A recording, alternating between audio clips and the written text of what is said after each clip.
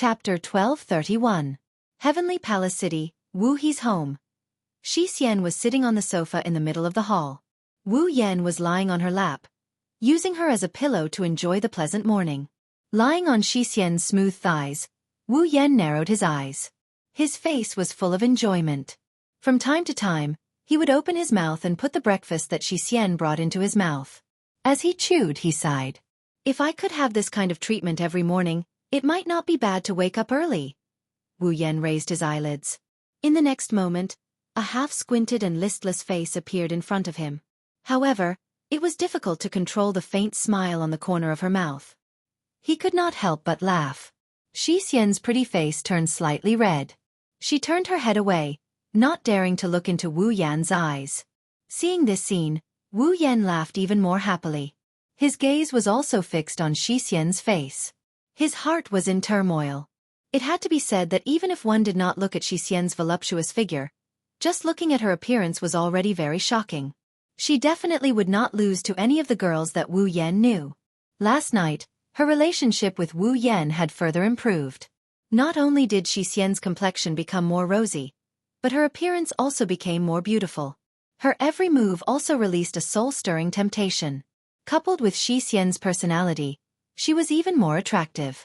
Although Xianxia had a listless face all day long and liked to quarrel with Jianghu and 10 fragrances, Wu Yan knew that there was an indescribable gentleness in Xianxia's bones. This gentleness, it could be seen during normal times. Unlike Jianghu, for the sake of his dignity, she would sometimes be very domineering. She was also very carefree in private. Xianxia's usual actions were very similar to a gentle and generous girl. Thinking about it, she was definitely a gentle girl deep down. And this point was now proven by Xianxia's attentive feeding actions.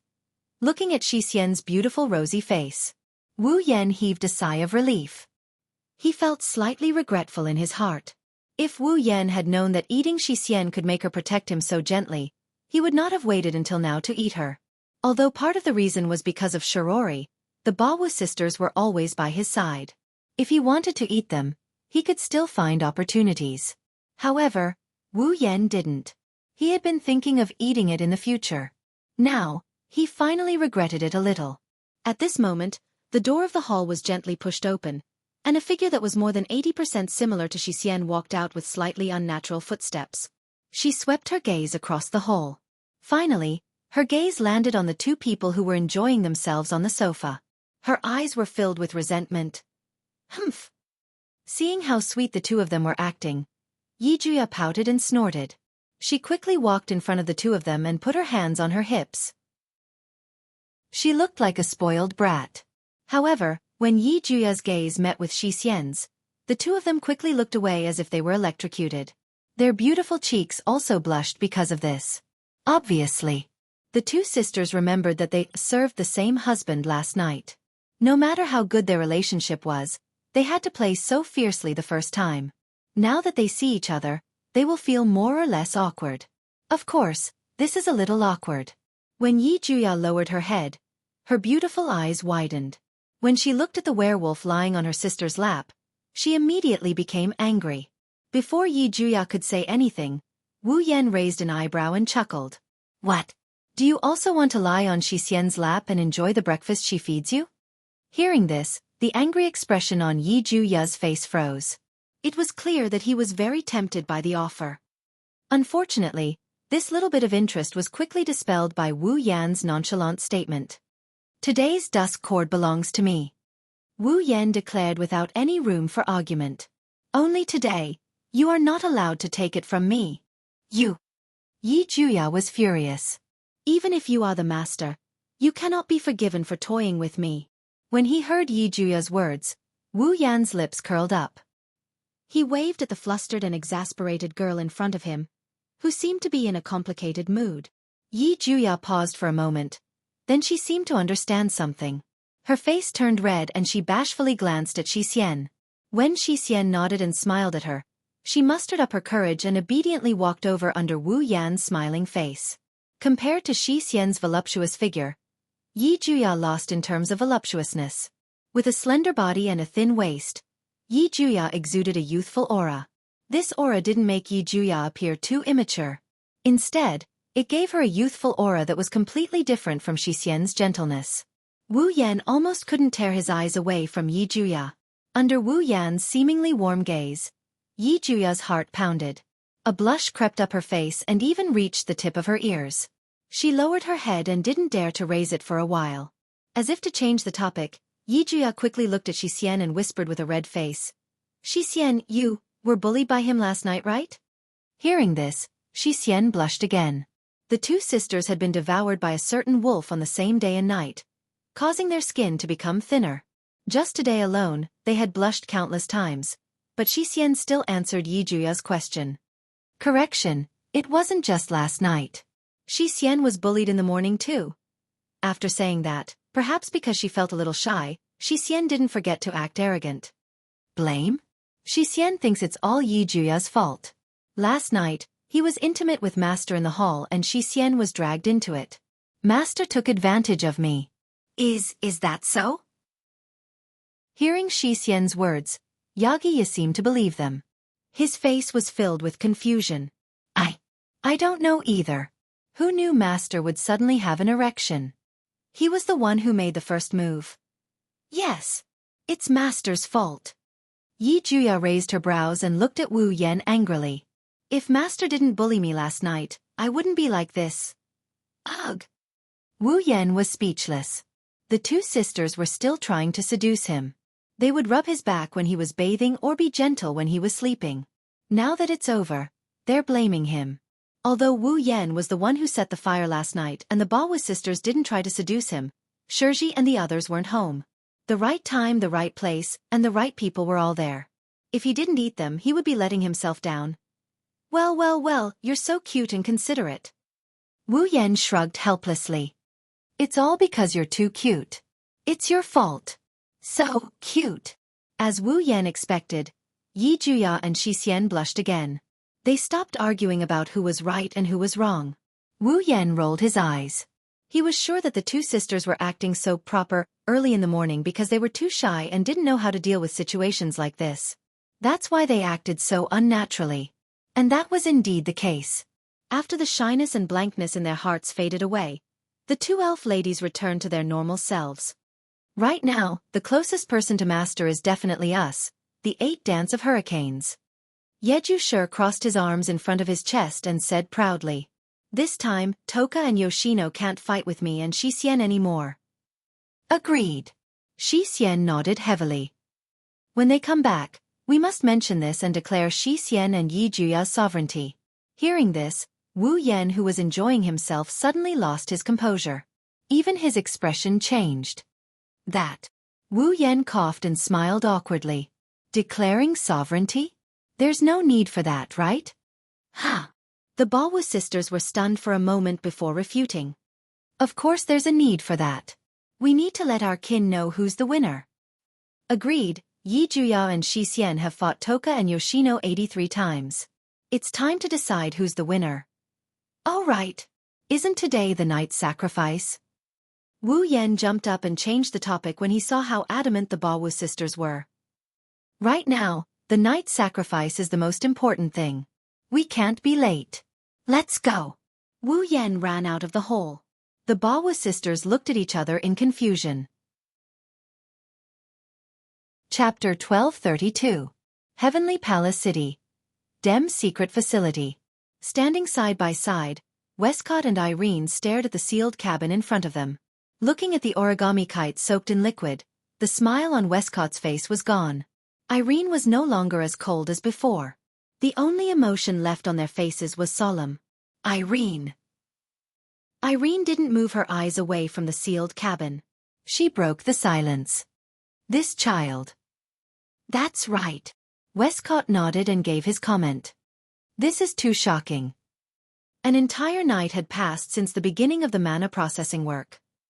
Tonight, Westcott and Irene's understanding of origami kite kept changing. Finally, Westcott gave an evaluation of origami kite as too shocking. It's because of the mana treatment effect on kite origami's body. The reason why the body was processed with magic power was to improve the user's adaptability with the cryo unit. The brain region that could control the cryo unit would be stronger, And it might even be able to control the cryo unit at will or even surpass the specifications. The performance of the cryo unit would be maximized. Depending on each person's talent, the effects of the mana treatment will be different. Some of the effects will be weak while others will be extraordinary. Just like in Xina, after the effects of her magic power processing came out, it directly made her the second in command of the Dem magicians. She was also the one with the best magical effects so far after her body had undergone magical treatment. But today, this record had been broken. The person who broke it was none other than Xina. It was Kite Origami. Will Scott and Irene turned their gazes to a display screen beside the sealed cabin. Looking at the various values displayed on it, the two exchanged glances and sighed. The difference is that Irene was shocked while Westcott was shocked. The numerical values have all exceeded the numerical values of the real mana processing. Irene looked at the origami kite in the sealed cabin with astonishment. Kite Origami's control over the CR unit is also amazing. I'm afraid she's even stronger than Xina. However, with the magic power processing to this extent, the lifespan of the origami kite should be less than a year. If she can control the CR unit that surpasses the limit, her lifespan will be even shorter. Westcott sighed. I didn't expect her to be so talented. What a pity. Will Scott chose to help Kyuchi Origami because of the grudge between Wu Yan and Kyuchi Origami.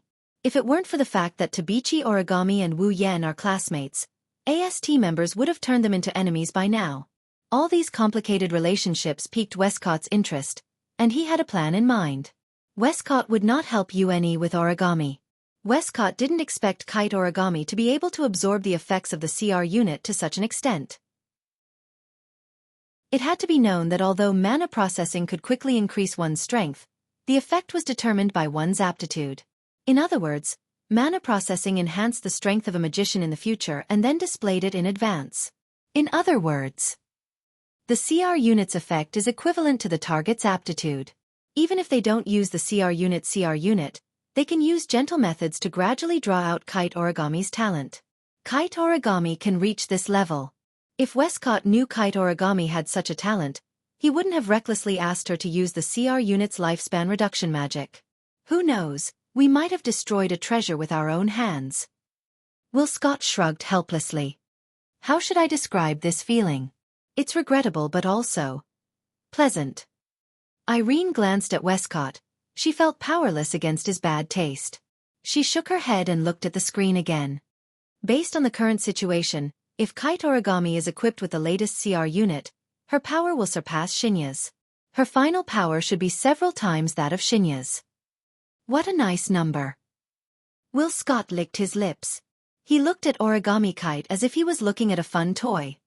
It's a pity, but with this kind of power, Itoka Shido should be in a lot of trouble. After saying that, Will Scott looked at Irene and smiled meaningfully. Who knows, maybe this young lady has already surpassed you, the world's strongest magician. Hearing this, Irene did not refute, but some dissatisfaction appeared in her eyes. Clearly, Irene didn't like Will Scott's evaluation. Even if Irene had lost the title of the world's strongest, she still didn't want to lose the title of the world's strongest magician. She didn't think she would lose it either. Still, she acknowledged Kite Origami's power. Indeed, Kite Origami's power has greatly increased. With the latest CR unit, her power shouldn't be underestimated, but she shouldn't be Itoka Shido's match, right? Actually, I didn't think much of her strength at first. What I wanted more was to see them kill each other. Will Scott's tone was calm as he spoke of the danger. But this isn't bad either. Maybe it'll be more interesting. Lowering his head, Will Scott muttered to himself for a moment before suddenly speaking. When she comes out, give her Mordred. Wah! Irene's expression changed. Her eyes were filled with shock. Isn't that too hasty? Even if Kite Origami's power is amazing, she's not a member of Democratic. She's just a chess piece controlled by you. Is there a need to give her Mordred? It's okay. This will make things more interesting. Will Scott smiled indifferently. Anyway, Kite Origami only has less than a year left.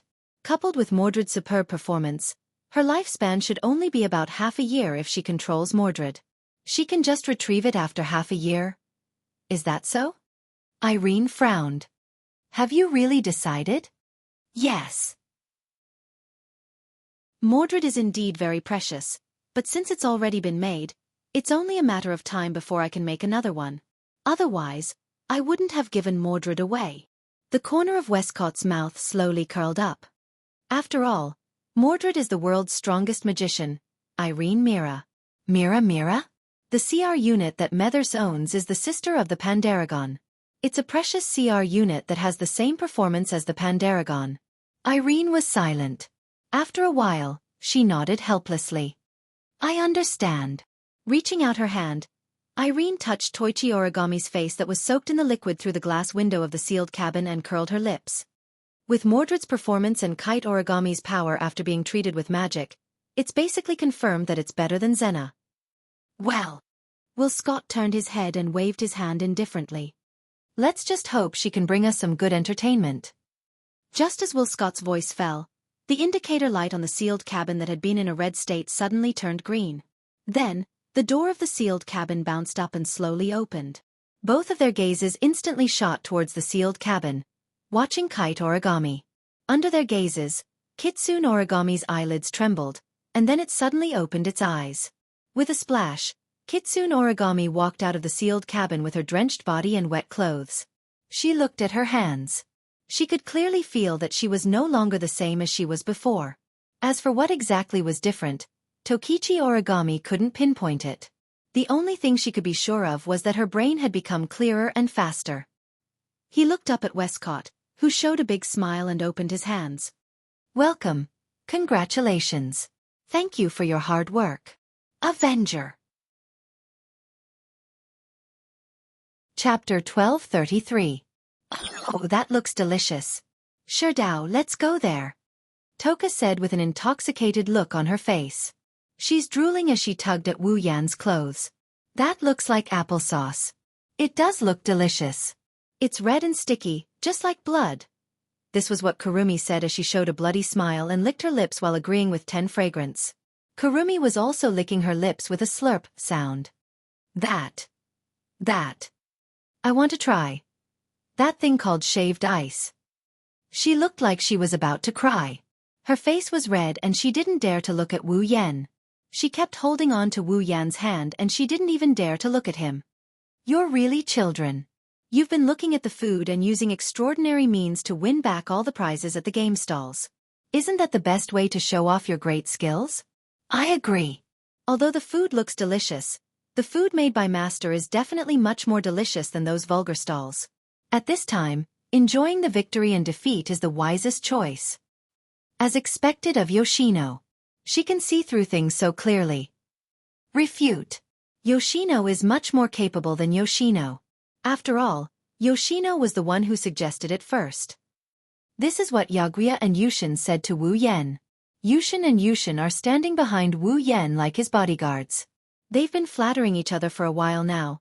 They're on good terms with each other. Well. No matter which side it is, I think it's great. As long as I can be with my dear, I have so many cute girls to accompany me. I am so happy. Mei Jiao was wearing a mask on her face. She cupped her cheeks and pretended to be happy as she said this. It should be mentioned that these girls who were incessantly expressing their opinions were currently in a state of encirclement. They are surrounding Wu Yan. Except for the front, they are all surrounded. Thus, a group of extremely beautiful girls surrounded a boy in the middle. They are constantly fawning over him. On the street of the Heavenly Palace Square, the passionate display attracted a series of gazes that are even more passionate than the pictures. They are so passionate that they can burn people's skin. I don't know why. I suddenly feel like burning someone. I don't know why. I suddenly feel like lighting a fire. I don't know why. I suddenly feel like tying something. Tying something to a cross, right? Yes. Yes. You know me. Actually, I have a rope. Actually, I also have gasoline. Why do I have a torch? Yes. While they looked at each other in sympathy, they also looked at Wu Yan angrily. They didn't know how dangerous their words were. The stalls and the people on the street were talking to each other. As for Wu Yan, his ears are already numb from the chattering of the fairy girls and the dangerous words of the passers-by. Even his face is tense. He looks like a dying man. Only his mouth is moving up and down, repeating the same sentence. Get used to it. Get used to it. Get used to it. Get used to it. Seeing Wu Yan's reaction, Shiji, who is walking at the back of the group, looked at him with pity. Shido, actually, you have a hard time. You are quite pitiful. Ah, Shiji classmate, what did you just say? While Shirori was giving Wu Yan a pitiful look, Mikoto, who appeared next to Shirori, said something so frigidly that Shirori jumped in fright. With Shiori's relationship with Wu Yan and co., she naturally knows Meijio's true identity. When she thought about how the masked girl walking beside her is actually a super popular idol, Shirori couldn't help but feel a bit reserved. No. It's nothing. Oh. Meijio nodded casually. She didn't seem to care about what Shiji said.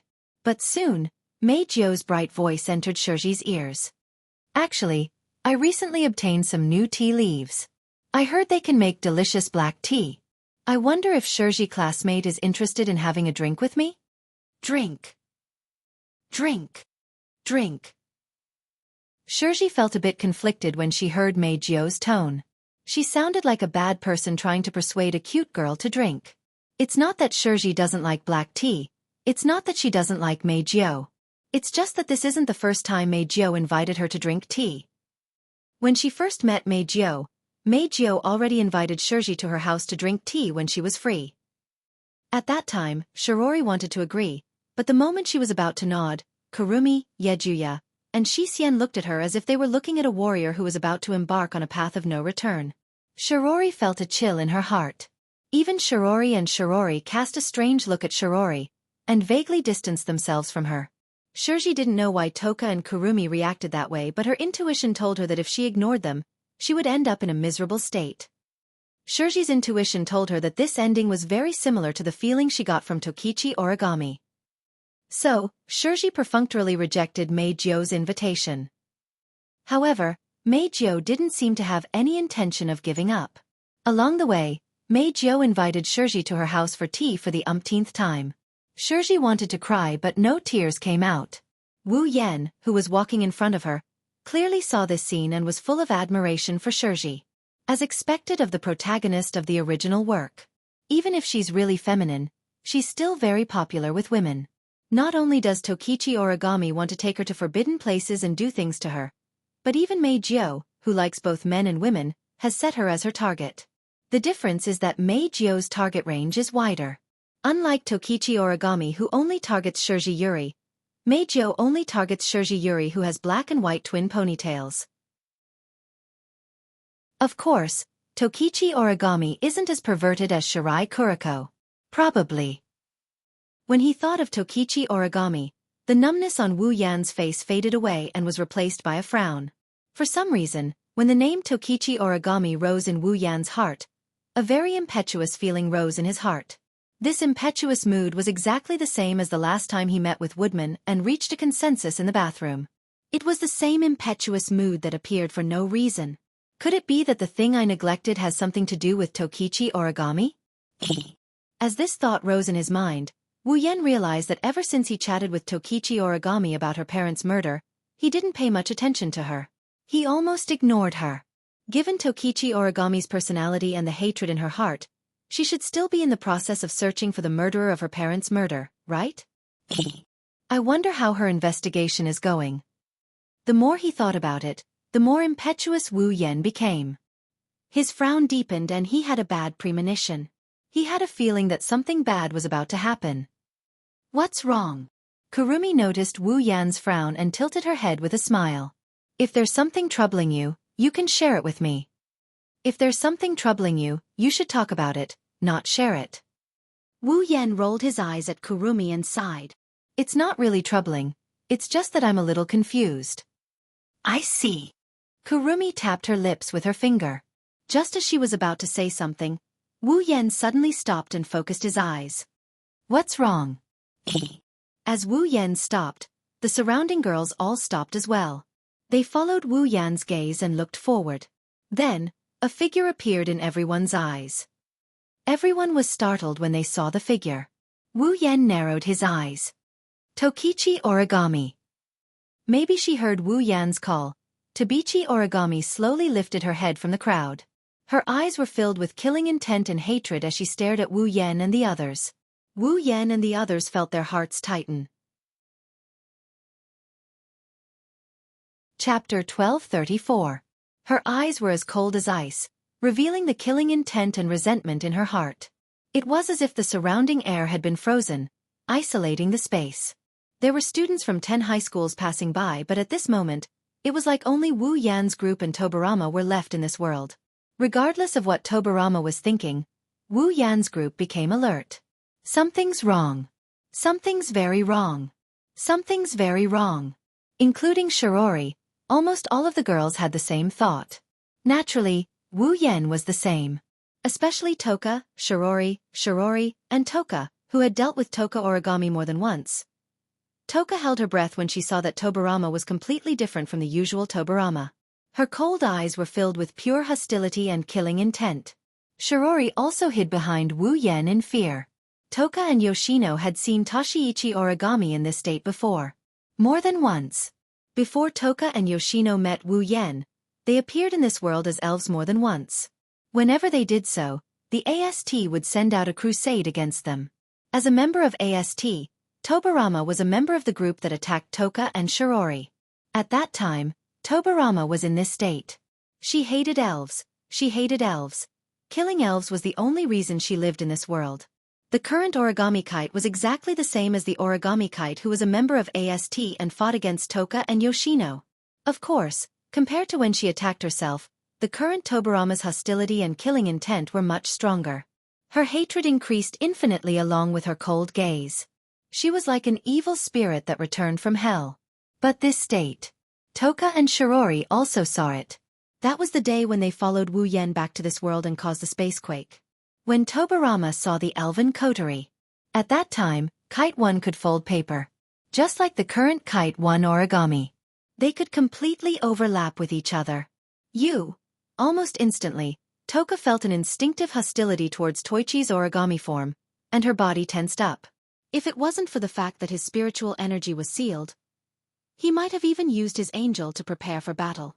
What do you want? Yes, origami classmate. Shirori also seemed to be a little panicked. Looking at Tabichi Origami staring at Wu Yan, she quickly opened her mouth. If Shido did something wrong and made you angry, you can tell me directly. I can ask him to apologize to you. Apologize? Kitsune Origami's eyes widened in an instant. Then she roared in anger. How can an apology make me give up on revenge? Accompanied by the angry roar, a burst of faint light broke through the air from all directions and covered Kitsune Origami's body, rendering her into a dense light and gradually elongating. When the light and shadow dimmed, Kitsune Origami's appearance had completely changed. Her Lai-chan high school uniform had disappeared and was replaced by the tight streamlined suit that must be worn when equipping the CR unit, and the strongest symbol of magician's strength, the CR unit. However, different from the crude CR unit of the past, this CR unit on Kitsune Origami's body had changed greatly. The entire body was made of dark gray mechanical armor, covering Kitsune Origami's limbs and scattered parts. The shape was particularly sharp, and the shoulders and ribs were covered with wing-like armor. On Kitsune Origami's back, there was an X-shaped propulsion jet, and a huge cannon-like armament on her waist. This was the CR unit on Kitsune Origami's body. What is that? On the street, the crowd who saw Kite's origami equipment with their own eyes could not help but widen their eyes. Their faces were filled with shock and bewilderment. This surreal scene had shocked all of them to the point that they were stunned on the spot. They had entered a state of stupefaction. Origami classmate. Shirori was also shocked. Wu Yan, Kurumi, Toka, Yoshino, Yagoya, Yuxian, and Mikoto were all in disbelief when they saw Kitsune Origami's CR unit in front of everyone. When they noticed the appearance of the CR unit on her body, their disbelief was replaced by shock. This definitely wasn't something that Kitsune Origami's AST standard CR unit could compare to. Moreover, based on appearance alone, the CR unit on her body was very similar to another person's CR unit. The world's strongest magician, Irene? Mira? Messier? Kitsune Origami. Wu Yan stared at Kitsune Origami and said in a deep voice. Could it be that you and Dem? However, Kitsune Origami didn't wait for Wu Yan to finish his sentence. The CR unit on her body glowed with a bright green light. It rapidly expanded and hit everyone present. In an instant, all of the normal people present were covered by the Tori, including Shirori. Before anyone could react, Kitsune Origami extended her right hand forward. The equipment on her waist quickly expanded and turned into a heavy cannon. She held it in her hand and pointed it at Wu Yan. Wu Yan's expression changed. He quickly undid the seals on all of the elf girls present. At the same time, Kitsune Origami pulled the trigger on the cannon in her hand without any hesitation. A dazzling light filled every corner of the area. A huge magical beam pierced through the air and slammed into Wu Yan at an unimaginable speed. Bang! A deafening explosion echoed throughout the square. Smoke and fire were stirred up. The powerful shockwave spread in all directions. All of the bystanders in the Tori were sent flying and all of the stalls were knocked down. It's not hard to imagine that if Kitsune Origami didn't cover the normal people present with her Tori, that attack would have killed at least 20 to 30% of the people present. Ah! Looking at the smoke and fire that permeated the scene, the crowd who realized what kind of state they were in just now screamed in horror and fled in all directions as if their lives depended on it. It was only after they had fled for a certain distance that the Tori on them disappeared. What? What happened? That was a loud noise. Look over there. There's smoke. Could it be that there's a gas explosion somewhere? With this piercing scream as the source, the Heavenly Palace Square suddenly became a mess. The crowd, who did not know what was going on, looked in the direction of the smoke and fire in surprise. Some of the more curious ones even moved in this direction. In the center of the smoke and fire, there was a hole at least 2 meters deep and 5 meters wide. There was a straight line between the hole and Kitsune Origami, proving that what happened just now was not a dream. In the middle of the hole, Wu Yan reached out with one hand. There was some light smoke and magical fluctuations coming from it. Just now, he had used this hand to block Tokichi Origami's attack. On his other hand, Wu Yan is holding Shirori by the waist. Their surroundings are still rippling with the light of Tori, domain of will. However, her face is also filled with fear. Seeing the uncontrollable fear on Shiori's face, Wu Yan's eyes flashed with anger. For Shirori, who didn't know what Tori does, she was facing death just now. Wu Yan looked at Kitsune Origami. The anger in his eyes turned into coldness. Do you know what you've done? I don't need you to remind me. Kitsune Origami raised her heavy cannon and said with a cold tone. There was no confusion or hesitation in her voice. Everything will end if I kill you. Including me. Chapter 1235. Once I kill you, everything will end. Including me.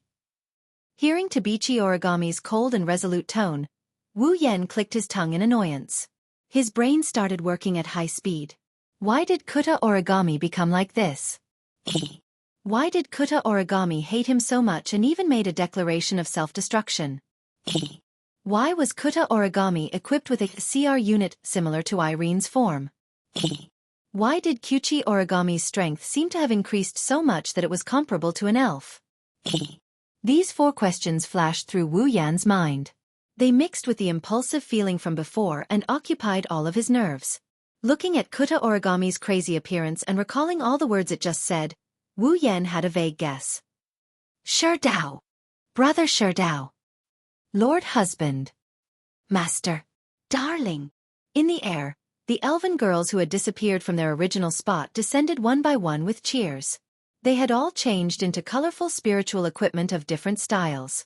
Toka even held her own angel in her hand, the great sword, Sandalphon, and pointed it at Tokichi Origami from afar. Kuta Origami. How dare you hurt Sherdao? The elven girls also looked at Tokichi Origami with vigilance and anger in their eyes. You bastard. For harming my lord, you shall pay for your sins with your life. Angry, because your actions are enough to treat you as an enemy. You want to hurt my darling? I will never agree. However, Kuta Origami's expression didn't change in the face of the elven girl's questions. It glanced at all of the elven girls present. Princess. Nightmare.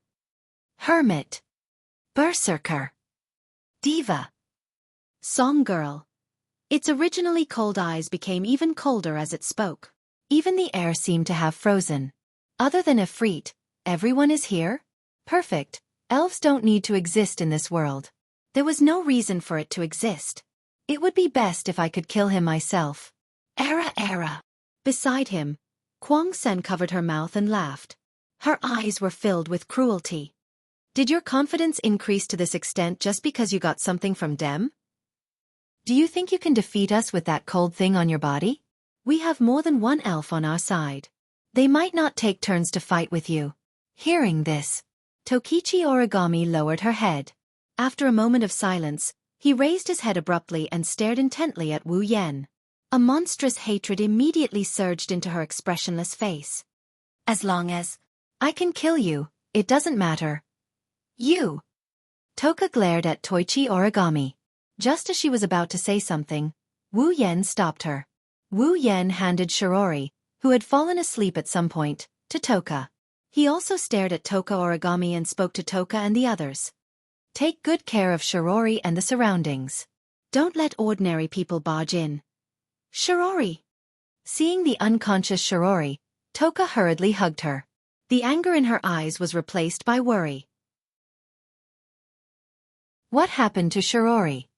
Don't worry, I just used a hypnotic magic on her and erased her memory. Wu Yan replied without turning his head. Kodori tried her best to keep Shirori out of the mess between the elves and magicians. It's best if Shirori doesn't know about what happened today.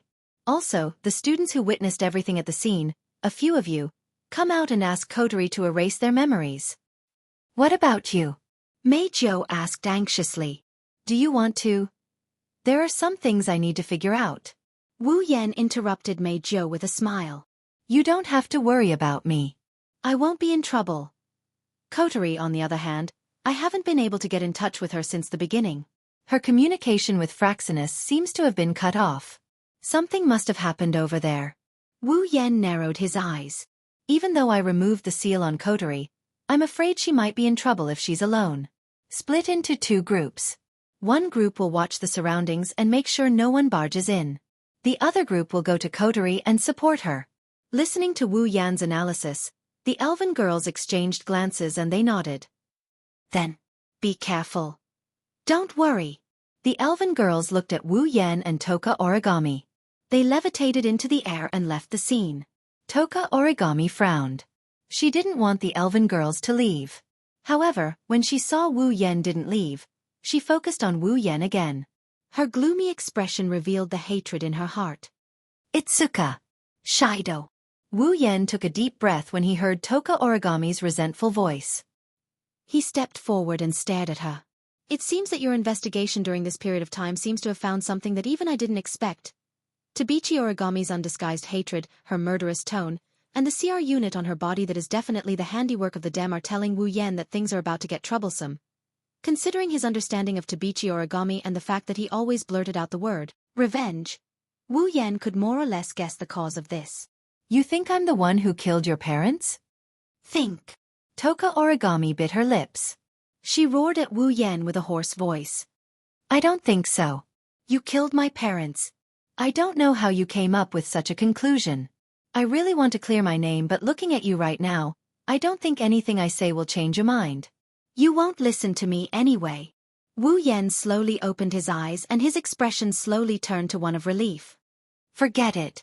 Consider this your punishment for acting crazy in public. Let me take you down first. Take me down? Toka Origami was furious. Her expression turned colder and colder. Do you think I'm still the same old me? If you can do it, then give it a try. Then, Tabichi Origami pointed her cannon at Wu Yan and it started emitting mana waves. The mana waves turned into a beam of light that shot towards Wu Yan like a sword of light. Boom! Toka held Shirori in her arms and flew into the air with Kurumi, Shirori, Yakuya, Yuxian, and Meijio. Looking at the rumbling sound and the bursts of smoke and fire coming from below, the girls were worried. Honey, you're alone. Are you okay? Meijio grabbed Yukino's hand. Do you really not need help? Don't worry. We don't need to worry about our husband's side. Kurumi, who was the only one who maintained a calm expression, calmly said to the girls, with our husband's strength, dealing with origami kite won't be a problem. Is that so? Toka frowned. I can feel that the current origami kite seems to have become a lot more powerful. No matter how strong he is, he can't beat husband. Kurumi shook her head. Just like husband said, instead of worrying about him, we should worry about other places first. Husband said we should split into 2 groups. One group is to protect the people in the Heavenly Palace Square, don't let anyone get close, and the other group is to protect Kotori. That's right. Yi Juya nodded. Master said that something happened to Kotori, and we have to go help her. Agreed. Yukino nodded. She looked at the others. But how should we split up? Kurumi pondered for a moment, then began to divide the elven girls among themselves. Mei Jio's ability is more suitable for controlling the situation. Toka is the strongest among us. Yukino, you 3 stay here. Yukino, and I will go to Kotori. The group of elven girls also pondered for a moment before nodding their heads in agreement. Chapter 1236. In the sky above Tengu City, Fraxinus. Phew! Kotori was wearing a military uniform with a jacket draped over her shoulders. She finished her work and leaned back in her chair, exhausted. After pulling an all-nighter, Kotori finally finished sorting out the list of the display devices that were being manufactured and sent it back to Ratatasker's headquarters. Next, all he had to do was wait for the HQ to create the display device, according to the order and arrangement on the list. Then, the main purpose of returning to this world would be achieved. Well. Kotori pouted and muttered. Let's hope that those fellows won't throw away their words like water and go back on their words at the last minute. They're the higher-ups, I don't think that's possible. Shina was playing chess with you while replying to Kotori in a bored tone. Even if it's a DEM, the promises made by the higher-ups still have to be fulfilled. Otherwise, it will definitely be very troublesome if the subordinates lose confidence in themselves. After all, the higher-ups are not all standing on the same line. If that's the case, the round table should be the same, right? You took advantage of the time Shina was talking to take down a chess piece. Otherwise, the commander wouldn't look like he just swallowed a fly every time he contacted them. I don't care what the headquarters say. We'll follow the commander's orders without question. Kanazuki Kyuhei jumped up and down as if he was on steroids. The members of Ratatosker are gathered because of the commander.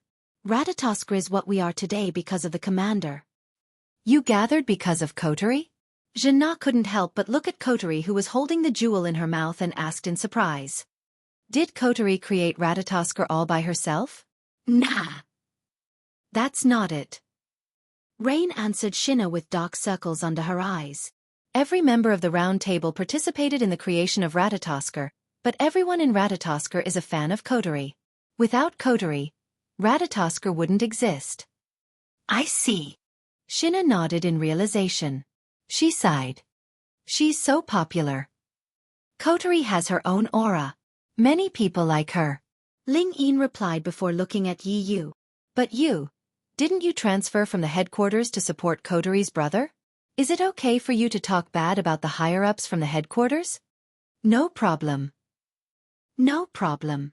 You waved her hand at Rain without looking away from the chessboard. Compared to the headquarters, I prefer Ratatosker. I agreed to the transfer because I couldn't stand some of the things happening in the headquarters. I like Ratatosker, the leader's not only strong, but he's also very friendly. Moreover, his affinity is very high. I am very willing to follow him. If he wants me to go back now, I might not go back. No matter which organization it is, and no matter whether their intentions are good or bad, as long as they have a bit of power, infighting is inevitable, Zhenna said in a mature tone. I didn't expect you to be a member of the headquarters, you. When the higher-ups heard that there's a person in Ratatosker who possesses a magical item that can seal the spiritual power of elves and has a power that's comparable to the elves, they all came up with a wicked idea.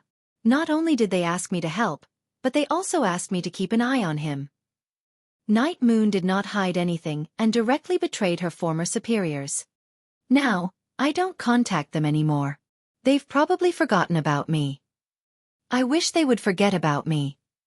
Coterie pursed her lips again on the platform. They've been coming here all day to ask about the sealed elves' current situation, yet they never ask about the seals. Instead, they're constantly asking questions about the elves' powers and conditions before the seals, and they even want to invite the elves to meet them. Do they think that no one knows what they're doing? I must tell on them at the round table conference next time.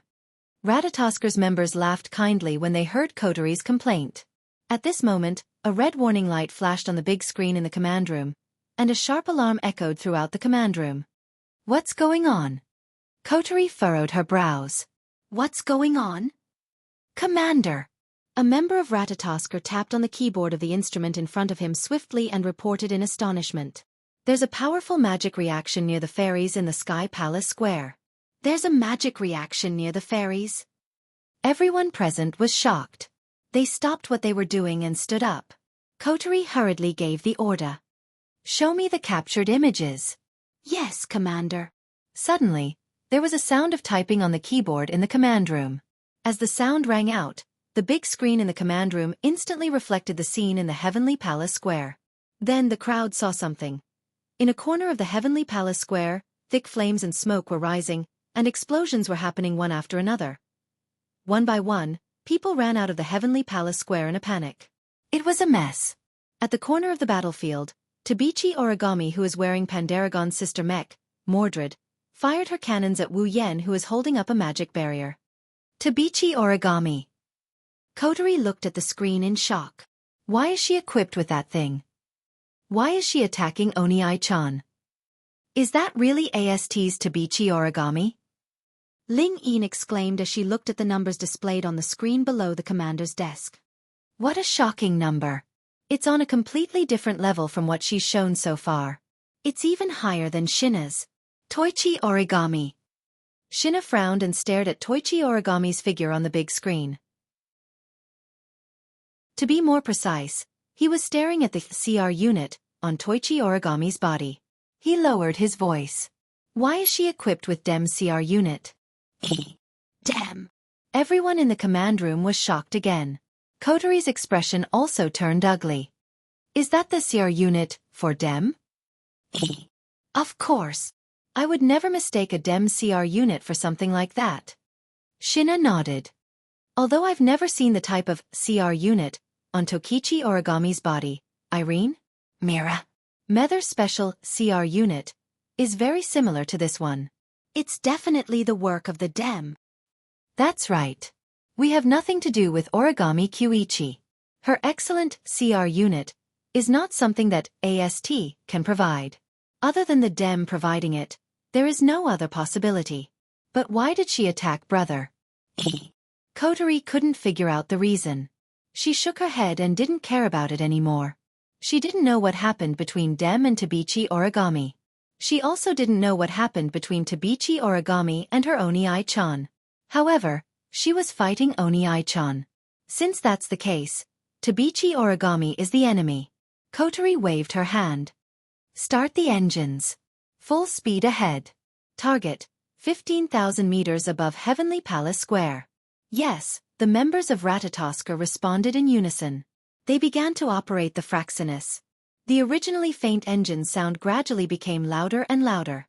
They turned the ship towards the direction of the Heavenly Palace Square. Suddenly, boom! A sudden shockwave spread across the entire Fraxinus and hit the command room. The sudden impact caused everyone in the command room to lose their balance. They staggered to their feet and cried out in alarm. Coterie held onto the armrest of the command deck in time and shouted to the people below. What's going on now? Commander! A member of Ratatosker replied. That shockwave came from outside. What did you say? Coterie yelled. At the same time, an image appeared on the screen in the command room. Chapter 1237. Black dots appeared on the screen of Fraxinus like a swarm of locusts. Everyone in Ratatosker gasped when they saw the locust-like black dots in the command center of Fraxinus. That was because those black dots were all people. A group of magicians, equipped with advanced CR units, levitated in the air with the help of propellers, and aimed at Fraxinus with powerful weapons in their hands. This formation, this posture. In the command room, Xianxia looked at the magicians on the big screen expressionlessly, and a glint flashed in his eyes. How nostalgic. Tisk. Coterie clenched her teeth. Dem, huh? I can't believe they came to us at this time. They're as cunning as ever. Tabichi Origami is fighting Wu Yan with the DEM CR unit.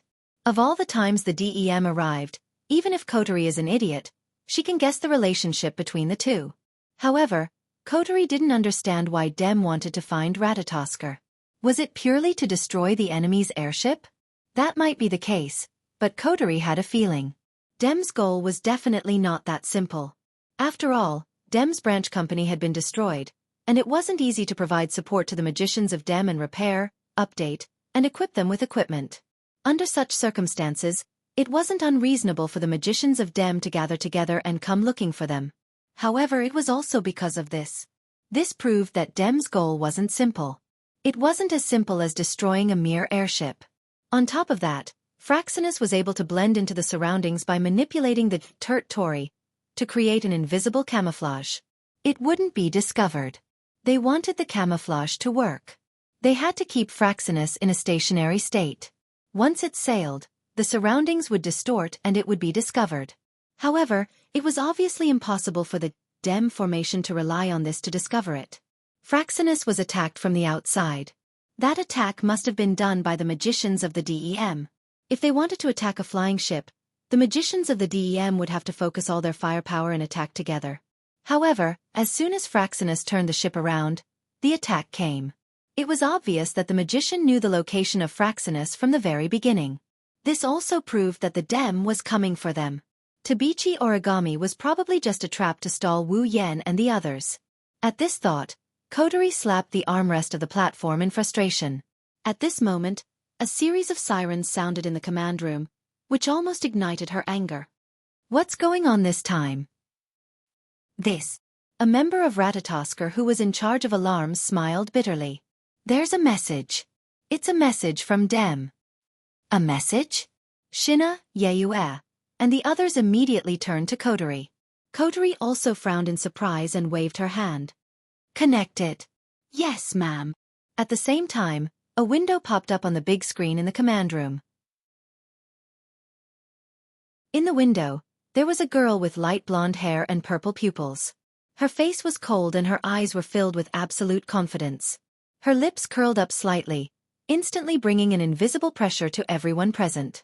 It's you! Shina exclaimed. Coterie's red eyes narrowed.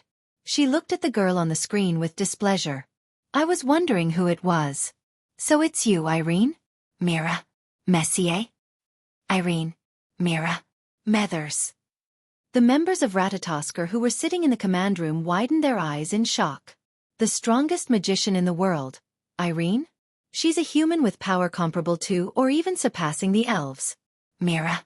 Messier? She's her. On the big screen, Irene's eyebrows twitched slightly as she watched the scene unfold. The smile on her face gradually disappeared. As expected of Ratatoskr. Even though you're only a small organization compared to Dem, you've gathered enough information about me. Let me give you some recognition. After saying that, Irene glanced at Coterie, then at Shina, and her eyes narrowed. So you're here as well? Traitor. Oh. You don't seem to be very surprised. Jean's face was filled with obvious disgust. Did you already know that I've joined Ratatoskr? That's why I don't understand your stupid decision. Irene raised her chin. Even in the Dem, you are the only one who is inferior to me. The Dem is much stronger than Ratatoskr. Why did you choose to betray us? You talk about betrayal every time you open your mouth. How annoying. Jean sneered disdainfully. I can't think of a reason to stay in an organization that would do anything to another person's body. I should be the one who was betrayed. Hearing this, Irene's face sank. So you already know about this matter. No wonder. Since that's the case, don't think that I will show mercy. After saying that, Irene ignored Shina and turned to look at Coterie. You must be Coterie? She's different from your brother. She's a cute girl. Forget about the compliments. I'm not happy at all. Coterie mocked without holding back. Instead of listening to your compliments, I'm more interested in how you guys found Fraxinus. Did the Dem already develop a device that can block the camouflage effect? I'm sorry. Irene replied expressionlessly.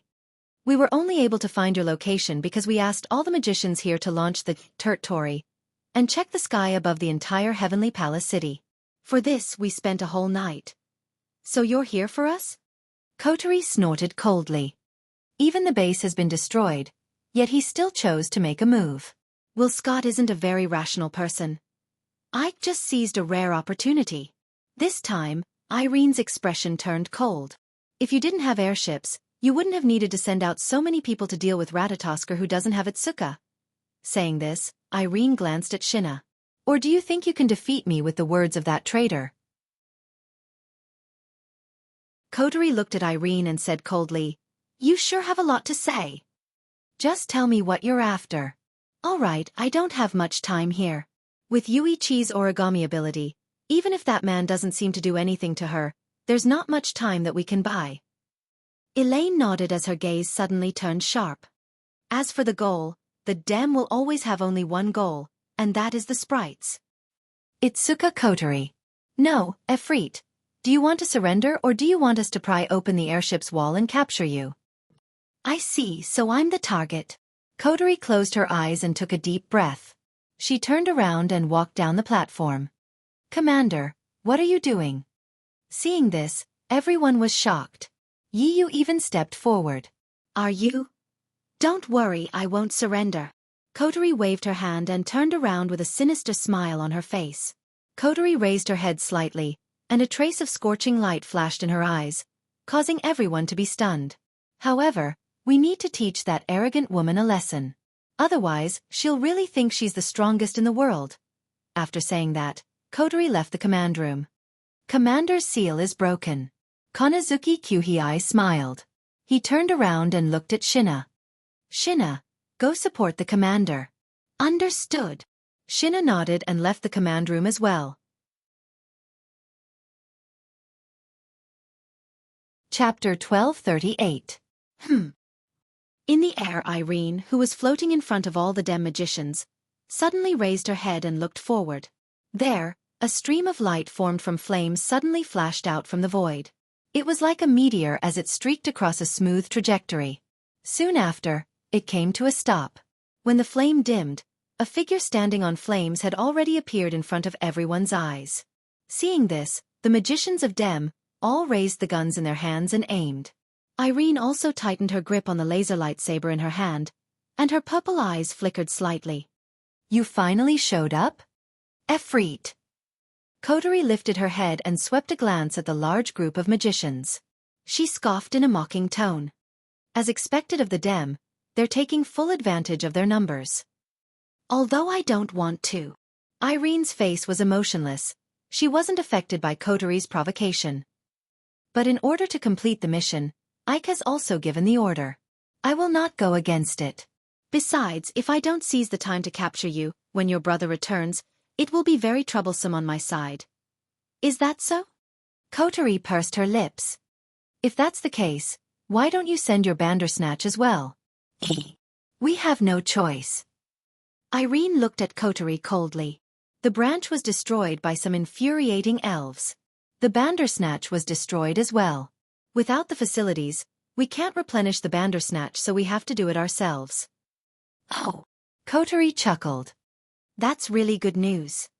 Kotori. A streak of light appeared out of nowhere and stopped next to Kotori. She was wearing a thick CR unit that was completely different from the Dem, and she was looking straight ahead. The Vice Commander sent me to support you. Take care of those small fries. Kotori gave the order without hesitation. As for the strongest magician in the world, leave him to me. This. Shinna hesitated for a moment before nodding his head. His expression turned serious. You have to be careful. You might be an elf, but that woman isn't easy to deal with, you might. Don't worry. Kotori nodded. Is the battle conference over? We don't have much time left. Irene narrowed her eyes and raised her hand. Everyone, attack. Yes, ma'am. The magicians from Dem responded. At the same time, Zhenna also rushed out. In an instant, He was like a ferocious tiger that had entered a flock of sheep. Amidst the flames and cannon fire, he knocked down the magicians one by one. The Dem magicians were no match for Xina. It was impossible for them to be Zhan Na's opponent. At best, they only had the advantage in numbers. Looks like our magicians are better. Kotori raised an eyebrow. If you don't help, you might get wiped out. It's fine. Irene picked up the laser lightsaber and replied concisely. From the very beginning, I didn't count them as part of my combat strength. To capture you, I alone am enough. Kotori chuckled. She narrowed her eyes and a ball of fire erupted from her body, burning her clothes to ashes. Divine spiritual equipment? 5 times, Elohimji wave R. Just like a phoenix spreading its wings, Kotori waved her hands, and an ethereal kimono appeared around her and covered her entire body. The sleeves of the kimono were burning with flames, and her twin ponytails had turned into long hair. A pair of horns adorned the top of her head, making her look both beautiful and domineering. Burning Demon Destroyer, Camel. A gigantic flaming axe appeared from the flames and landed in Kotori's hand. Kotori raised the axe that was taller than her and pointed it at Irene. Flames flashed in her red eyes. I have to say, you're unlucky. Irene. Mira. Mercer. Irene's expression changed. She asked in a deep voice. What's the meaning of this? You're recognized as the strongest in the world, yet you lost to my older brother on Himi Island. Kotori looked at Irene with a cruel smile. I also lost to Natsuki when I was trying to capture Meijio. During the attack and defense battle at the DEM branch company, I had to flee because my brother and Natsuki were present. This can no longer be described as unlucky, but pitiful. A hint of haze flashed past Irene's brows, and a cold expression appeared in her eyes. If you're trying to make me change my mind, you're going to be disappointed. No, you're wrong. Kotori lowered her head and looked up. I just want to say, you're unlucky right now. After all, unlike my brother and Natsuki, even if I can control my spiritual energy and stop myself from going berserk, I still don't know how to show mercy. As soon as she said that, boom! An explosive sound suddenly sounded, accompanied by a violent flame that exploded over the entire Heavenly Palace city. The flame under Kotori's feet was directly crushed by her foot, and she turned into a flame meteor that flashed above Irene in the blink of an eye. What? Irene's calm expression changed. She looked up and saw Kotori's cruel smile. Her pupils shrunk and she quickly raised her laser sword. At the same time, Kotori's eyes flashed with a terrifying light and she swung her axe down. Boom in the sky. A monstrous curtain of fire exploded like a waterfall. It was like a large red lotus that was blooming. Together with a deafening roar, it broke through the clouds and swept out in all directions with strong waves of wind and fire. The curtain of fire spread at an extremely fast speed, and it didn't take long for it to expand to a range of a few hundred meters. Below the curtain of fire, a charred figure with light smoke all over his body wrapped in a circular green protective shield flew out from it. His figure was in an extremely sorry state. Irene's expression turned ugly as she looked at the curtain of fire that engulfed her. Her heart was in turmoil. Could it be that even the Ifrit possessed greater power than himself? That's impossible. There shouldn't be anyone stronger than him. Itoka Shido was an exception. Natsuki Minamiya was Itoka Shido's angel, so it was reasonable for her to be stronger than him. But now, how could there be an elf stronger than him? Irene recalled what Wu Yen said to her after her battle with Wu Yen on Haimai Island. Perhaps you were once the strongest in the world. But now, in this world, although there are less than 5 existences who can defeat you, there are indeed some who can. You are no longer the strongest in the world. Irene's heart shuddered at this thought and her expression turned even uglier. Damn it! As she flew downwards, she stretched out her hand. The next moment, a heavy cannon extended from under her armpit and was held in her hand. Pierce through! Irene yelled and a beam of pure mana shot out like a sword of light. It destroyed the curtain of fire in the sky and shot towards Kotori. But when the fire curtain was pushed away and light severance was shot towards Kotori, Kotori had already grabbed onto a heavy cannon that was surrounded by flowing flames and refilling its muzzle. Irene's pupils shrunk to the size of a needle tip. Flames flashed in Kotori's eyes and she curled her lips into a cruel smile. Burning Demon Destroyer, Camel, Cannon, Megiddo. In response to Kotori's call, the flames that shrunk into the muzzle of the heavy cannon condensed into a beam of fire. The beam broke through the air and crashed into the remaining flames even more violently than the light magic interruption before crashing into the light magic interruption. Pang! In less than a second, light break collapsed. Then, the beam of fire shot towards Irene and landed on her body in front of her shocked eyes. Boom! In the distance, Kurumi, Yaguya, and Xianxia had just arrived at the scene. The scene of the fireball hitting Irene was imprinted in their eyes.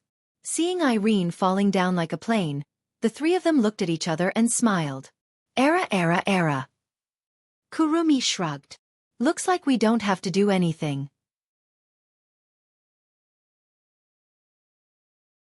Chapter 1239. In the sky above the heavenly palace square, Meijio stood there in a dazzling dress of light. A huge pipe organ floated behind her, and a keyboard of light floated in front of her. Meijio played rhythmically. Ripples visible to the naked eye could be seen. Beautiful syllables undulated back and forth in this space, forming a beautiful song. With the undulation of the song, the entire heavenly palace square seemed to be shrouded in a semicircular barrier composed of music, stirring up bursts of ripples. With this layer of sound wave barrier, everyone who heard Meijio's music would be controlled by Meijio. They would leave the heavenly palace square directly according to Meijio's order of, "Do not approach." After they were a certain distance away, they would return to normal and forget what happened in the heavenly palace square. It was also thanks to Meijio and the army destroyer singer that the commotion within the heavenly palace square was resolved with minimal impact. The people within the heavenly palace square were all dispersed without a single injury, and even the AST that had sensed the psychic ripples and moved out had been struck by Meijio's ability and obediently returned. One must admit that Kurumi's arrangement was very reasonable. If Meijio wasn't here, the situation wouldn't be so easy to control. Meijio continued to play the song Army Destroyer Songstress as her gaze locked onto the area where explosions were happening in the heavenly palace square. She muttered absent-mindedly, "Dear, are you still not done?" On the side, Toka, who was wearing a purple armor, was holding the unconscious Shirori with a worried look on her face. "Shido, are you okay?" "I'm sure." Nobody knew if she was comforting herself or comforting Ten Fragrance and Meijio, but Siwan, who was wearing a rabbit hoodie, shook her head and said softly, "Brother Shidao, he's very strong. You're right." Meijio's expression relaxed. "Dear, he's so strong. Even that Elaine? Mira. Even Methers is no match for him. Tokichi Origami won't be able to defeat him either." Damn it. That Tokichi Origami. Why is she targeting Shido? Toka shouted at Meijio. "Shidao didn't do anything wrong, did he? Even if you yell at me, I won't know." Meijio couldn't help but pout. "This is also the first time I've seen that Yuichi Origami. If you didn't call her earlier, I wouldn't have known her name. Although she was very cute. But since you're going to hurt my darling, I won't invite her for tea." "Invite Yueni Origami to drink tea? No way." She clearly took Meijio's words to be true. This made the four bushes at the side blush with shame. He turned his head. Looking at the place in the heavenly palace square that had been exploding, Shirano's beautiful big eyes flickered with ripples. "Brother Shidao, come back quickly." Bam! As a frenzied magical light beam cut through the atmosphere and landed on the ground of the heavenly palace square, a series of continuous explosions shook the place once again, causing the space to completely turn into a world of fire and smoke that permeated the entire place. Ha! Yuichi Origami shrunk her territory to the size of her body and grabbed the heavy cannon in her hand. Then, a laser blade extended from the front of the cannon and was raised by Yuichi Origami. She raised it high above her head and swung it down at Wu Yen in front of her. Looking at the sharp sonic boom coming towards him, Wu Yen frowned slightly. He suddenly stretched out his hand and a trace of magical energy surged out from it. Ding! In the crisp sound, Wu Yen used two fingers that contained magical energy to catch Yuichi Origami's laser blade. He ignored the intense sparks on the blade and looked at Yuichi Origami's cold face. "Still not planning to give up? You should have realized that you're not my opponent, right?" Hearing this, Yuichi Origami's eyes flashed and her brain instantly sent out a command. Suddenly, a part of the laser blade in her hand suddenly twisted and extended like a python.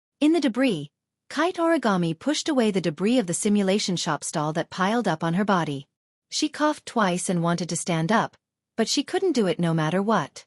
Because of the Tori, the injuries on Kite Origami's body were not too serious, but the injuries were still not optimistic. From beginning to end, Wu Yan only made 2 moves. However, in those 2 moves, the first blow shattered the Tori on Kite Origami's body, broke her defense, and caused her some damage. The second blow landed directly on her body without holding back, seriously injuring Kite Origami. Even if Wu Yan deliberately held back and only used brute force, Wu Yan's physical strength was originally very strong. Not only did he have the body of a true ancestor, but he had also been purified and strengthened by the magical pool water. Even if it was just brute force, it was not something that ordinary people could resist. The current Kite Origami was very strong. How could the strength that she had paid a painful price for not be strong? However, she was only a little stronger than Zhen Na, not enough to be compared to Irene. Compared to Wu Yan, she didn't even need to think about it. Lying in the debris of the simulation shop stall, Kite Origami tried her best to raise one of her hands. She couldn't help but grit her teeth, and her heart was abnormally sad. Whether the injury was serious or not, it didn't matter to Kite Origami at all. Compared to the injury on her body, Kite Origami's heart was the real injury. Was this the power that she had exchanged for at the cost of her life? Was this what she relied on to defeat all the elves in Heavenly Palace City? In the end, wouldn't he be unable to take revenge for himself? In this case, even if she could defeat the other elves, what was the use? He looked at the hand that he had raised with all his might. Toichi Origami looked at the trembling bird and extended it into the air, as if it was a believer who had fallen into darkness and was pursuing the light. His originally bright eyes gradually dimmed. Power. He needed strength. He needed to be able to take revenge. The power to grant wishes. He had sacrificed the youth of the first half of his life. Spending almost all of his time on what others would consider to be extremely cruel training was all for the sake of strength. He sacrificed a large amount of sleep to study the usage of equipment. To improve the control skills of the CR unit and undergo extremely dangerous combat training was also for the sake of strength. For the sake of power, Tokichi Origami had put everything he had into it. Now, she had even given up her life and dignity. She had even shown her inhuman side in front of the most important person in her heart. The power she had obtained was like this. The power he gained after sacrificing everything, in the end, he still couldn't defeat Wu Yan. He couldn't defeat his nemesis. In that case, what was the point of living in this world? Why am I alive? Tokichi Origami looked at the sky in despair. She lowered her hand and kept muttering, "Power? I need power. The power to take revenge, the power to grant wishes. Power? Power." Repeating the word power, Tokichi Origami's eyelids became heavier and heavier. She slowly closed her eyes. "You said you want power?" Just as Origami Kitsune was about to lose consciousness and fall into darkness, an inconceivable unidentifiable male or female voice, like a very unique noise, rang out. The sudden sound caused Kita Origami, who was about to fall into darkness, to wake up. Her eyes instantly opened. Then, Tokichi Origami saw. She saw an object that was even more inconceivable than a voice. No, rather than an object, it was more accurate to say that it was an existence. That's right, it was a pure existence. It was impossible to describe it as anything concrete. He could barely feel that it existed there, but he couldn't see it in its physical form.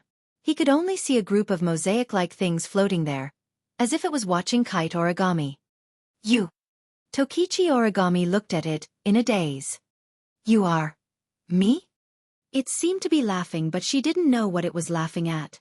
After laughing, it opened its mouth and said, "I am an existence that can give you power." Power. Tokichi Origami's dim eyes suddenly lit up. "Yes, power," it asked with a seductive tone. "Do you want power? I can give it to you, and it's an extremely powerful power." Extremely powerful power. Tokichi Origami forgot to breathe and forgot to react. She just stared at it in a daze. There was only one word left in her heart. That is power. With Tokichi Origami's personality, even if she didn't treat it as an illusion, she wouldn't be so easily led by it and fall into its topic. She might even become hostile towards it because of her vigilance. But now, It appeared at the moment when Tokichi Origami's heart was at its weakest. Thus, Tokichi Origami used her subconscious to answer this question that she had decided on from the start. Power. I want power. As if he had gone crazy, Yuichi Origami squeezed out his voice and used all of his strength to shout out. No matter what price I have to pay, no matter what I have to sacrifice. Give me power. Give me absolute power. Give me power to surpass everyone. Surpass all fairies.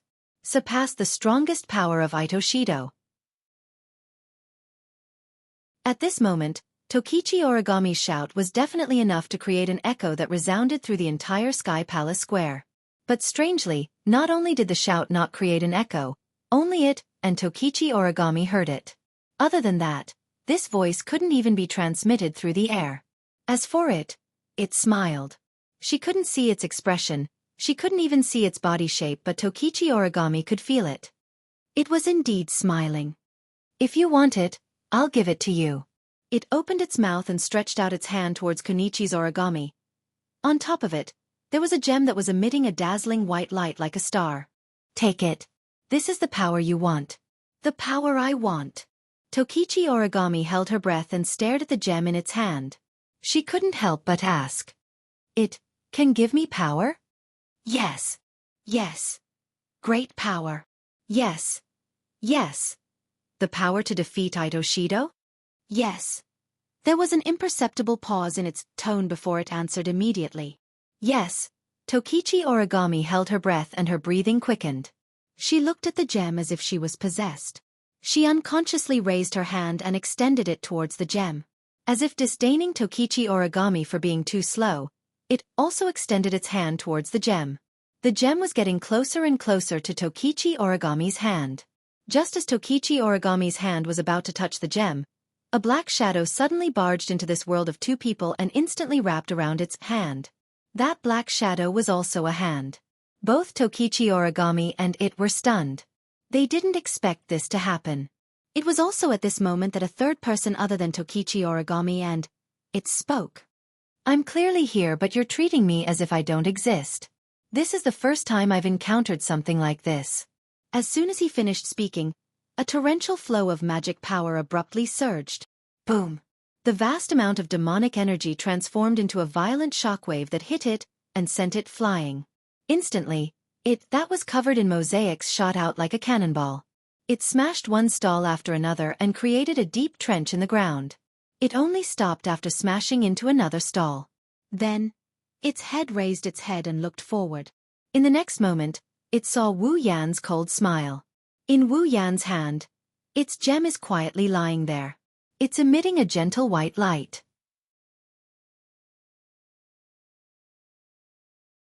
Chapter 1241. You! Tokichi Origami looked at Wu Yan, who suddenly appeared beside her and knocked away it, who wanted to give her power. Her pretty face was slightly distorted. However, Wu Yan didn't have the time to pay attention to Tokichi Origami. His eyes were attracted by the incredible existence in front of him. Covered in mosaic, he didn't know if it was a man or a woman, a human or a ghost. It wasn't the first time Wu Yan saw this existence. It wasn't the first time Wu Yan saw its form either. However, this was the first time he saw it face to face. Staring at the existence floating in the air, Wu Yan's eyes gradually rippled. You're Phantom, aren't you? Phantom? Phantom tilted its head. Its strange voice was a little confused, but it quickly became relieved. Is Phantom referring to me? That's my identification name, right? What? Don't you know? Wu Yan sneered. Humph. I heard from Kwang-san that you're quite good at collecting information, right? You don't even know that you've been given such an identification name? I really don't know. Phantom's voice didn't fluctuate at all. I usually don't take the initiative to collect this kind of insignificant information. Oh? It seems that even if you're moving in the dark, it's not much easier than moving in the open. At least, I don't have the time to relax. Phantom said word by word in an indiscernible voice. Wu Yan could feel it clearly. Different from the casual conversation, the other party's eyes were also staring at him. Although there was no vigilance in its eyes, it definitely wasn't relaxed either. Come to think of it, if Wu Yan does anything to harm it, Phantom would definitely run away without hesitation. wouldn't she? This was an existence that was destined to live in the dark. In an instant, Wu Yan gave Phantom such a position in his heart. Because of this, he didn't want to force it to stay and ask for some inside information. Before he was sure that he could catch Phantom, Wu Yan didn't dare to act rashly. After all, encountering a phantom is not an easy thing to do. I have a question. Phantom suddenly said. How did you find me? Hearing this, Wu Yan raised an eyebrow and said with a smile. You're talking to Tokichi Origami in front of me and you're asking me how I found you? There's a spirit barrier around me. Phantom ignored Wu Yan's perfunctory answer and explained. This spirit barrier. Not only can it help me hide my appearance and voice, but it can also weaken my presence under my control. Although your strength is very strong, I believe that if you don't pay special attention, you shouldn't be able to discover me, right? Spirit barrier. Wu Yan didn't answer the question about phantom. Instead, he focused on the word phantom. Then, he looked at Phantom with a meaningful gaze. Since it's a spirit barrier, then you should be an elf, right? Phantom was silent for a moment before nodding. I am indeed an elf who has been looking for companions. No, an elf who creates companions. Creating companions. Wu Yan narrowed his eyes. Why? I can't answer this question. Phantom replied. Although I can't answer your question, I hope you can answer mine. This is so unfair. Wu Yan pursed his lips. He glanced at Tabichi Origami who was glaring at him and he continued. Indeed. I didn't pay special attention to you. I didn't notice your arrival without any hostility or attack. But don't forget. You started talking to Tabichi Origami the moment you showed up. Wu Yan shrugged. Although I didn't notice your existence, the injured origami kite started a conversation out of nowhere. She must be talking to herself or she must have a partner. With her personality, I don't think that talking to herself could make her so excited. So you noticed a third party and paid special attention to it, that's how you noticed me, right? Phantom. Continued Wu Yan's words and muttered. I see, I was careless and didn't take the child's actions into consideration. That's the gist of it. Wu Yan leaned to the side and stared at Phantom. Then, it's time for you to answer my question, right? Question. Phantom repeated Wu Yan's words. Why did I create elves? Actually, I have a lot more questions I want to ask you. Wu Yan sighed. But for now, let's just ask this. Then I'm sorry, but my answer is still the same. I can't answer your question.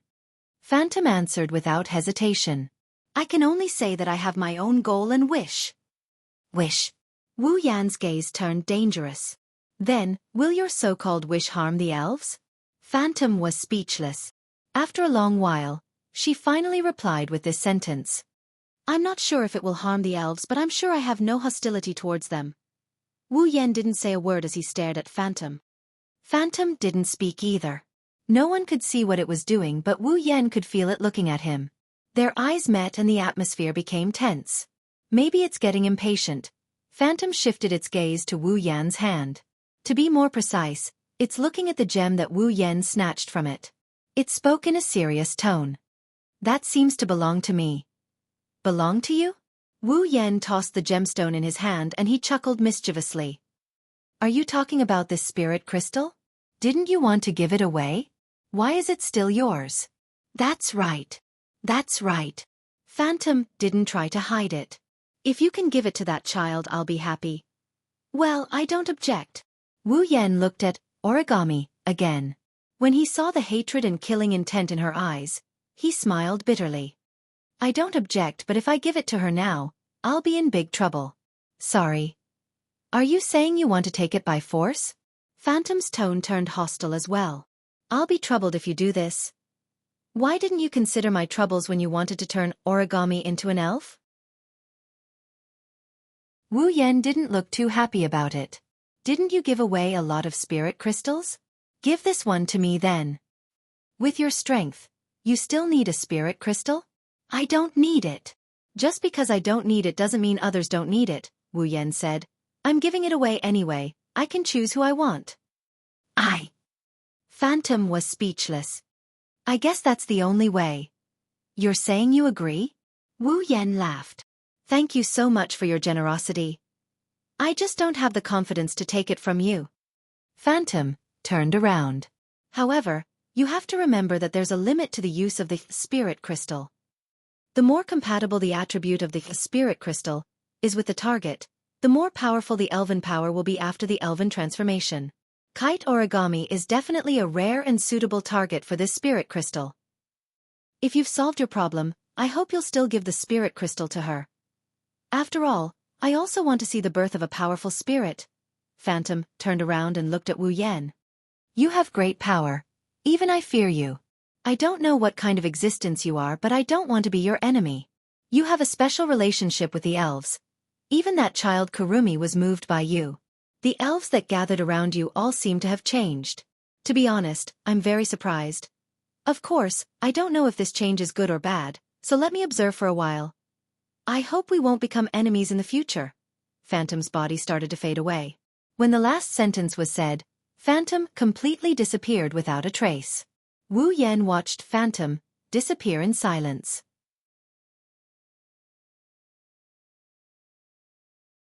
Chapter 1242. Above Heavenly Palace City. Fraxinus. Repair progress is at 80%, estimated to be completed in 3 hours. Memory erasure is in progress, searching for remaining targets.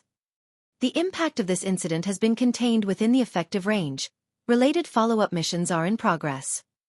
The impact of the incident on Heavenly Palace Square is minimal. There shouldn't be any trouble. Listening to the Ratatosker members in the command room reporting the progress and summary of the work while operating the instruments in their hands, Kotori, who was on the command platform, rubbed her forehead and finally nodded. Finally, the impact has been minimized. There won't be any more trouble. I have to thank Mei Jiao for this. Wu Yan patted Mei Jiao's head and praised her. If Mei Jiao hadn't used the Army Destroyer Singer to control all the witnesses in the Heavenly Palace Square, we probably wouldn't have been able to find her even if we wanted to erase their memories. Moreover, we didn't let any outsiders barge into the Heavenly Palace Square and disperse the crowd. Is that so? Mei Jiao beamed and she hugged Wu Yan's arm. She started talking in a sweet voice. Then, is there a reward? Reward. Reward? Wu Yan scratched his cheek and shrugged. That depends on what reward you want. I'll give it a try if I can. Mei Jiao pouted her lips and tapped them with her finger. She looked at Wu Yan expectantly. Seeing Mei Jiao's performance, how could everyone not understand what the reward was? Not to mention the anxious uncles and aunties, even Yi Jia and Shi Xian had guessed what was going on, and they immediately voiced their dissatisfaction. You only used a bit of Reiki and you want to get my master's lips? My master's reward isn't that cheap. Agreed, Yaga Ya and Shi Xian did their best to help. Consider it a reward. Everyone should be treated equally. Everyone should be rewarded. Everyone. The 4 bunnies' little faces flushed red. They hurriedly pulled down the hat on their heads and pretended to be ostriches. Era. Kurumi tilted her head. Her eyes curved into crescents. Even though Kotori had already taken care of the matter by the time I got here, it's still not over yet. But I also want to get a reward. Is this really a reward? Kotori snorted coldly. Don't turn your head. You're just benefiting others. What are you guys talking about? Xiang was the only one who was at a loss. What's the reward? What kind of reward would everyone want? Since everyone has one, I want one too. Can you stop arguing? His request for a kiss was interrupted by a group of girls. Mei Jiao couldn't help but feel displeased. Even if everyone wants it, they have to line up behind me. Why? Do you want me to be behind you? Refute. Shi Xian believes that first come, first served isn't calculated like that. I'm fine with that. I have a share too. The group of elven girls voiced their opinions one by one. Some were as dissatisfied as Mei Jiao, some were indifferent and just wanted to join in the fun, and some were still in a state of confusion. There were even some who almost fainted from shyness. For a moment, the entire command room was filled with the noisy voices of a group of elven girls. Sigh. Wu Yan and Kotori looked at each other and sighed. The commotion at the Celestial Palace Plaza has been quelled. The midnight ritual has been postponed to tomorrow due to an unknown incident. I'm pretty much done with wrapping things up. There shouldn't be any problems. Wu Yan pursed his lips as he looked at Kotori. Everything should be fine here, right?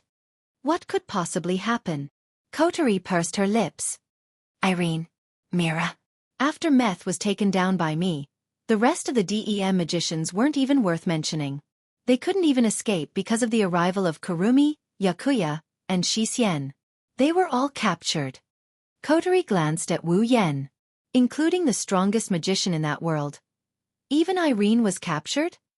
Wu Yan flinched for a bit before he started gloating over his misfortune. That Will Scott must be like a cat on a hot tin roof right now. What? I don't know what happened to Will Scott and I don't want to know. What I want to know is what happened to Tabichi Origami. Kotori frowned. Why did she come to you?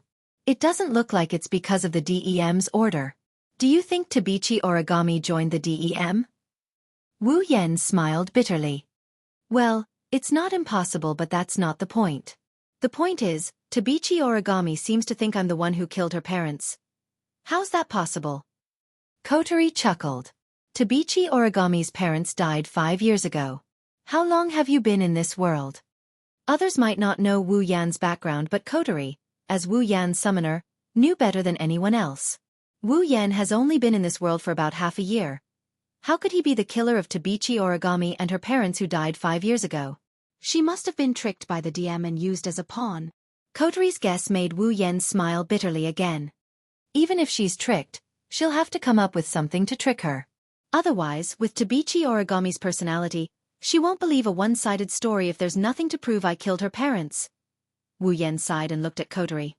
How's Tabichi Origami? She's still recovering. Kotori replied nonchalantly. She's been disarmed and imprisoned. If you want to ask her anything, you'll have to wait until she recovers. I see. Wu Yan nodded and he raised one of his hands. On top of it, there was a gem that was emitting a bright white light lying there. This is the spirit crystal you stole from Phantom? Kotori looked at the spirit crystal in Wu Yan's hand with a serious expression. Another new spirit crystal. How many people is that Phantom going to turn into elves? Who knows? Wu Yan shook his head and shook the spirit crystal in his hand. It said it has its own wish. It wants to see the birth of a powerful spirit. I don't know why. Then why did you let it escape? Kotori glared at Wu Yan. Her eyes were filled with anger. If we can capture Phantom, we'll definitely gain a lot. We don't even know what ability it has or how strong it is. Why would we attack it? Wu Yan rolled his eyes at Kotori. Although I didn't sense any danger from Phantom, even I couldn't tell how it disappeared in the end. If I try to catch it, not only will I fail to catch it, I might not even be able to get this bit of information. Wouldn't that be even less worth it? You're right. Kotori's face was filled with disbelief. But it wasn't easy to find a Phantom. But we can't get any useful information. Wouldn't that be a waste of time? Who said so? At least we know Phantom has her own goals, and to achieve that goal, she needs to create strong spirits. Wu Yan narrowed his eyes as he raised the spirit crystal in his hand. This spirit crystal itself is also a reward. Also, Phantom mentioned that the strength of the target sprite will be determined based on their compatibility with the spirit crystal. This is also a piece of information. Wu Yan looked at Kotori, who still can't get over it. He knocked her on the head with an amused expression. Phantom won't be our enemy for the time being, so let's put it aside for the time being. All right. Kotori nodded helplessly. We'll talk about this spirit crystal later. Now, Tabichi Origami is receiving treatment. I'm going to see Irene. Mira. What about you, Methers? Me. Wu Yan raised an eyebrow and smiled. Of course we're going together.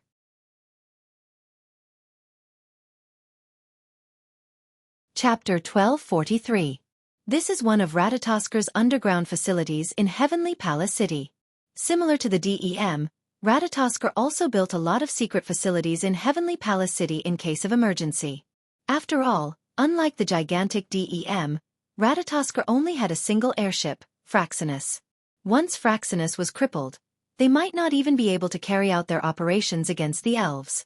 Of course, This problem doesn't exist anymore. Fraxinus is now Wu Yan's noble phantasm. Even if it's damaged, it can be quickly repaired. However, the members of Ratatoskr don't know about this. Thus, the existence of secret facilities is still necessary. For example, this secret facility is now being used to imprison Irene. Actually, if you want to imprison Irene, it's best to imprison her in Fraxinus. Compared to these secret facilities, Fraxinus facilities are undoubtedly much more advanced and advanced. However, Irene isn't an ordinary person. She's the strongest magician in the world. She's even stronger than most elves. Placing such a dangerous person in Fraxinus, if something were to happen and Irene managed to escape, then even if Fraxinus was turned into a noble relic, it wouldn't be able to handle the burden of Irene causing a ruckus. Therefore, after defeating Irene, Coterie directly picked her up and transferred her to this facility for interrogation and punishment. After the battle with Coterie, Irene's injuries are very serious, even more serious than Konichi Origami. However, Irene seems to be used to these injuries. Before Coterie caught her, she already treated her injuries. After she was imprisoned, she was treated again and basically healed. This can be seen from this.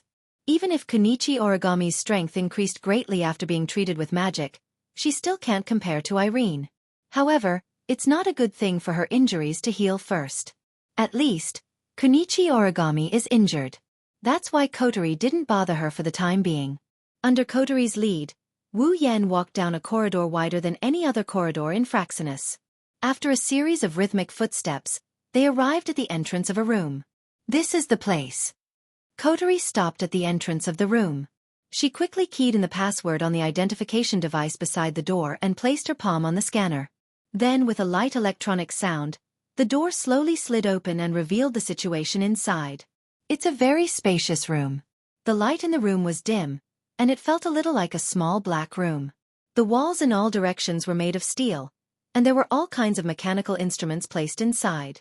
In the middle of the room, there's an isolated space made of solid glass. The isolated space was a place that looked like an ordinary living room with very ordinary furniture. If you didn't look at the glass, it would be an ordinary living room. On the sofa in the living room, an expressionless young girl with cold eyes was sitting there. It's Irene. This woman has been acting like this ever since she was transferred here. Until now. Coterie's tone was filled with displeasure. I wanted to interrogate her. However, with this woman's arrogant personality and her loyalty to Will Scott, I don't think she'll be able to get anything out of her even if we interrogate her. So, I might as well just leave her here. Then why are you here? Wu Yan looked at Coterie curiously. Did you find a way to deal with her? No. No. Coterie said straightforwardly. Because this woman's identity is a little special, and she has some connections with some people on our side, we can't use any forceful methods to make her spit out information about the DEM. But I didn't want to let her go, so I just left her here. Coterie glanced at Wu Yan. I came to her because I have something to tell her. Fine. Wu Yan shrugged. I'll go greet her then. The two of them looked at each other. Then, both of them lifted their feet and walked toward the isolated space. Inside the hall, Irene turned around when she heard the door open. When she saw Wu Yan and Coterie, her purple eyes flickered for a bit before returning to normal. Then, she went back to her original state and she maintained her silence. Coterie gave Wu Yan a look. Wu Yan didn't know whether to laugh or cry. He rubbed his chin and walked up to Irene with an evil grin. When Wu Yan arrived in front of her, she wanted to maintain her silence. However, Wu Yan's first sentence shattered all her plans. She couldn't keep her silence any longer. Do you want Will Scott to live? Irene raised her head and met with Wu Yan's half-smile. Her eyes trembled and she suppressed her fear. She pretended to be cold and indifferent as she opened her mouth. What do you mean? Coterie couldn't help but look at Wu Yan in a different light when Irene finally reacted to the outside world. The moment he opened his mouth, he made the other party fall into his own rhythm. He used the other party's weakness to make a sharp statement. There was simply no one who had a more wicked sense of humor than him. Do you need me to be more specific? Wu Yan stared at Irene and raised 2 fingers. He didn't know Coterie had a bad impression of him. Now you have 2 choices. He put one of his 2 fingers together and put the other one in front of Irene. First, you tell me where Will Scott is right now. I can't guarantee that I won't do anything to him. Maybe I'll cripple him, but I definitely won't kill him.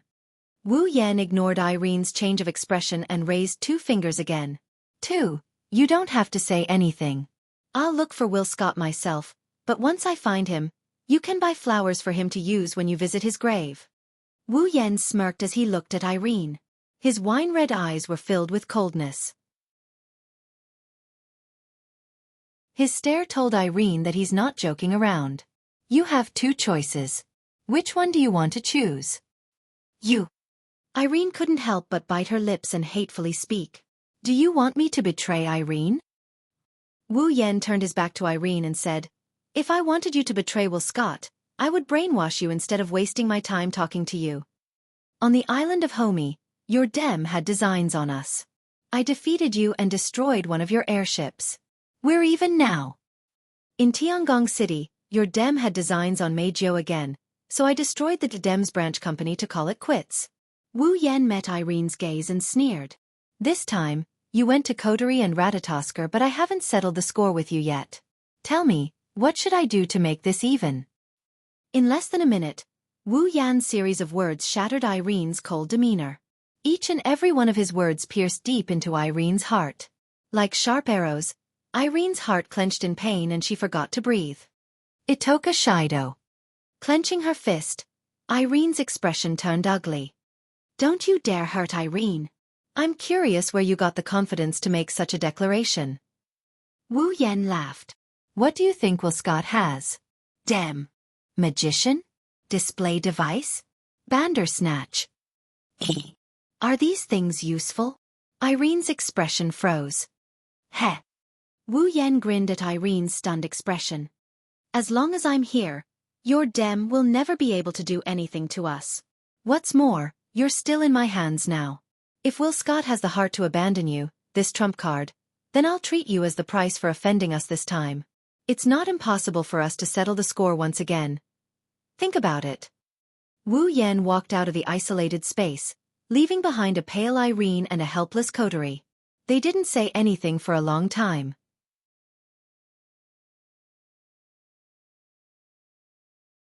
Chapter 1244. In the sky above Tiangong City, Fraxinus. Inside an isolated ward, Tabichi Origami, who is wearing a hospital gown, is lying on the bed. She glared at Wu Yan, who is standing beside her bed with a hateful expression. Wu He. Sure Dao. Looking at how Tabichi Origami looked like she wanted to pounce on him and bite him, to be honest, Wu Yan felt a lot of pressure. Obviously, Tokiichi Origami had completely regarded him as the enemy who killed his parents. But Wu Yan didn't do anything. The feeling of being wrongly accused was really too unpleasant. What's even more annoying is that the person who wronged him is a cute girl. Moreover, she was a cute girl that he was more or less acquainted with. How can Wu Yan feel good about being wronged by a cute girl? He can't beat her up and she won't believe him. Rubbing his aching forehead, Wu Yan looked at Tabichi Origami with a mentally and physically exhausted expression. He enunciated each and every word that came out of his mouth. Listen up, I didn't kill your father, nor did I kill your mother. Tabichi Origami's expression didn't change in the slightest when she heard that. Her face is still filled with hatred. Obviously, she didn't choose to believe Wu Yan's words. Sigh. Wu Yan sighed helplessly. What should I do to make you believe me? I won't. I won't believe you. Without even thinking about it, Yuichi Origami bit her lips. Her voice sounded like it was squeezed out from the depths of her throat as she looked at Wu Yan coldly. I saw everything with my own eyes. Where did you see it? When did you see it? What did you see? 3 questions popped out in a row, perfectly displaying Wu Yan's frenzied mood. Even if you think I'm your enemy and you want to kill me, you should at least let me know what happened. I didn't do anything. Why are you so sure I did it? You should at least give me an explanation. That's right. Toka stood up and shouted at Tabichi Origami. Shido would never do something like that. Humph. Yakuya snorted. He crossed his arms in front of his chest. Master, if he killed someone, he would definitely admit it. Plus, you can't do anything to him even if he admitted it. There's no need to pretend. I agree. Xianxia raised her head slightly, closed her eyes, and nodded heavily. I believe Master. Since Master said he didn't do it. Then he didn't do it. That's right. Meizhou chimed in. She said helplessly. My dear is so strong. Why would he do anything to a normal couple? Back then, when I accidentally hurt some powerless fans, dear also lost her temper. She taught me a good lesson. I think so too. Sigue raised his hand weakly. Brother Shido wouldn't do anything to normal people. Kodori and Kurumi didn't say anything, but their eyes told Tabichi Origami that they believe Wu Yen didn't kill her parents. However, Tabichi Origami didn't buy it. Instead, she glared at Kodori, Kurumi, and Toka. Do you want me to believe a bunch of elves? Ha! Kotori sneered. You're still discriminating against me like always. You brought disaster to this world. You have no right to say such things. Tabichi Origami gritted her teeth and glanced at the elven girls.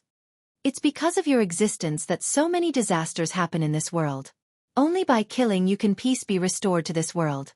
There won't be another example like me, where my family was destroyed by you. You! Toka and Yakuya were furious. They wanted to step forward, but Wu Yen stopped them. He looked at Tabichi Origami. Indeed, when the 10 fragrances appeared, it destroyed many places and caused many disasters. But fortunately, there has never been a case of anyone being injured. The destructive power of the 4 fragrances space quakes from the present realm is very low. It may be able to injure people, but it is not fatal. Yi Juya and Xianxia had the strongest spatial tremors when they appeared, but they were always in the air. They didn't even destroy a single building, let alone humans. Kodori and Meizhou were transformed from ordinary humans into elves. Apart from Meizhou appearing once, they've been living as ordinary humans for the rest of their lives. Wu Yen looked at Tabichi Origami and took a deep breath.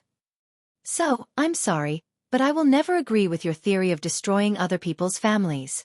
A warm current flowed through the hearts of Kodori, Toka, Yoshino, Yoshioya, Yoshihiro, and Meizhou, causing them to involuntarily smile. However, what they got in return was an even colder gaze from Koichi Origami. What about her? Tabichi Origami's eyes narrowed as she looked at Kurumi. Are you going to say she's never harmed anyone? All the elven girls were speechless, unable to say a word. Perhaps when Kwang-san appeared, she didn't hurt a single person because Heavenly Palace City had taken comprehensive measures to defend against space shocks. But later, she killed more than 10,000 humans with her own hands. How could a being known as the evilest elf not have harmed anyone before? The elven girls were speechless. Kurumi didn't retort either. Wu Yen was the only one who opened his mouth to speak. Those people who killed Kurumi aren't bad people who only know how to bully the weak and fear the strong. They're pests in society. Wu Yen said bluntly. It doesn't matter if a person like that dies. Kurumi was stunned by Wu Yan's words. The smile on her face widened. Tabichi Origami opened her eyes and stared at Wu Yen. Her voice was as cold as ice. As expected, I won't believe you. At this point, I don't expect you to believe me. Wu Yen waved his hand as if he had given up. He glanced at Tabichi Origami. However, I want to know why you think that I'm the murderer of your parents. Tabichi Origami didn't speak, nor did she explain. She just continued to stare at Wu Yen, releasing an extremely sharp gaze. Wu Yen smiled bitterly, patted his cheek, and stood up. Since you don't want to say it, then I can only use a more violent method. He walked directly to Tabichi Origami. Before she could react, Wu Yen suddenly stretched out his hand and put it on her forehead. Your memory. Let me read a little bit. As soon as his voice fell, Wu Yen closed his eyes. A trace of magical power emerged from the hand on Tabichi Origami's forehead, and it operated at an extremely fast speed. You! Before Tabichi Origami could react and tried to break free from Wu Yan's hand, a mysterious small magical formation appeared in Wu Yan's hand with a burst of light. The The sudden bright light pierced Tabichi Origami's eyes and she instinctively closed them, forgetting to struggle. It didn't take long before the light weakened and the surging magical power calmed down. Wu Yan released his hand from Tabichi Origami's forehead and opened his eyes, filled with shock and confusion. "What's wrong?" Kotori couldn't help but ask. "Did you read anything?" "Yes." "Yes." Wu Yan nodded and he met Kotori's gaze. His eyes and face were filled with confusion. Tabichi Origami obtained a video from Will Scott. The video inadvertently captured the scene of Tabichi Origami's parents' death. In the video, the person who killed Tabichi Origami's parents is me. "You." The fairy girls held their breaths. Miko hurriedly spoke. "Could it be a forgery? Or is there a mistake?" "A forgery." Wu Yan pondered for a moment, then shook his head. "Perhaps, but I can't see any signs of forgery in the video." "Don't tell me you also think you killed Tabichi Origami's parents." Kotori frowned. "Don't forget, you only appeared in Tiangong City half a year ago." "You're right." Wu Yan's face was still filled with confusion. Right at this moment, Kwang-san suddenly spoke. "Why don't you see it with your own eyes?"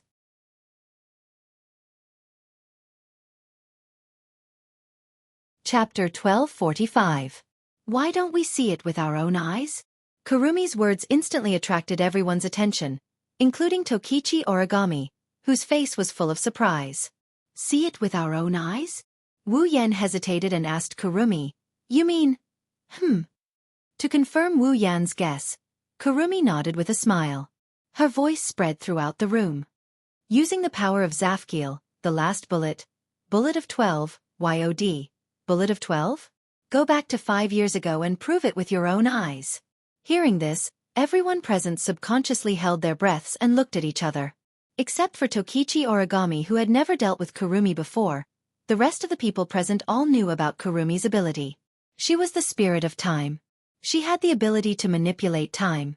Her angel, the Zafkiel, could use every ability that represented time in the form of a bullet to be fired. Among the 12 abilities that represented time, the last one was also the most heaven-defying one. It was the bullet of 12, YOD. The power of bullet of 12. Time reversal. The ability to go back to the past. It was because of the power of bullet of 12? That was the power of the realm of gods, which was why everyone forgot to breathe for a moment. Going back to the past? Who had ever experienced such a dreamlike thing before? Wu Yan was able to travel back in time to 5 years ago due to his battle with Kurumi.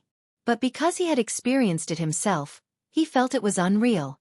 No matter what, traveling through time and returning to the past was a dreamlike thing. Even though they knew Kurumi had such an ability, they couldn't help but have such a reaction.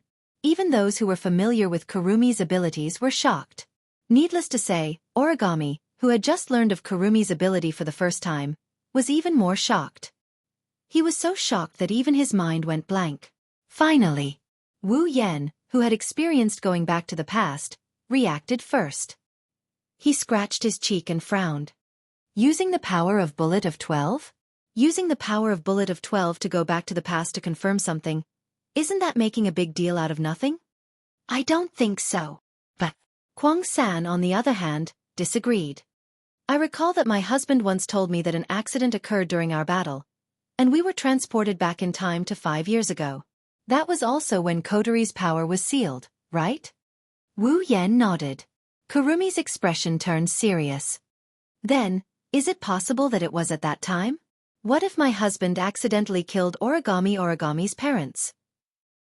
That's impossible. Kotori refuted before Wu Yan could say anything. You should have seen the memory that was erased by Phantom, right? Before my brother disappeared, he had always been by my side.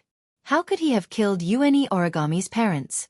No, I wasn't by your side when I first appeared, Wu Yan said calmly.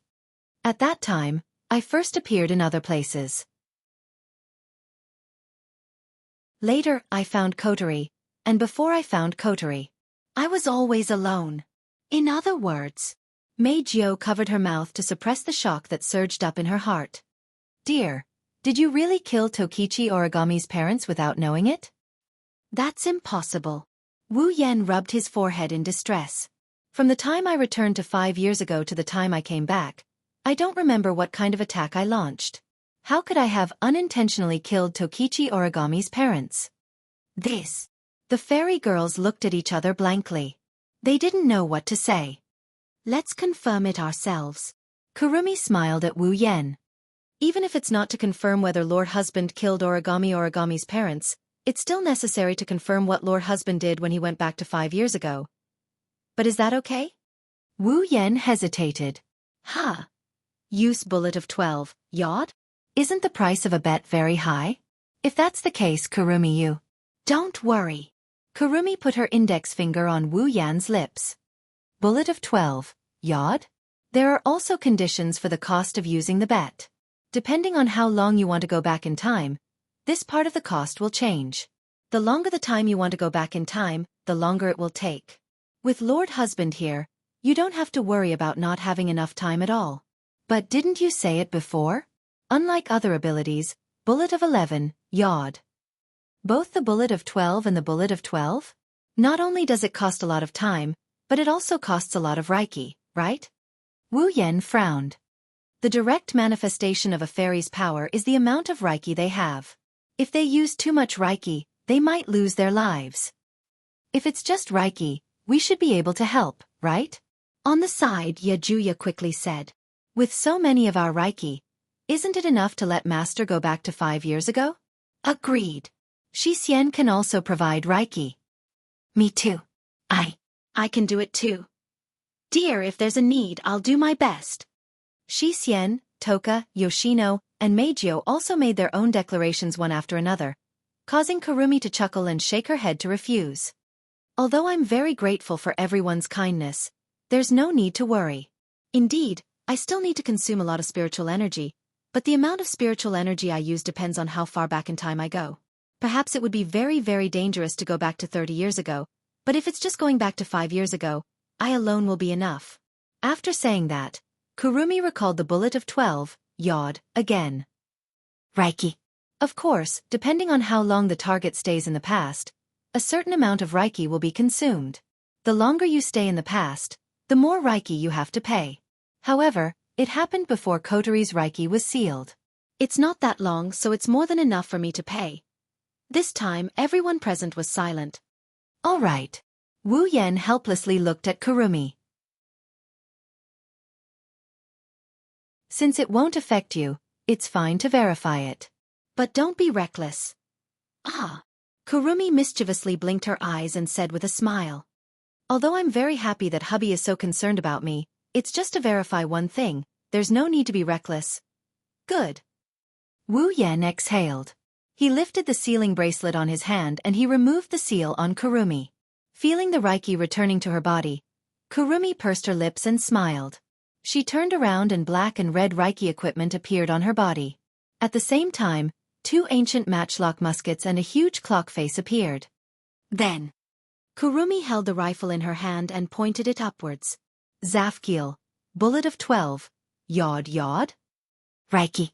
Following Kurumi's call, the huge clock behind her suddenly shook and flashed with an unprecedented amount of light. The black and red light instantly enveloped the entire area, and dense black shadows burst forth. If one looked carefully, they would discover that the black shadows were all bursting out from the Roman numeral 12, on the huge clock dial. The black shadow flowed into the rifle in Kurumi's hand like a violent stream of air. Immediately, the loaded rifle shook violently and the high concentration of Reiki went berserk. Kurumi. Wu Yan couldn't help but call out. Don't worry. Kurumi raised the corner of her mouth at Wu Yan and revealed a reassuring smile. She aimed her rifle at Wu Yan and pulled the trigger. Bang! A jet-black bullet shot out from the muzzle of the rifle, leaving a black trail in the air as it landed on Wu Yan's body. In the next second, the space started to distort. Wu Yan's body started to distort from where the bullet hit. It was as if he fell into a small black hole. As the distortion expanded, Wu Yan's body also started to distort. Finally, it disappeared.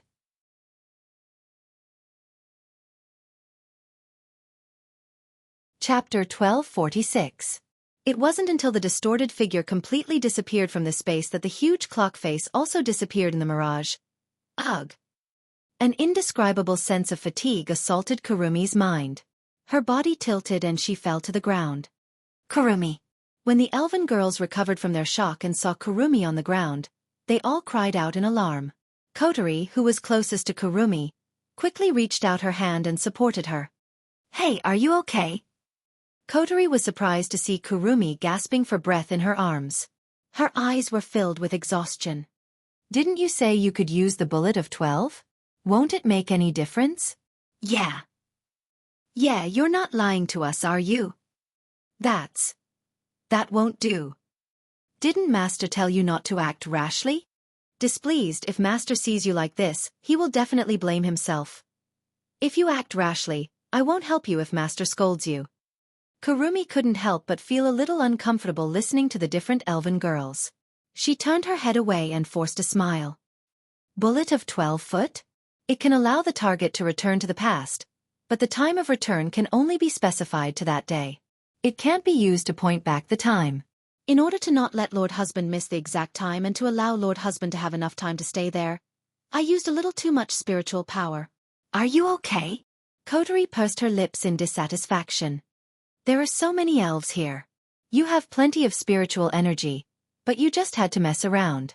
Fortunately, Big Brother left. Otherwise, if he knew about this, you would definitely be scolded. That's true. Who told Master Darling to be so gentle? Kurumi bitterly smiled and shook her head. She took a deep breath and broke free from Kotori's embrace. She retracted her spiritual energy, and the black and red spiritual equipment disappeared from her body. I'm just a bit tired. I'm fine. Hearing this, the group of elf girls carefully sized up Kurumi. When they didn't find any abnormalities other than tiredness, they relaxed their tense faces. Yakuya walked over to where Wu Yan was standing. He touched the air there as if he was checking if Wu Yan is still there. He clicked his tongue. Did Master really return to 5 years ago? If I remember the time correctly. Kurong-sen calmed down her breathing. She tidied up her clothes and hair. Kotori turned into an elf and engulfed the entire Heavenly Palace city in a sea of fire. August 3rd. Yuichi Origami, who was lying on the hospital bed, suddenly raised her head. Her eyes were shining with a terrifying light. There was no hatred or coldness in her eyes. Instead, her gaze was so bright that it shocked everyone present.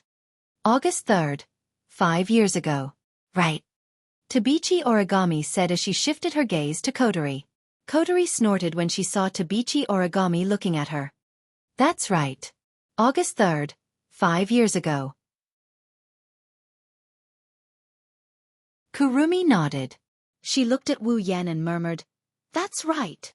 If nothing unexpected happens, hubby will be back soon. Don't worry. Question, can he really come back? Yuxian narrowed her eyes and looked at Kurumi. He won't be able to come back, right?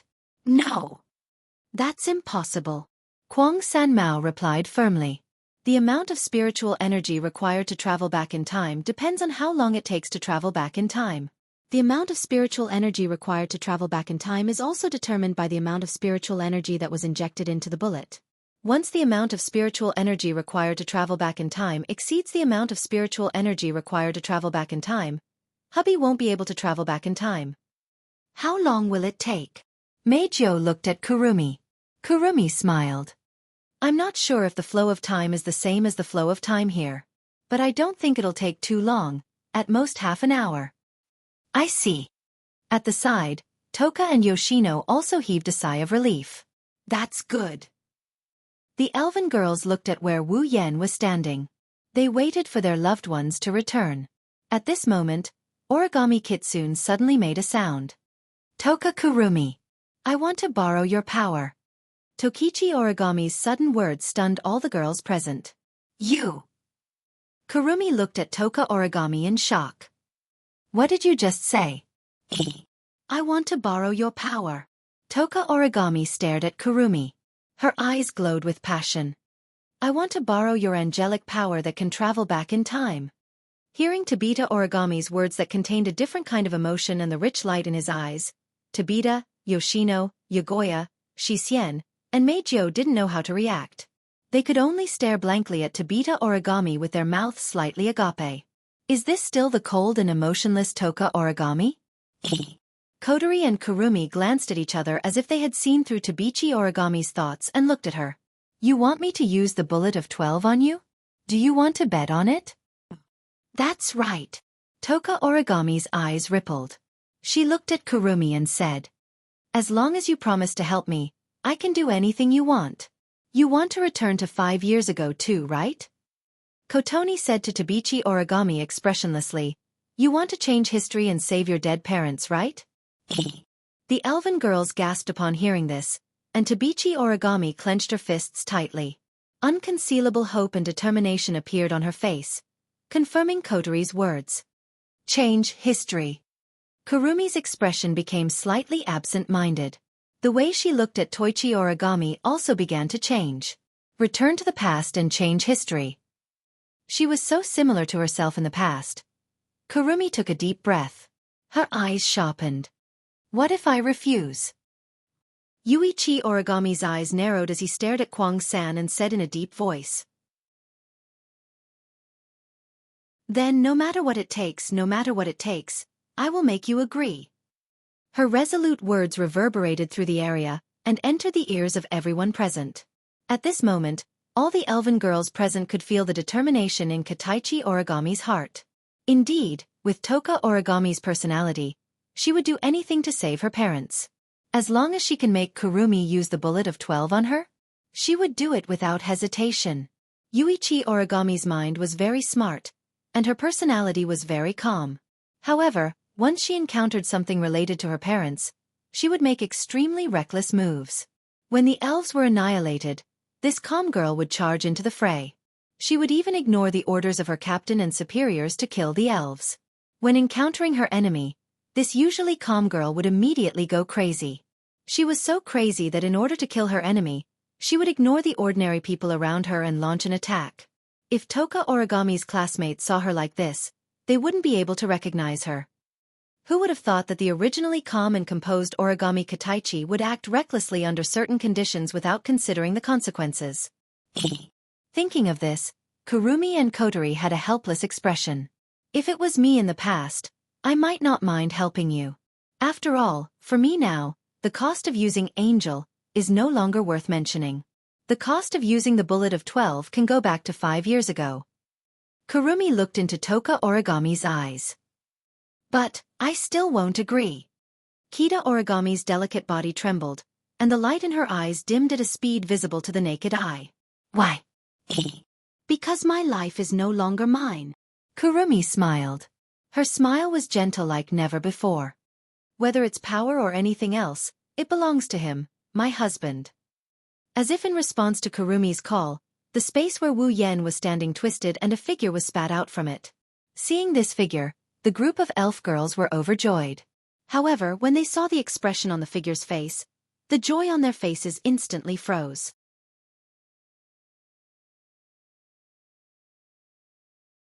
Chapter 1247. Bitterness. Bitterness is written all over his face. Wu Yen appeared in the isolation ward again, this time in front of everyone. Bitterness is written all over his face. This made all the elven girls and even Tokichi Origami hold their breaths. Their hearts suddenly tensed up. Could it be that Wu Yen really did something 5 years ago that caused the death of Tabichi Origami's parents? The elven girls' faces changed at this thought. Tabichi Origami's face turned ugly. She looked at Wu Yen with hatred and murderous intent. Come to think of it, once she confirms that Wu Yen is the one who killed her parents, even if her injuries aren't fully healed, Tabichi Origami would fight Wu Yen to the death. Shido. Brother Shido. Brother. House Sama. Master. Dear. In contrast with Kitsune Origami, all of the elven maidens were crying out with concern on their faces, but they didn't know what to do after that. Should they ask? How? Were they supposed to ask if the most important person in their hearts had gone berserk and killed an ordinary couple? How could they possibly ask that? With such thoughts in mind, the elven girls stood rooted to the spot and panicked. Kotori and Kurumi were the more rational ones and were the first to calm down. They quietly walked towards Wu Yen and stood on his left and right. Are you all right? Even Kotori couldn't help but be cautious at this moment. Her tone was extremely soft as she asked this question. Did it go through bullet of 12? Do you feel any discomfort after using the bullet of 12? If you feel something is wrong, please tell us, House-sama. Kurumi also spoke. Her red eyes met Wu Yan's gaze. After all, I've never used the bullet of 12 before. This is the first time I've used it. The ability to reverse time is limited to cognition. If it's used in practice, it's hard to avoid some problems. Yes, Shadao. 10 Fragrant said worriedly. Where do you feel uncomfortable? You must tell me. Even if you are the master of the 8 dance of the hurricane, it's hard to avoid being plagued by illness. Yakuya tried to lighten the heavy atmosphere with a humorous tone. He raised his head and puffed out his chest. He pretended to be arrogant. Don't worry. You are my master. I won't laugh at you. I'm concerned. I hope that master will not hide it from me. Xianxia also opened her bright silver eyes and stepped forward. He approached Wu Yan. Otherwise, Xianxia will be very worried. Fourth aunt didn't say anything. Instead, she came to Wu Yan's side and held his hand. Her beautiful eyes were filled with unconcealable worry. Mei Jiao directly hugged one of Wu Yan's arms.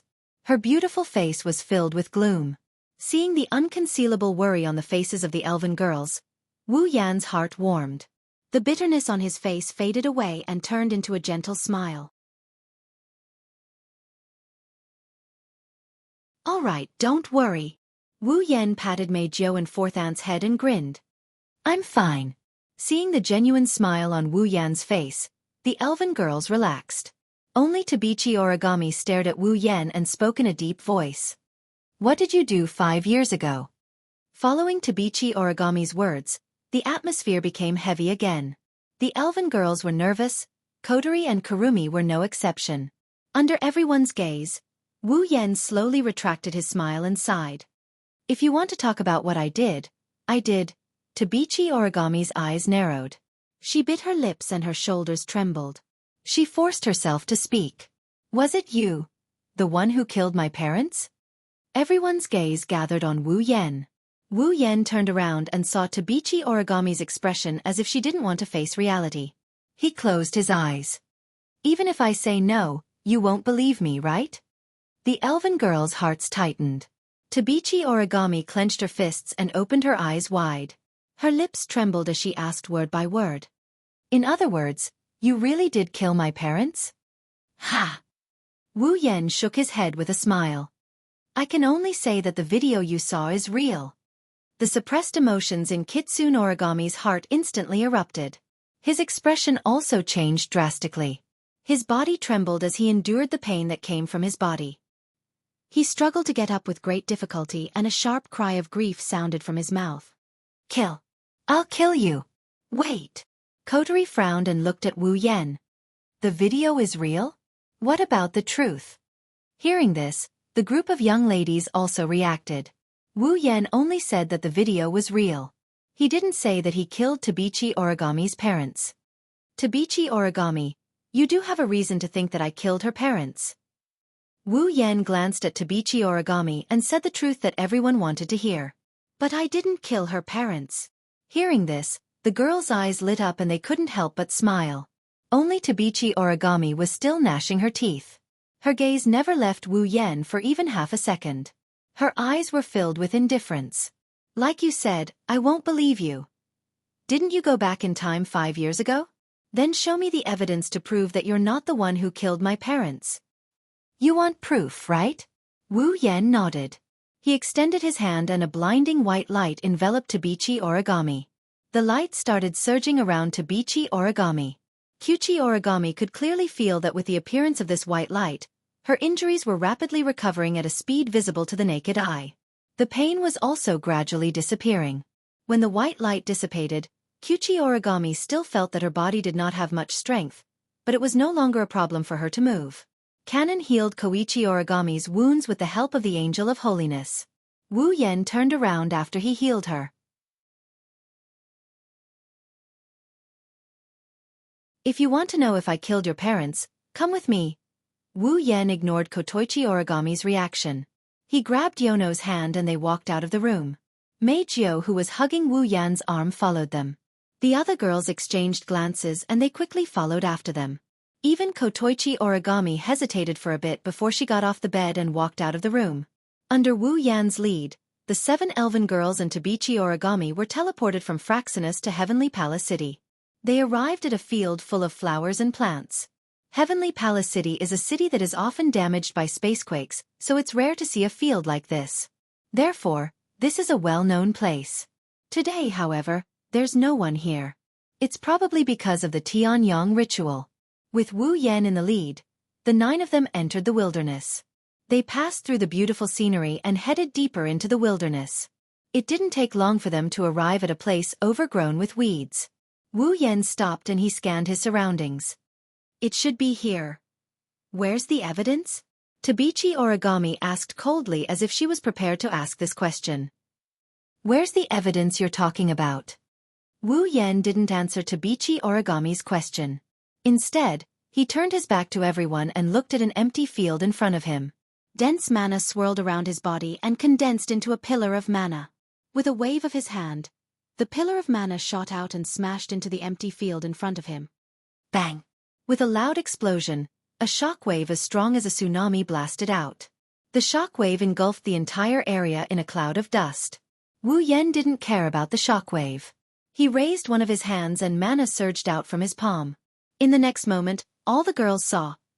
In front of them, 2 huge blocks of ice flew out of the dust and landed in front of Wu Yan. Ice blocks? The girls looked at each other and walked forward. However, when they saw the full appearance of the ice block, their eyes widened and their faces were filled with shock. What? Tabichi Origami's expression changed drastically. In the end, her eyes were filled with disbelief.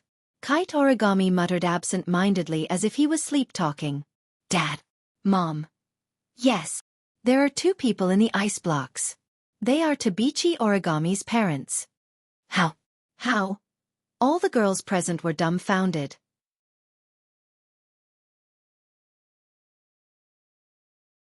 Chapter 1248.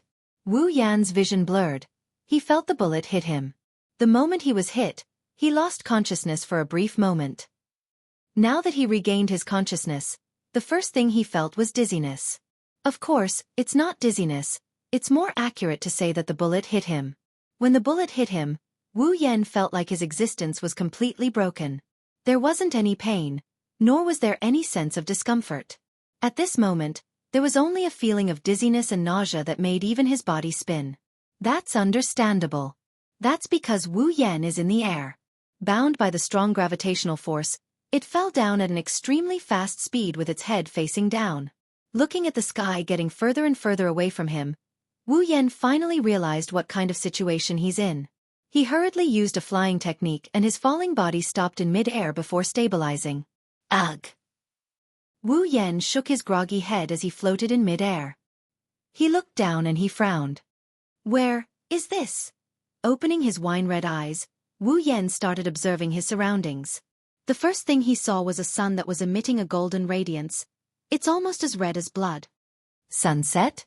Wu Yan scratched his cheek. So it's evening? Wu Yan came to this conclusion. Under the sunset, in the city full of buildings. Shadows are elongating, people's shadows, object shadows, and building shadows. Wu Yan carefully observed the city below. He can see the shadow of Tiangong City, but it's not exactly the same. Wu Yan narrowed his eyes when he realized this. Looks like I've successfully arrived at August 3rd, 5 years ago. August 3rd, 5 years ago. That's the day Kotori was turned into an elf. It's also the day Tabichi Origami's parents died. I didn't expect this. Wu Yan pursed his lips and he exclaimed. I've actually returned to 5 years ago. After sighing, he shook his head and got rid of all the distracting thoughts in his mind. He began to recall the first time he came here. He came to this world 5 years ago to prove that he's not the murderer of Tabichi Origami's parents. As Kotori said, 5 years ago, he didn't come to this world at all. He didn't even experience the life-changing transmigration. He was still living the life of an otaku in the world of ordinary people. How could he kill Tabichi Origami's parents? Therefore, when Tabichi Origami accused him of killing her parents, He didn't scoff at it, but he didn't take it to heart either. But Kurumi's words reminded him. Once upon a time, because of an accident, he came to Heavenly Palace City 5 years ago. Could it be him at that time? What if he accidentally killed Tabichi Origami's parents? But that's impossible. Other things aside, when Wu Yan came here, other than using his flying skills, he didn't show any inhuman powers. Even if he killed Tabichi Origami's parents with his own power, he would have to be able to use his own power to do so, right? In Tabichi Origami's memory, it was Wu Yan who attacked and killed Tabichi Origami's parents. The two contradicted each other. Even Wu Yan couldn't figure out what was going on. Otherwise, he wouldn't have asked Kurumi to waste a lot of time and spiritual power to make him come here to prove that he didn't kill Tabichi Origami's parents. Of course, other than that. When Wu Yan returned to this time, he still had a huge doubt that needed to be confirmed. Wu Yan recalled the first time he traveled back in time 5 years ago. He looked in a certain direction and he turned into a ray of light and flew forward. In that direction soon, he would welcome his first time traveling through time and space. He only needed to follow him at that time and monitor him all the time. Then he could figure out whether he killed Tabichi Origami's parents or not. Just like himself at that time, he didn't know how long he could stay here, so he had to act as soon as possible. After clarifying his purpose, Wu Yan flew toward his destination at top speed. Then, not long after, a sharp alarm spread from the Heavenly Palace City below.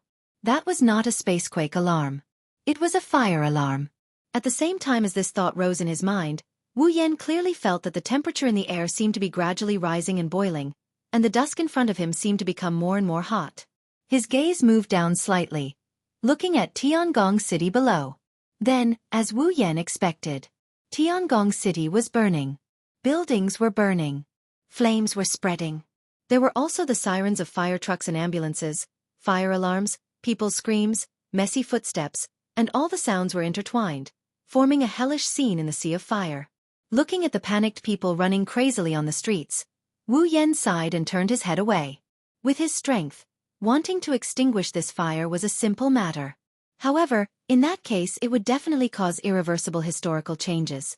At present, Wu Yan didn't have the confidence to be strong enough to do such a thing as changing history, as he wanted without causing any impact. Therefore, he could only watch the big fire in Tiangong City. He simply closed his eyes and flew to the place where he arrived in his memory. After a long time, suddenly, a strange feeling appeared in Wu Yan's senses, making him stop abruptly. The magical power on his body rose, and a crude invisibility was used to hide his figure. In the next second, a very familiar figure appeared. It was Wu Yan, who traveled through time and space and came to Tiangong City 5 years ago. Looking at how his previous self went from a face full of panic to forcefully calming down and flying forward, Wu Yan felt curious and at the same time, he hurriedly followed her. In the past, he was just a half-baked true ancestor who hadn't even reached the 8th level. He didn't have the heaven-defying red jade mode, nor did he have a powerful familiar. Although he wasn't at the 8th level due to the endless martial training and true ancestor bloodline, for the current Wu Yan, he was an existence that could be pinched to death with one hand. Therefore, Wu Yan was very confident in following his previous self, not afraid of being discovered. He carefully observed his previous self's every move to see if he inadvertently did anything. Unfortunately, Wu Yan was disappointed. Well, it wasn't that he was disappointed. His previous self didn't do anything. He just kept flying forward until he reached the center of a burning sea of fire. When he saw the young coterie, he stopped and flew down. At this point, it can be said that the death of Tokichi Origami's parents had nothing to do with Wu Yan. After all, after meeting the young coterie and sealing her spiritual power, his past self would disappear under the gaze of the young coterie and return to the world 5 years later. Just now, his previous self was also under his own surveillance. He didn't do anything unnecessary. It didn't match the image in Tokichi Origami's memory at all. Could it be that the image was fake? With this thought in mind, Wu Yan observed his past self. He comforted Kotori, who was crying because she turned into a fairy. Then, he gave her the sealing bracelet. Then, he floated into the air amidst Kotori's cries and screams before disappearing into thin air. Nothing out of the ordinary happened during the whole process. Wu Yan watched his previous self disappear in mid-air and a part of Kotori's memory erased by the phantom, that appeared in the center of the sea of fire. He sighed and frowned. The suspicion of him killing Tokichi Origami's parents can be cleared. However, Wu Yan wasn't happy at all. How did Tokichi Origami's parents die? How should he solve the other question in his mind? Wu Yan turned his head and he looked in a different direction.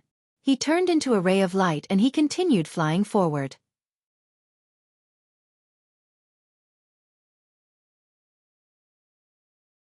Chapter 1249. Toichi Origami is a pitiful and sad person. She was clearly living a happy and peaceful life. But one day, not only was the place where she lived corroded by a sea of fire, even her parents couldn't escape death. How cruel was this for a little girl who was at most 11 or 12 years old? Of course, no matter how cruel it was, the death of Toichi Origami's parents was an established fact. No matter how sad Toichi Origami was, this fact could not be changed. If this matter ended here, Toichi Origami would only be a person who met with misfortune in life. But the saddest thing is, Toichi Origami didn't let herself become a pitiful person. The saddest thing is, she witnessed the entire process of her parents' death. She even witnessed the person who killed her parents. Thus, from that moment onwards, this pitiful young girl embarked on a pitiful path. Hatred. These two words became Koichi Origami's life for the next 5 years. For the sake of revenge, such an ordinary girl walked on a completely different path from ordinary people and became a magician who surpassed human beings. For the sake of revenge, such an ordinary magician invested all his time into cruel training, just to have the power to support the hatred in his heart and avenge himself, for revenge. She could use any existence that could be called a monster as the target of her venting. For the sake of revenge, she sacrificed time and space, allowing herself to embark on a pitiful path. But this isn't the saddest part. Wu Yan, who knows the original plot, knows something else. This girl who only had vengeance in her life had always been seeking revenge. The target of her vengeance wasn't the elves who she hated the most, nor was it Kotori who she hated the most, nor was it her current self who she hated the most. That's right. Toichi Origami herself. She herself was her own enemy. Wu Yan still remembers. In the original work, Koichi Origami, who was searching for power, encountered a phantom at a certain point in time, just like the previous time. He was given a spirit crystal and became an elf. After becoming an elf, Toichi Origami went to find Kurumi and asked her to use her bullet of 12. The power of Bet sent her to the day her parents died. By killing the phantom, whom she mistook as the enemy who killed her parents, she changed the history of her parents' deaths. At that time, Toichi Origami walked on a path of no return. Because after using the bullet of 12, Yod, she returned to 5 years ago. Koichi Origami fought with the phantom of that time. In the end, a stray bullet from his attack accidentally hit his parents from 5 years ago, causing them to die. In other words, she used the bullet of 12. The power of return to 5 years ago, and Origami Kite, who had turned into a fairy, was the culprit who had killed his parents. This is the most cruel experience of this pitiful and sad girl's life.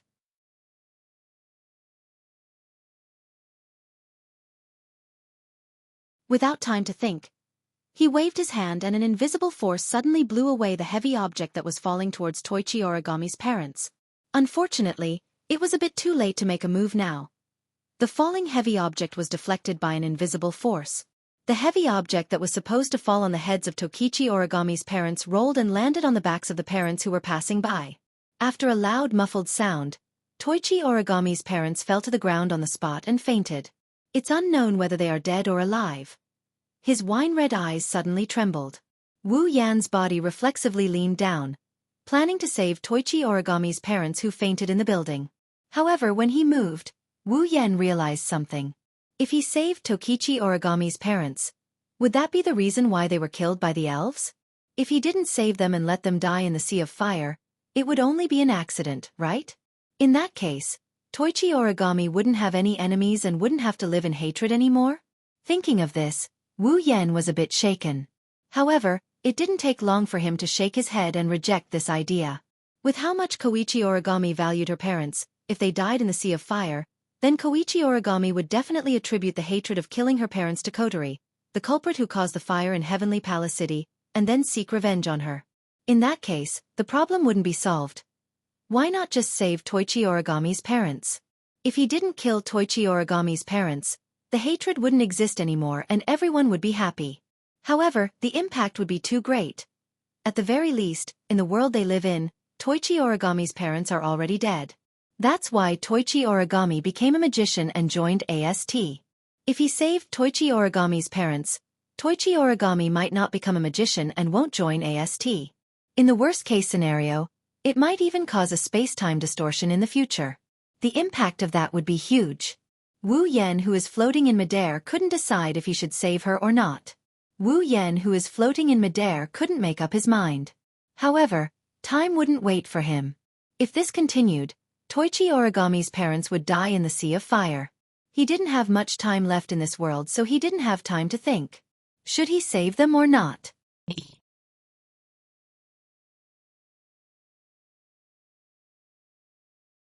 Chapter 1250. If he saved Kunichi Origami's parents, the future would be changed and it would have a huge impact on the world 5 years later. It is even possible that Wu Yan's past with the elven girls would be completely negated and everything would become chaotic.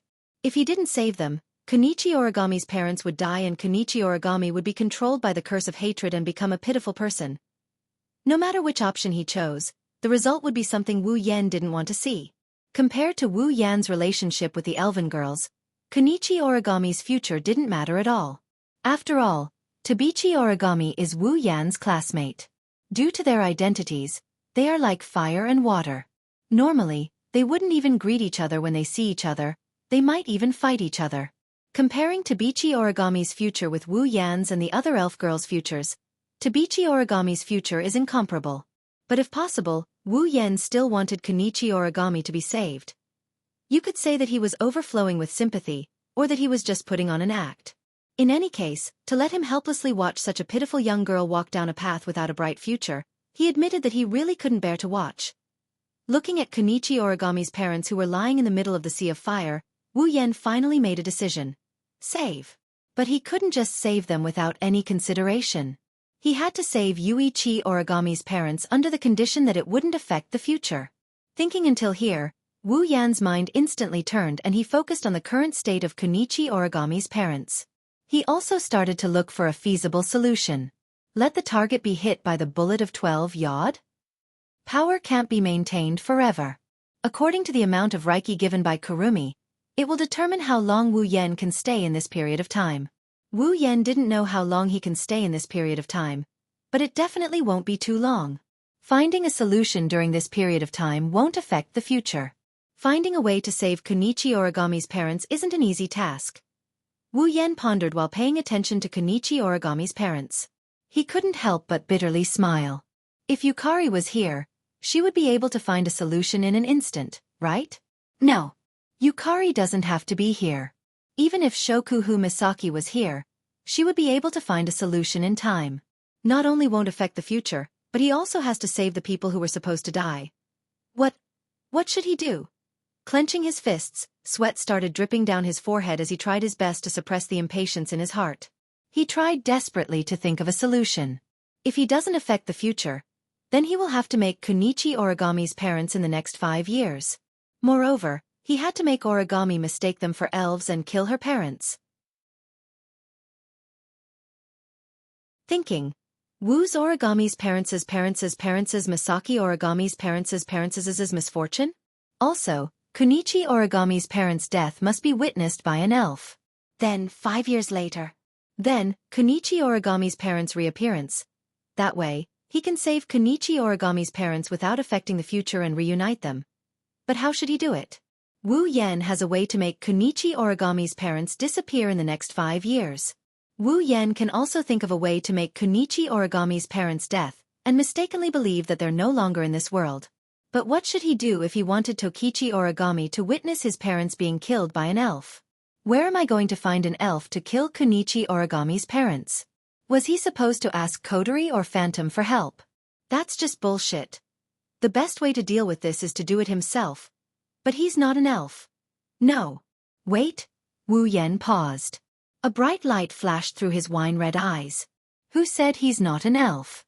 In this world, wasn't he treated like an elf? Thinking of this, Wu Yan's expression changed drastically.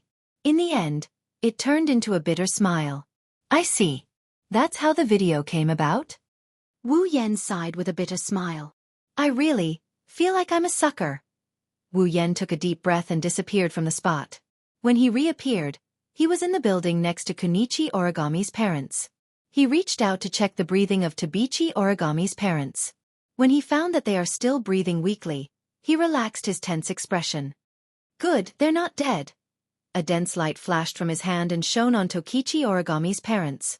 Instantly, the injuries caused by the falling heavy objects and the burns caused by the flames on the heavy objects recovered at a speed visible to the naked eye until they were completely healed. After that, Wu Yan retracted the power of the holy angel. He picked up Kunichi Origami's parents and disappeared again. How could this be? Outside the house that was covered in bright red flames, a little girl of about 11 or 12 years old stood there in a daze. Her white hair was pinned up to her shoulders with a hairpin. She watched as her house gradually turned into black charcoal. Her expression was gradually covered by despair. Daddy! Mommy! Kunichi Origami's petite body trembled as she screamed at the top of her lungs. She was hoping for a response. In the future, she would have charged into the fire without hesitation. However, she was only a child and didn't have the courage to do so. Daddy! Mommy! Kitsune Origami could only continue to shout. The more she shouted, the more her body trembled. The expression on her face also became more and more desperate. Until a certain moment, a loud sound suddenly rang out, covering her voice. It was the sound of the house's door being kicked open from the inside. Kunichi Origami saw her sweaty father holding her mother's shoulder as he rushed out of the house. He was in a sorry state. Daddy! Mommy! Origami's face lit up with joy. Just as she was about to rush towards where her parents were, a beam of fire fell from the sky and entered her eyes. Bang! With a loud explosion, the beam of fire fell where Kunichi Origami's parents were. It caused a violent shockwave and blew Kunichi Origami away. Ah! Under the attack of the shockwave, Origami Kite fell to the ground not far away. However, the pain that she imagined did not come. This made the young Origami Kite stunned. She subconsciously moved her gaze back to where her parents were originally. However, there was no one there anymore. All that was left was a huge crater. A strong sense of dizziness struck Toichi Origami's mind. It was as if the entire world was twisting. Her vision was shaking. Toichi Origami stared blankly at the hole where her parents were supposed to be standing. There was only one thought left in her mind. How could this be? Keeping a blank expression on her face, Yuichi Origami uncontrollably raised her head and looked at the source of the fire. Then, her pupils violently shrank. In the sky above the burning street, a figure was suspended in the air, looking down disdainfully. On his body, there were streams of fire moving back and forth like pythons. At this moment, Kunichi Origami understood. It's this person. It's this godlike person who killed my parents. Crazed hatred and anger surged into Origami's young heart and mind. Looking at the figure floating in the air, Origami's sorrowful cries filled with despair and darkness resounded through the entire space. Kill you! Kill you! I will kill you with my own hands. Sigh. In the air, Wu Yan just destroyed the illusion of Kunichi Origami's parents with a beam of fire. He heard Kunichi Origami's sad cry and sighed. From this moment onwards, Tokichi Origami will bear the burden of hatred and spend the next 5 years. But that's for the sake of a better reunion 5 years later. I hope that in the future, you will be able to laugh out loud. Wu Yan looked at Tabichi Origami for a bit before he turned around and disappeared from the spot.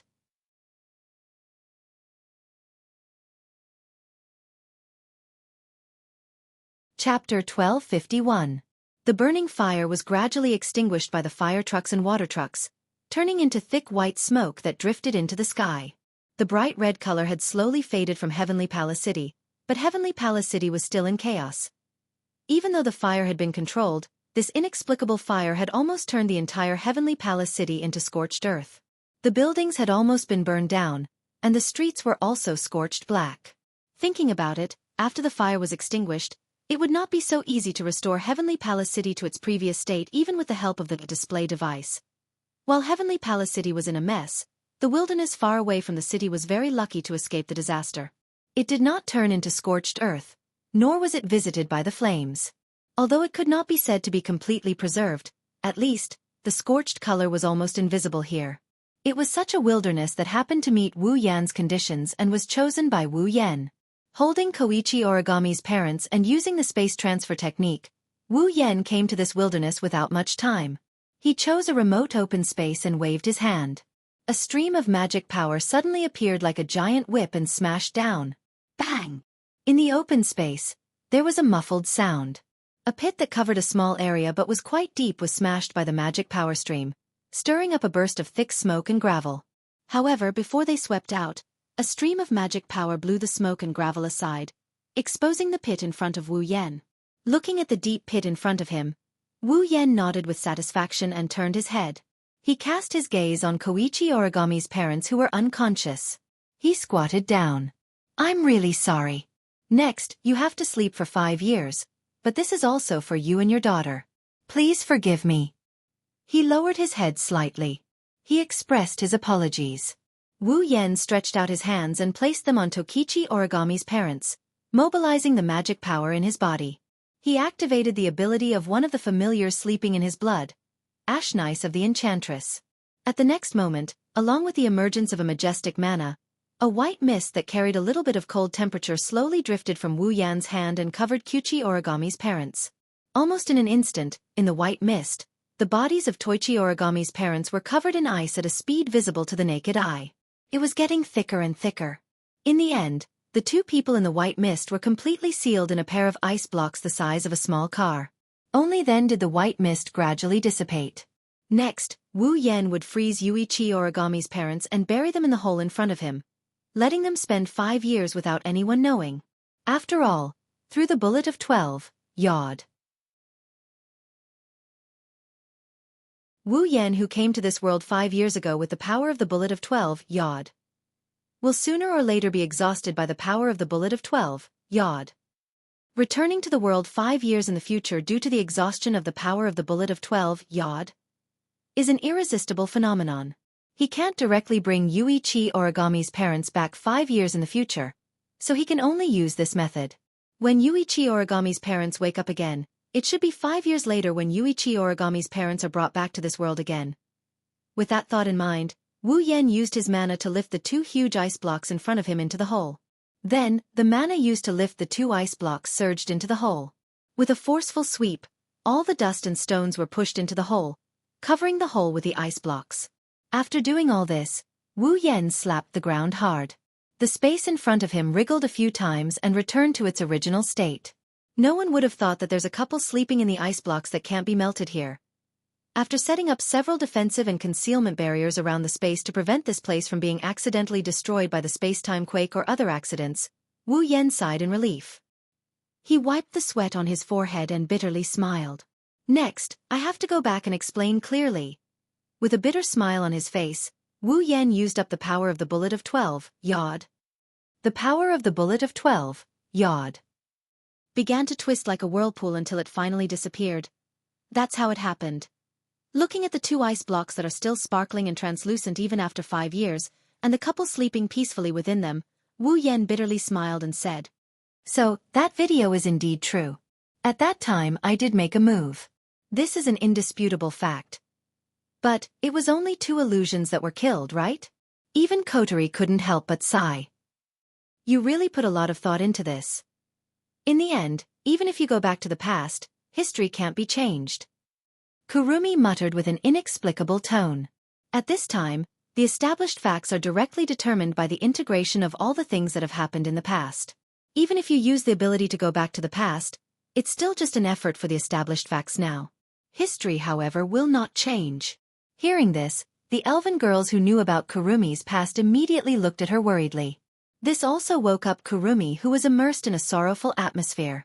Looking at the elven girls, Kurumi revealed her usual bewitching smile and told them that she was fine.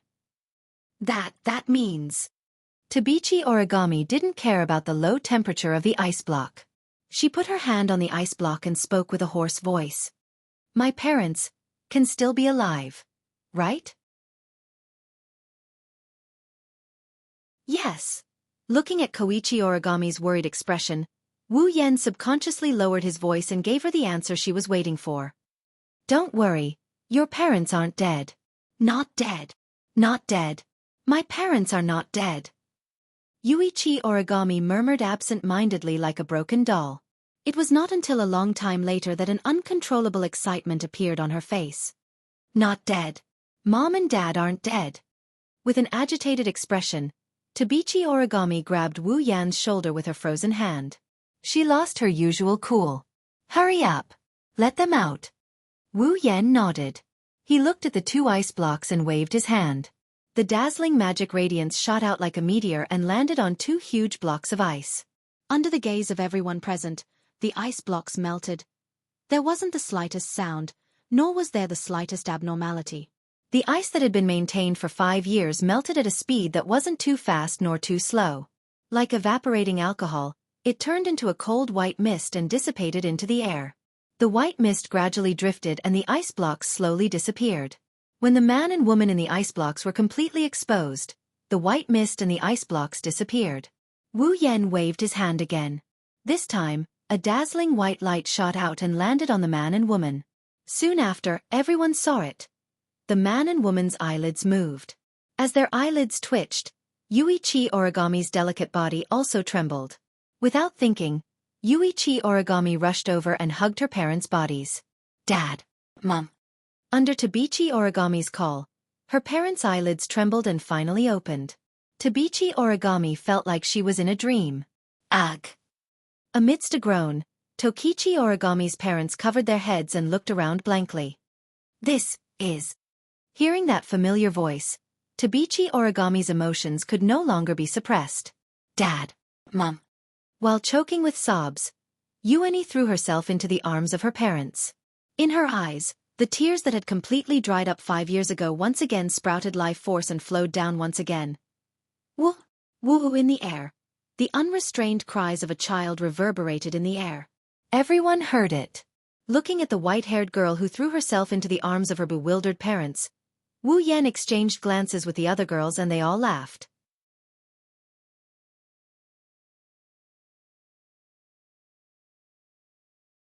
Chapter 1252. See you on the top floor of the Central Plaza in the evening of the after-night festival. Looking at the message on his phone, he scratched his cheeks and sighed as he made his way to the Central Hall. It had already been 3 days since Yuichi Origami unreasonably made a move on the square of the Heavenly Palace. Wu Yan had a hard time in the past 3 days. He was attacked in the square of the Heavenly Palace, encountered a phantom, and was attacked by a dem.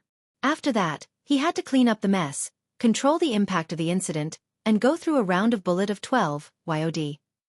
He had to go back to 5 years ago to save Tabichi Origami's parents.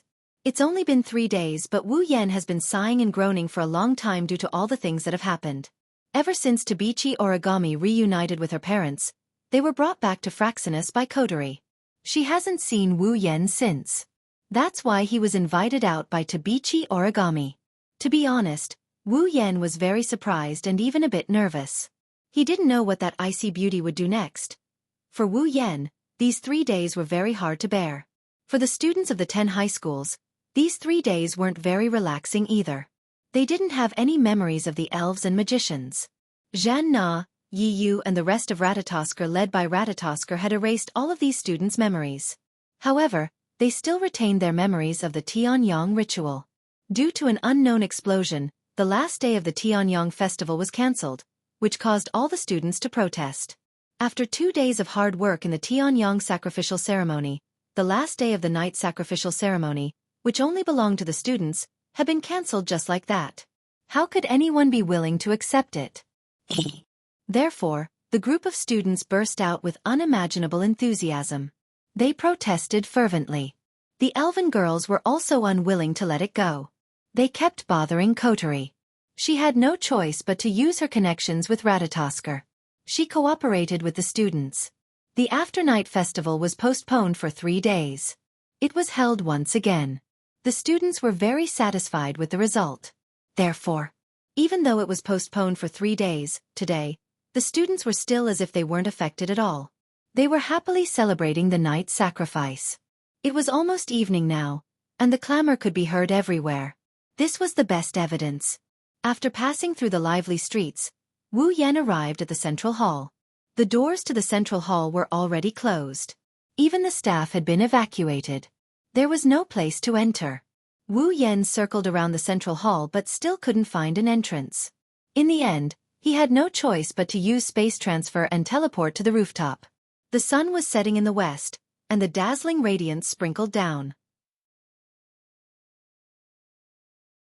On the rooftop of the central hall, a beautiful girl with an extremely conspicuous white shoulder-length hair, wearing a short-sleeved inner shirt and shorts, stood with her back facing the entrance.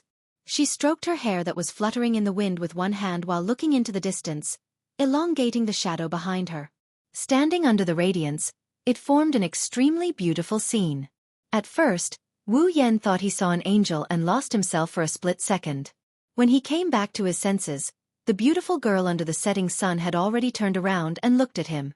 Her pretty face was as calm as an ancient well, but her pair of blue eyes were sparkling with a radiance that made one's heart flutter. It was still the same face and the same performance as before.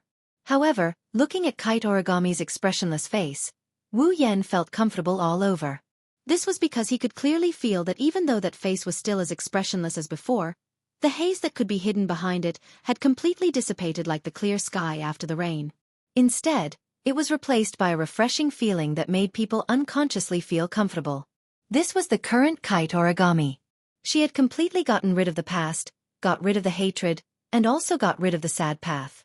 The perfect Kite Origami. If there was anything that made people feel unsatisfied with the current Kite Origami, it was probably that on that beautiful face, there had never been a smile. Wu Yan and Kite Origami looked at each other. Kite Origami didn't say anything. The two of them looked at each other quietly. They actually had a feeling that they could see through each other's thoughts. If outsiders saw them looking at each other like this, it would be hard for them to imagine that 3 days ago, they just had a one-sided battle to the death. After some time, Kite Origami finally broke the silence and walked in front of Wu Yan. She then bent down and deeply bowed to Wu Yan. Thank you, and sorry. Gratitude and apology. This was the most realistic portrayal of Kite Origami's current mood. As for what she was thanking and apologizing for, there was no need to mention it again. Kite Origami has now been reborn. Wu Yan clearly realized this and couldn't help but smile and shake his head. You don't have to take it to heart. You saved me. Kite Origami looked into Wu Yan's eyes. I won't forget. This. Wu Yan scratched his cheek. I think I saved your parents. To me, the person you saved is me. Toichi Origami used the simplest words to express her true feelings. I was redeemed because of you. Is that so? Even Wu Yan felt a bit embarrassed at being asked this way. But, he still asked anyway. How are your parents? Yes. After a checkup, they have completely recovered to the level of a normal person, but because they slept for too long, their bodies are too stiff. It will take a lot of time for them to move normally. Kite Origami's face was expressionless, but her eyes were bright. She was clearly in a good mood. Ratatosker has already used the excuse of being in a coma for 5 years as an accident to let mom and dad adapt to the world 5 years later. When they return to normal, they will be able to move freely. Then are you okay on your side? Wu Yan teased. You were originally a little girl, but suddenly became a beautiful girl. Your parents must be very uncomfortable. Yes. Compared to that, they are not used to my expression. Kite Origami replied, making Wu Yan laugh. Then you have to smile more often in the future. Don't let others think that you've developed a weird habit. No. Kite Origami said without hesitation, even if my personality is bad, mom and dad will still treat me well like before. Then they are really great parents. Wu Yan praised. No wonder you are so attached to them. Yes, they're the best parents in the world. When Yuichi Origami said this, she tilted her head. There was no smile on her face, but there was an unusually cheerful wave in her eyes. Kite Origami looked at Wu Yan and suddenly said, I have decided to leave AST and join Ratatosker. Wu Yan paused and frowned. Is this okay? I can't leave my current life. Kite Origami shook her head. Although I want to live a normal life, I won't be able to get used to it without my magician skills. Kite Origami put her eyes in front of Wu Yan, as if she was speaking with her eyes. Kotori also invited me to join Ratatosker. She said she didn't want to let go of me, who is better than the real one. I also want to repay you, so I agreed. This Kotori? Wu Yan smiled bitterly. He hesitated and asked seriously. Have you really decided? In order to obtain power, my body underwent a magical treatment that is even stronger than the real thing. After a thorough examination, I have less than a year left. Tabichi Origami didn't answer Wu Yan's question directly. Instead, she changed the subject. Kotori said you have a way to restore me to normal. I don't want to lose the chance to spend my life with Mom and Dad again, so I can only work for you. From now on, I am yours. With this sentence as the conclusion, Yuichi Origami bowed again. Please help me one more time so that I can repay you. You. Wu Yan looked at Kite Origami, who kept her head down. He rolled his eyes at her helplessly. Don't regret it, I have a lot of trouble. Yes. A monotonous response echoed in the air. There was a trace of undetectable joy hidden in it as it echoed under the setting sun.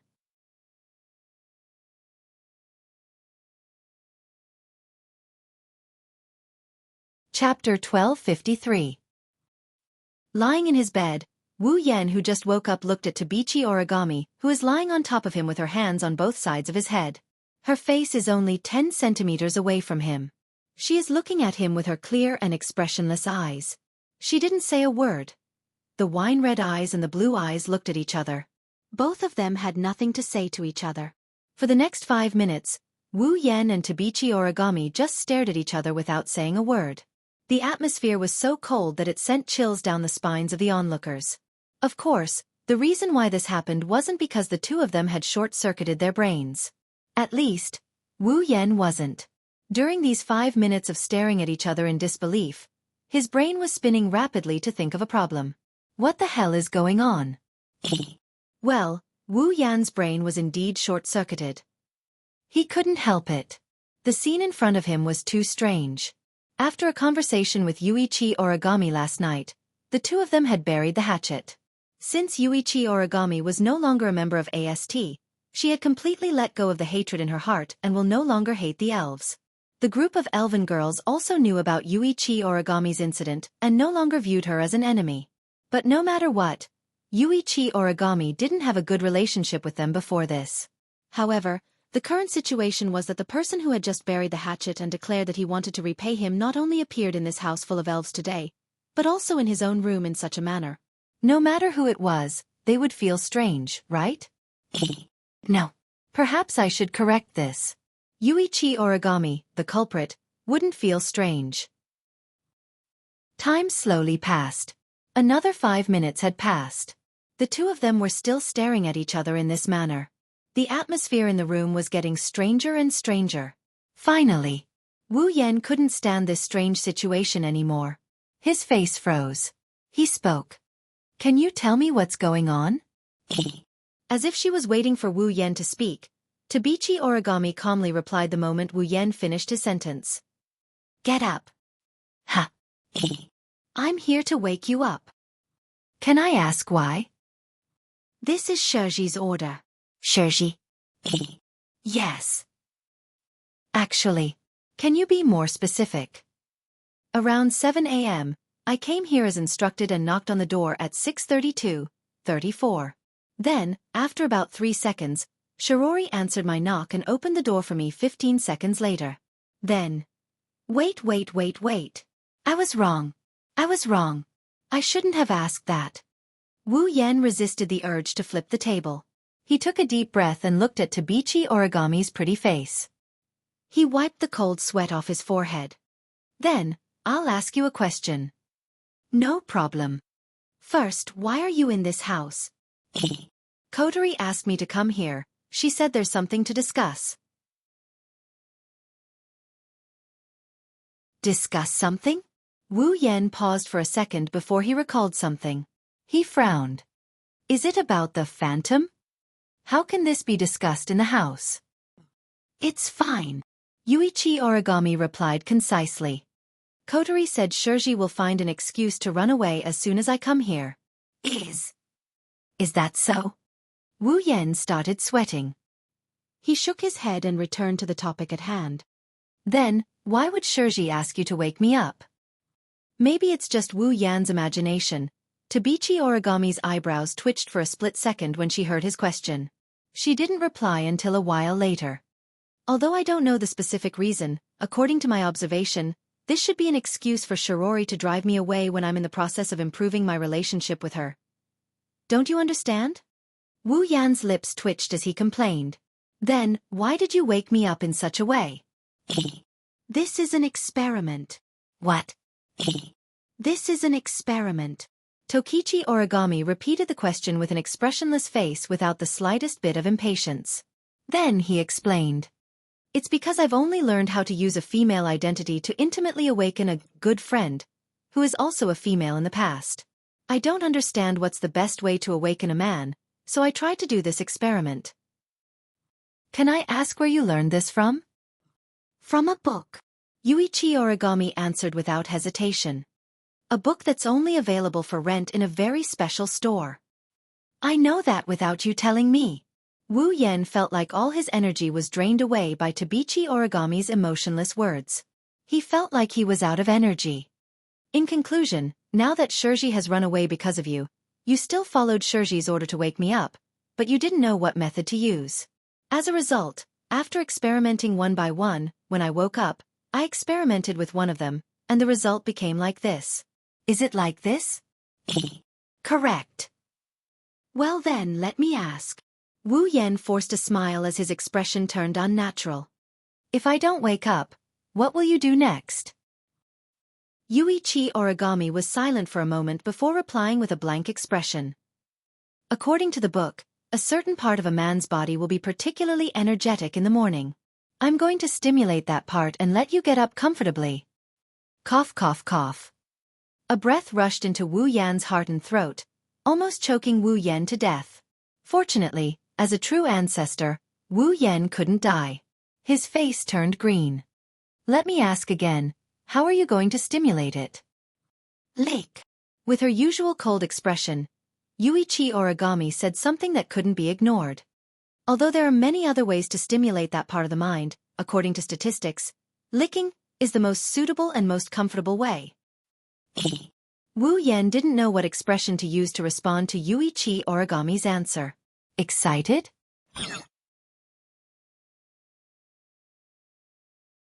Of course there is. After all, a super beautiful girl was planning to wake him up by licking him.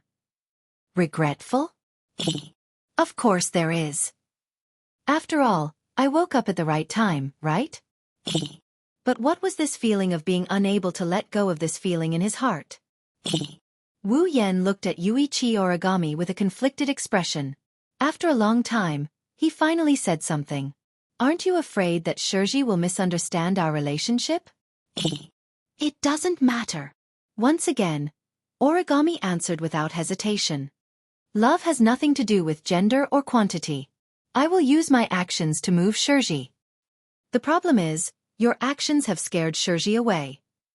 Wu Yan reminded her out of kindness. That's because Shiji hasn't gotten over it yet. Yuichi Origami said calmly. And because it's you, I did it. Because it's me. This time, Wu Yan's expression changed. Where did this come from? You are my benefactor. Yuichi Origami remained calm. So it doesn't matter. Because you are my benefactor. So it doesn't matter. Wu Yan's eyebrows twitched. His heart twitched uncontrollably.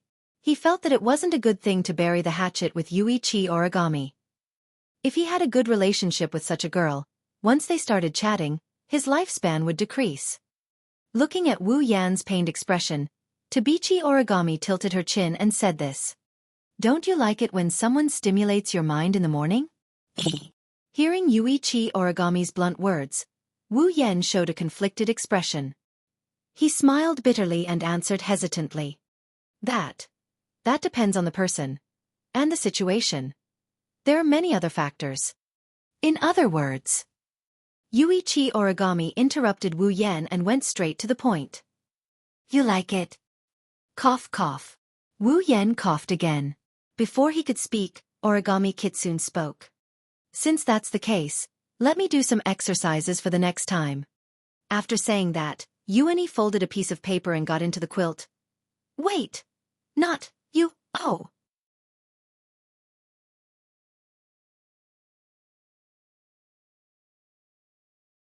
Chapter 1254. Kotori sat on a sofa in the living room.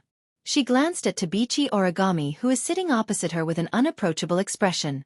Then, she looked at Wu Yen, who is sitting on the sofa beside them.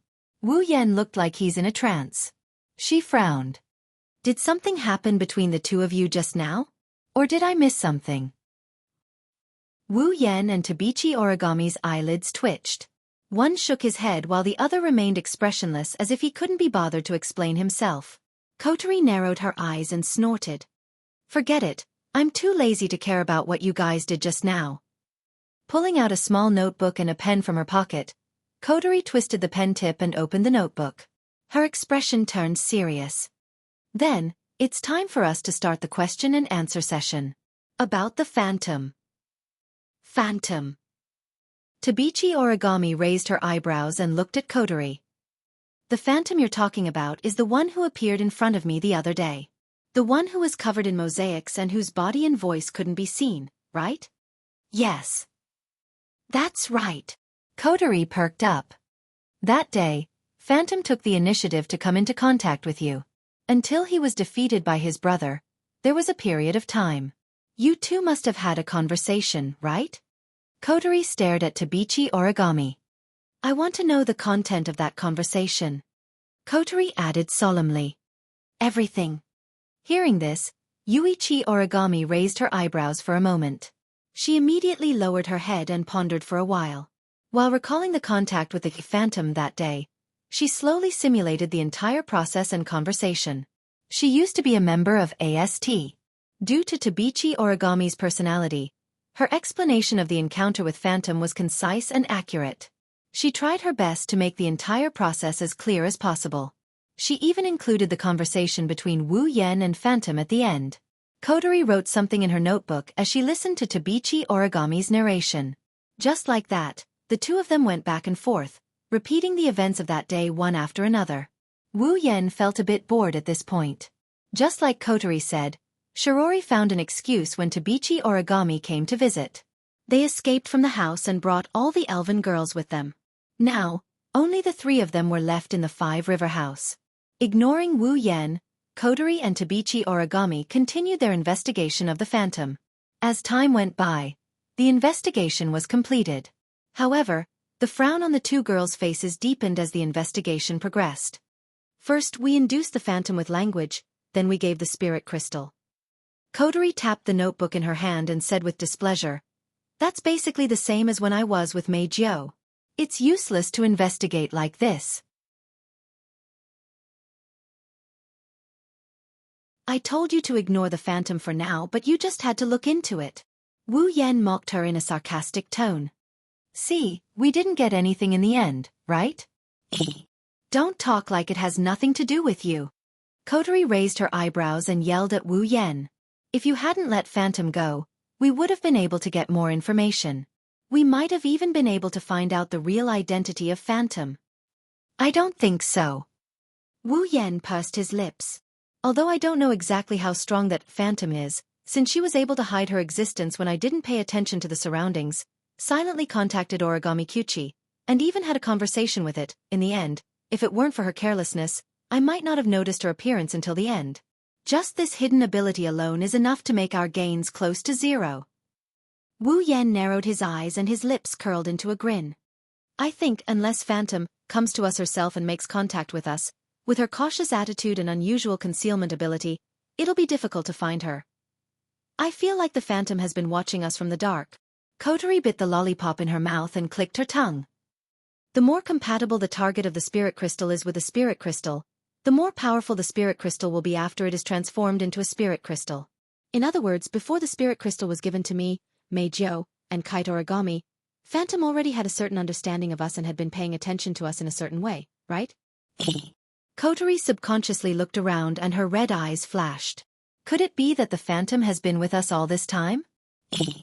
Hearing this, the atmosphere at the scene suddenly became silent. Around us. Wu Yan sighed. That's not impossible. After all, I wouldn't be able to discover her if I didn't pay special attention to her. In other words, it's possible. Kotori's eyes lit up, she smiled mischievously. Come to think of it, the spirit crystal that Phantom intends to give to Origami Kwan is in our hands. She's paying attention to us from all around. It's not impossible for her to steal it when we're careless. Speaking of which, we haven't investigated the spirit crystal yet. Kotori looked at Wu Yan. Where's the spirit crystal? Oh, it's with me. Wu Yan stretched his hand out as if he was trying to find something on his body. Before he could put his hand into his pocket, Tabichi Origami opened her hand with a cold voice. In his hand, the spirit crystal, that originally belonged to Origami Kataichi, was releasing a bright white light. You! Wu Yan looked at the spirit crystal in Tabichi Origami's hand in shock. When did you take it? This morning. Tabichi Origami said calmly. I found it in your pocket. Pocket? Kotori was stunned, she glared at Wu Yan. You put something so important in your pocket. Ah! Wu Yan quickly laughed and shrugged his shoulders. I studied it last night. I was too sleepy so I just stuffed it in my pocket. You! Kotori glared at Wu Yan and turned away. She looked at Tabichi Origami with a sour expression. Forget about him. He's just a freak. Nothing will happen to him. But how can you casually come into contact with spirit crystals? This is something that will turn you into a fairy the moment you touch it, you know? I guessed a little. Kotori's expression darkened, but Tabichi Origami remained expressionless and raised her hand. That's why I didn't touch it. Wu Yan and Kotori were stunned. They noticed there was a layer of green light between Tabichi Origami's hand and the spirit crystal. Is this a domain of will? Kotori's expression improved, but she still rolled her eyes at Tabichi Origami. Even if there's a Tortori, you can't touch it. What if you accidentally turn into a spirit? Tabichi Origami didn't answer. She looked at the spirit crystal in her hand and glanced at Wu Yan. She seemed to be thinking about something. Beep beep beep. Suddenly, an alarm sound came from Kotori's radio. Before Kotori could react, an anxious voice came from the radio. Commander! This is bad. Elaine? Mira? Mathers escaped. What did you say? Kotori exclaimed.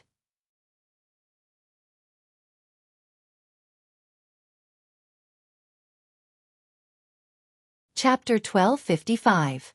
Heavenly Palace City, on a certain street. On the busy street, a slender figure passed by the pedestrians at an astonishing speed. The surrounding pedestrians widened their eyes in surprise as they rushed towards their destination. This person was none other than Irene, who had tried her best to escape from Ratatosker's secret facility. Irene's goal was to head to the AST base where Weisskort was stationed. She compressed her Tour de Tori and wrapped it around her body.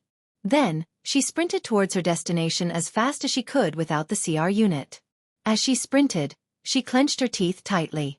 Irene must return to the AST base before Ratatosker's pursuers catch up to her. That's the only way to ensure her safety. Otherwise, even if she didn't care about Ratatosker's people, she would be at her wits' end if the few existences she feared were to come looking for her. At the same time, Irene's heart was filled with grievances. As the world's most powerful magician and an invincible existence, Irene had never thought that one day, she would actually fall to the point where she would become someone's prisoner and even have to run away from someone's pursuit. But she has no choice. Among the existences that Alice sees as enemies, there are some that she has no choice but to fear. Itsuka Shido. Natsuki Minamiya. Itsuka Kotori. The three of them had once defeated her without any injuries. With Irene's strength, there was no way she could resist them. Irene can only endure the aggrieved and humiliated feeling in her heart. She gritted her teeth and rushed towards the AST base. However, with her current speed, she doesn't know if she can reach the AST base before the enemies arrive. That's still an unknown quantity. There's no other way. Irene looked around. She suddenly plunged into a small alley. Then, a burst of bright light flashed in the small alley. The next moment, a ray of light shot into the sky with the sound of an engine. He shot past them and continued to head towards AST's base. His entire body was equipped with a platinum-colored special CR unit, Pandaragon, and he unleashed his Tertitori that was much more powerful than a few seconds ago. Irene operated the thrusters as fast as she could. She recalled what Wu Yan said to her that day. Now you have two choices. 1. Tell me where Will Scott is right now. I can't guarantee that I won't do anything to him. Perhaps I'll cripple him, but I definitely won't kill him. 2. You don't have to say anything. I'll find Will Court myself. Once I find him, you can buy flowers for him to visit his grave. Recalling how that man had said those words in front of her, Irene's eyes flashed with hatred, and her speed increased to another level. I won't let you succeed. Heavenly Palace City, AST Garrison Base. In the luxurious room, Will Scott sat on the sofa with his eyes closed. Surprisingly, there was no longer that annoying smile on his face, not even the slightest bit of expression. This was a very unusual thing for Will Coat. However, it was no wonder that his most capable assistant, who could also be said to be his strongest trump card, was captured by Ratatasker's men. This was too unexpected for Will Court. It was too much of a blow. Fortunately, Will Court was quite capable. He did not lose his composure at all. He still did what he was supposed to do, but it was inevitable that he would behave differently from usual. If anyone who was familiar with Will Scott was here, they would know that the Will Scott who didn't do anything was the most unusual Will Scott. One could only imagine how Will Scott was feeling right now. But it was a pity that his mood didn't last long. Shortly after, as though he sensed something, Will Scott opened his eyes abruptly and gazed at the door. His lips curled into a sharp and disgusted arc as usual. Ike! Almost at the same time, the door was violently flung open, and Irene strode into the room. Her face was still cold, but her forehead was covered with sweat. It was clear that she had exhausted a lot of energy just now. Oh, you're back? Will Scott's eyes narrowed into slits as he spoke in a mocking tone. As expected of you, even Itsuka Shido was unable to imprison you. No, Itsuka Shido only came to talk to me once. He didn't interfere with my imprisonment. Ike took a deep breath and forced herself to calm down. However, Ike, I must tell you a piece of bad news. Is it about Itsuka Kotori? Will Court leaned back on the sofa with a calm expression. The magicians who escaped reported to me. I didn't expect Itsuka Kotori to have the power to defeat you. Irene was silent for a moment before she sighed and spoke. Ike, what should we do now?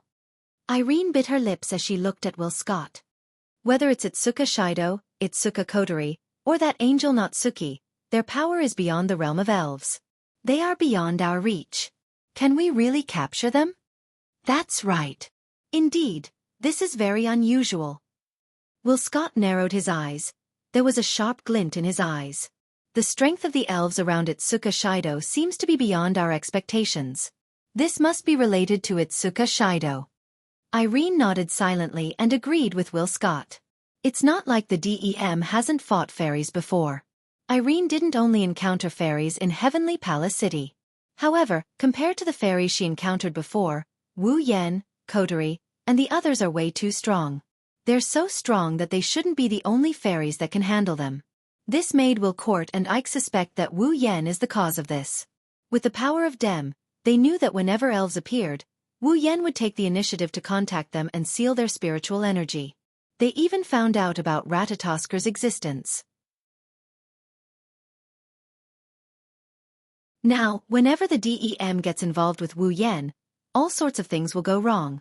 How can Will Scott and Irene not suspect that Wu Yan is the culprit behind all this? Looks like that man is a bit special. Will Court stroked his chin. An excited smile appeared on his face. If only I could know his secret. Ike. Irene raised her voice slightly, and there was a trace of helplessness in it. I know what you're thinking, but that man is too dangerous. With our power, we can't do anything to him. You're right. Will Court sighed helplessly, but he soon smiled. However, from another perspective, isn't such a powerful sprite exactly what we're after? This. Elaine opened her mouth as if she wanted to refute. However, when she thought of what Will Scott had done, she immediately shut her mouth. Don't worry. Seeing Irene fall silent, Westcott smiled as if he was comforting her. Human nature has a lot of weaknesses. The same goes for the elves. Even if we can't find them now, it doesn't mean that we won't be able to find them in the future. No matter what, we have a lot of advantages over them. Even if they have Ratatoskr behind them, it's still the same. Let's wait. Westcott stood up and turned his back to Kieran as he came to a conclusion. His voice echoed clearly in the area. We just don't have the chance now. We're at a disadvantage. Sooner or later, there will be an opening. We'll make our move then. Anyway, I'm used to waiting.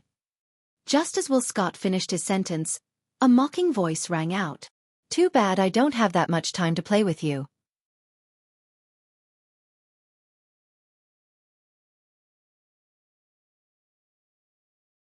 Chapter 1256. Too bad I don't have that much time to play with you. A nightmarish voice drowned out Will Scott's words and reverberated in the luxurious room. Hearing this voice, Westcott's eyes turned cold and Irene's pupils shrank. The two of them turned their heads and looked at the source of the voice. Then, their expressions changed. Wu Yan was standing at the entrance of the room. He was wearing a black shirt, black pants, and a black jacket. He had black hair and red eyes. His arms were crossed in front of his chest. He had an inexplicable smile on his face.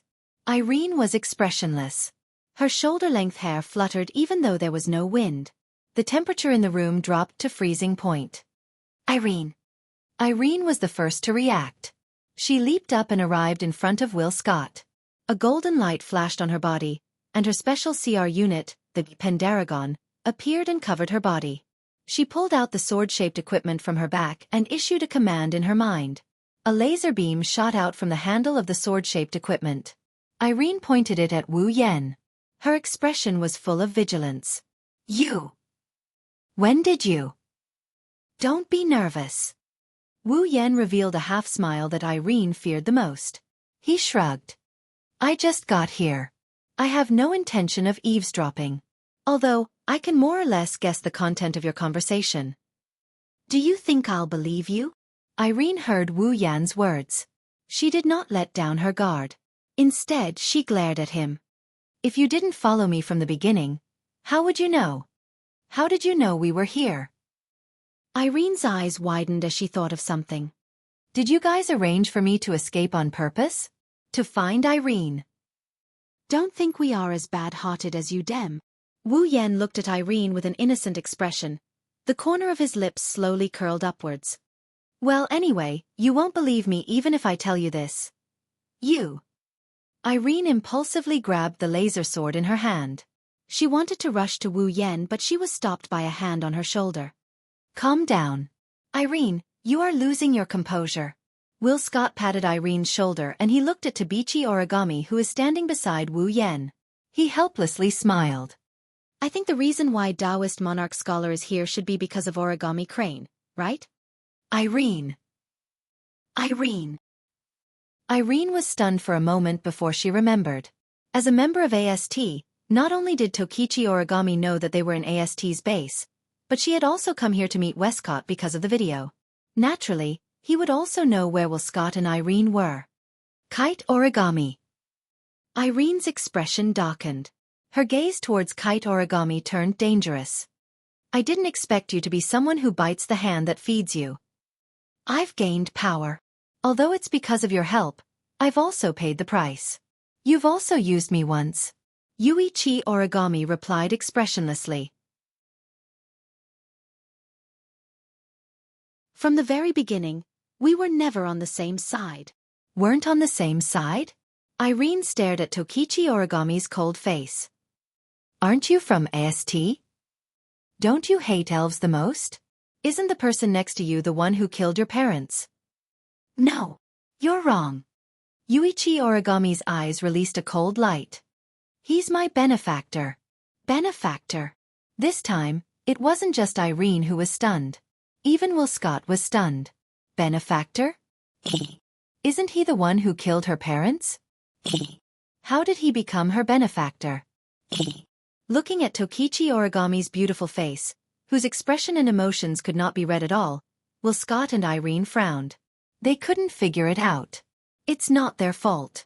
After all, they saw the video of Wu Yan killing Irene's parents. It's natural for them to react this way. Looks like something out of our expectations happened again. Will Scott looked at Tabichi Origami for a long time before he looked at Wu Yan. He shrugged without a hint of nervousness. Taoist Lord Sure. You're really special. It would be great if we could be friends. I'm sorry. Wu Yan smiled meaningfully. The first time we met, you threatened to attack the people around me. I intimidated you. The second time we met, you did attack me and I destroyed one of your branches. The third time we've met, which is now, you've once again attacked the people around me, and I've once again come knocking on your door. The 3 times we met, plus our identities. Wu Yan shook his head and sighed. Do you think it's possible for us to be friends? Of course. Of course. Will Scott spread out his hands with a friendly smile on his face. As long as you're willing, we can be friends at any time. No matter what you want, I'll satisfy you. Wu Yan couldn't help but laugh when he heard Will Scott's words. Ha ha ha. I didn't expect the executive director of DEM to say something like this at a time like this. Should I say as expected of a villain? Or should I call you a pig? Ignoring Irene's angry glare, Wu Yan rubbed his stomach that's starting to hurt from all the laughing. His smiling eyes are like knives cutting through Will Scott and Irene. If you're trying to stall for time so that the people from AST and DEM can come and support you, then don't waste your time. The moment I entered this place, I've already set up a barrier around this place. Both Scott and Irene's expressions changed. Wu Yan mocked them. Do you understand now? In other words, even if I kill all of you here, no one will know about it until it's over. Buzz! Irene unleashed her Tour de Tori to envelop Will Scott. At the same time, she stomped on the ground and charged towards Wu Yan. Run! Irene controlled her Tour de Tori to send Will Scott away while she swung her laser lightsaber towards Wu Yan's neck. Clang, however, the laser lightsaber collided with another laser lightsaber before it could hit Wu Yan's neck. The crisp sound of weapons clashing against each other caused a sonic boom that blew at Irene's blonde hair. It also blew away the cold expression hidden behind her short white hair. Irene's pretty face turned grave as she looked at Toichi Origami, who was holding a laser lightsaber and fighting against her. Toichi Origami was equipped with the sister machine Mordred, that was very similar to her Pandaragon in terms of appearance and performance. She would never have thought that at this critical moment, the person she would be facing was actually the controller of her own personal cryo unit. Origami Kitsune. Irene said coldly. Do you think you're my opponent? Irene. I don't need to be your opponent. Origami Kitsune raised her head slightly. She gripped her lightsaber and rubbed it against Irene's lightsaber, causing sparks to fly.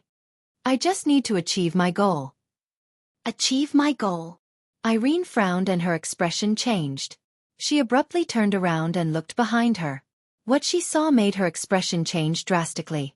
In the middle of the luxurious room, Will Scott's Tori had disappeared without him noticing, but his body was still floating in mid-air.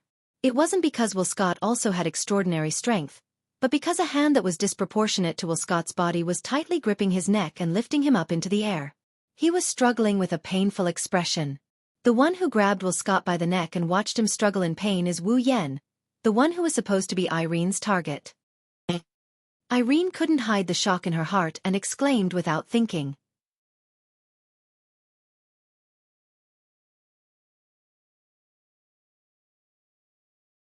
Chapter 1257. Ike. Seeing that Will Scott had fallen into a dangerous situation, Irene's eyes flickered. The magic generated on the laser lightsaber that was clashing with Tokichi Origami had an extremely short pause based on the user's mental state, directly causing Irene's strength to weaken a little. Ike's eyes flashed with a cold light. In the next moment, Ike felt the Tour de Tori surrounding her being touched by another Tour de Tori. A sharp light accompanied the touch, causing Ike to realize that she was distracted. She quickly reacted by raising the laser lightsaber in her hand. Clang then, as Irene raised her laser lightsaber, a strong force and a clear clashing sound rang out, once again causing intense sparks to burst forth in this space.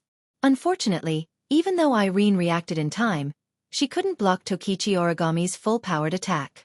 Irene's figure was unavoidably sent flying. Irene clenched her teeth. Her brain immediately issued a command to drive the propulsion jet engine on her back to retreat quickly. But the next moment, Irene seemed to have crashed into an invisible wall. She stopped in her tracks with a muffled thud. The wall that appeared behind Irene and caused her to crash into it was the square-shaped territory. What? Ike's pupils shrunk slightly. Then they became sharp again. Don't underestimate me. Abruptly, Elaine expanded her territory by several times. Like another wall, it hit the territory standing behind her and sent her flying. This was also the reason why Irene was defeated. It's over. A cold voice reverberated in the air and entered Irene's ears.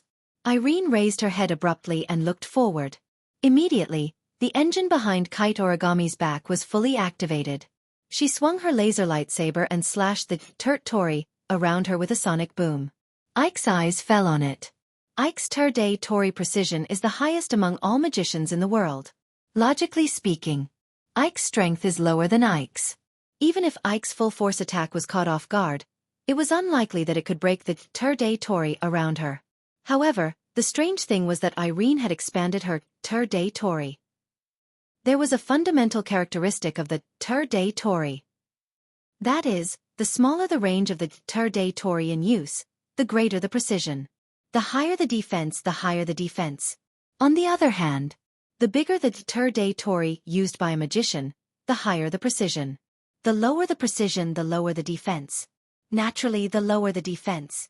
In the face of Irene's full-powered territory, domain of will. If it was maintained to a certain extent, then Ike's origami equipped with Mordred would not be able to break it. Ike's territory expansion couldn't block Ike's attack. Therefore, by the time Irene reacted, Tokichi Origami's laser lightsaber, which had just cut open her territory, was already placed on her neck. The world's strongest magician finally lost to Ike's origami, who is also a magician. This fact caused Ike's expression to change. She was in disbelief. You were careless. Ike's origami didn't concede. She expressionlessly stated the reason why Ike lost.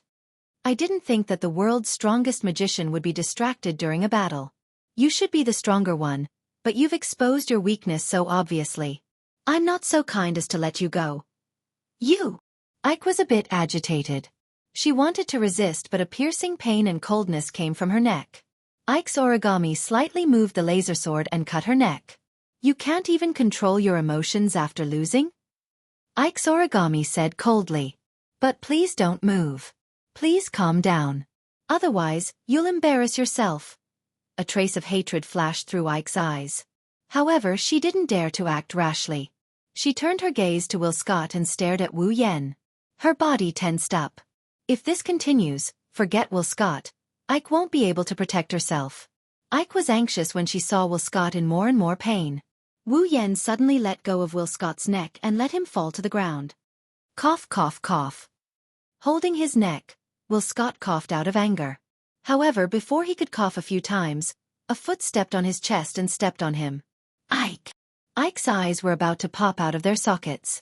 Her heart felt like it was bleeding. Ever since she followed Will Scott and protected him, Will Scott didn't even get hurt when he was threatened. But today, with her by his side to protect him, not only was Will Scott almost strangled to death, he was even trampled under someone's foot. Ike's mind was on the verge of going crazy. She failed in her duty. Humph! Will Scott let out a muffled groan. He felt as though a mountain was pressing down on his chest. The feeling of being unable to breathe caused his shrewd face to turn red. Even his eyes were bloodshot. However, he was smiling. And it was a very happy smile. This feeling. I feel like I could die at any moment. Will Scott forced a voice out of his throat while maintaining his smile. He looked up at Wu Yen. A painful and joyful smile appeared on his face. How many years has it been since I last met you? How nostalgic. Wu Yen raised an eyebrow. He looked at Ike's origami gloomily. Do I look so harmless that I can make people smile when they're threatened by me? I think it's personal. Toichi Origami stared at Irene in front of him. While holding the laser lightsaber in his hand, he answered without turning his head. The CEO of the DEM is someone who can smile in the face of death. There's no doubt about it. I see. Wu Yan rubbed his chin and muttered to himself. Seems like he'll be satisfied if I let him die. That won't do. Death is not scary.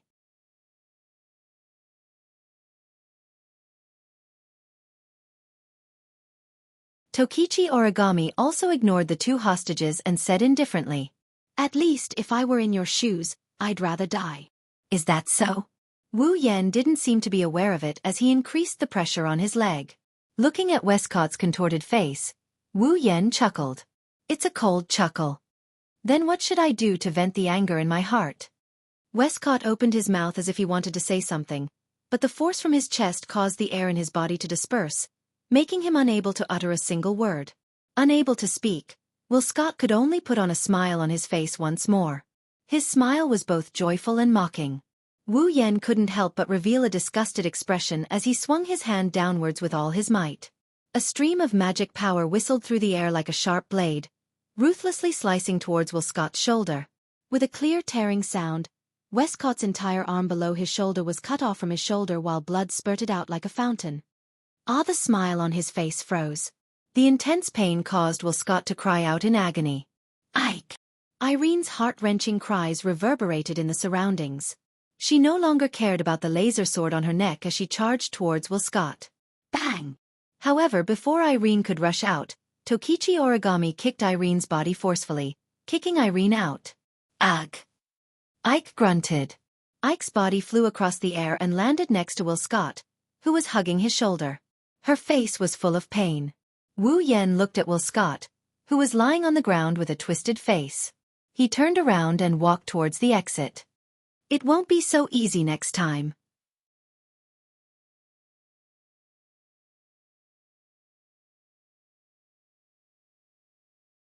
Chapter 1258. Like a loyal guard, almost as soon as Wu Yan left, Yuichi Origami followed behind him without saying a word. The two of them walked along the corridor of AST's base as if they were entering a deserted area. They didn't hide, nor did they sneak around. Instead, they walked openly. To be more precise, Yuichi Origami was just following Wu Yan. After all, Wu Yan had directly used spatial transference to bring Origami Kitsune to where Will Scott and Irene were. Since Wu Yan didn't plan on using spatial transference to leave this place, Origami Kitsune could only follow. Although Tokichi Origami felt that AST might have become her enemy, since Wu Yan was AST's enemy, Tokichi Origami decided to follow Wu Yan for the rest of her life to repay the kindness of being reborn. This was the Origami Kite. He could lead a twisted life because of hatred, but he could also become the enemy of the whole world because of a favor. It didn't matter if Kite Origami was honest, reckless, or even stubborn. Kite Origami would probably accept it expressionlessly as usual. Who asked her to be such an extreme person? Of course, the current Origami Kite was undoubtedly many times brighter than before. However, there were some things Kite Origami still doesn't understand. Is that okay? Following behind Wu Yan, Yuichi Origami suddenly spoke. I don't think you're a merciful person who would spare your enemy's life. At first glance, Origami Kite seemed to be mocking Wu Yan, but Wu Yan, who had a good understanding of Origami Kite, understood what Origami Kite meant. Will Scott and the DEM were enemies. There was absolutely no doubt about this. Even Kite Origami could tell that Westcott was a dangerous man. Extremely dangerous. It was not because Will Scott was strong, but because this person gave Origami a sense of danger from the bottom of her heart. Perhaps, as an enemy, Will Scott was even more terrifying than Irene. Although Tokichi Origami had no evidence to prove this point, she believed in her own feelings. Similarly, Tokichi Origami didn't think that Wu Yan didn't know how dangerous Will Scott was. If Westcott is allowed to continue like this, one day, the elves around Wu Yan might actually be captured by Westcott. He would regret it then. Then it would really be too late. Do you think I don't want to kill him? Wu Yan understood the meaning behind Tokichi Origami's words. He helplessly scratched his face and shrugged. I can tolerate him once, I can tolerate him twice, but that doesn't mean I can tolerate him 3 times. Just now, I really wanted to kill him. But someone didn't give it to me. Someone doesn't want to give it to me? Yuichi Origami was stunned for a moment. Just as she was about to ask for the reason, A burst of chaotic footsteps rudely interrupted her and attracted her attention. She was with Wu Yan. She raised her head and looked at the front of the corridor. Immediately, a team of about a dozen girls wearing specialized thread-linked outfits entered Tokichi Origami's sight. The leader of the team was Tokichi Origami's former boss, Sunrise Prairie Fire. Tokichi Origami frowned and turned to look at Wu Yan. I think we should retreat as soon as possible. Yeah, we have to retreat first. If we are seen, it will be troublesome. Wu Yan agreed, but his next words stunned Tokichi Origami. So, I will retreat first. See you at the door. Without waiting for Tokichi Origami to react, Wu Yan turned around and disappeared from the spot. Tokichi Origami stared blankly at the direction Wu Yan disappeared. She was silent, a trace of gratitude slowly appeared in her eyes. Of course, Tokichi Origami didn't think Wu Yan wanted to abandon her. Even if he wanted to abandon her, he had to see what kind of enemy he was facing. A group of AST members didn't have the qualifications to make Wu Yan abandon his companions and run away.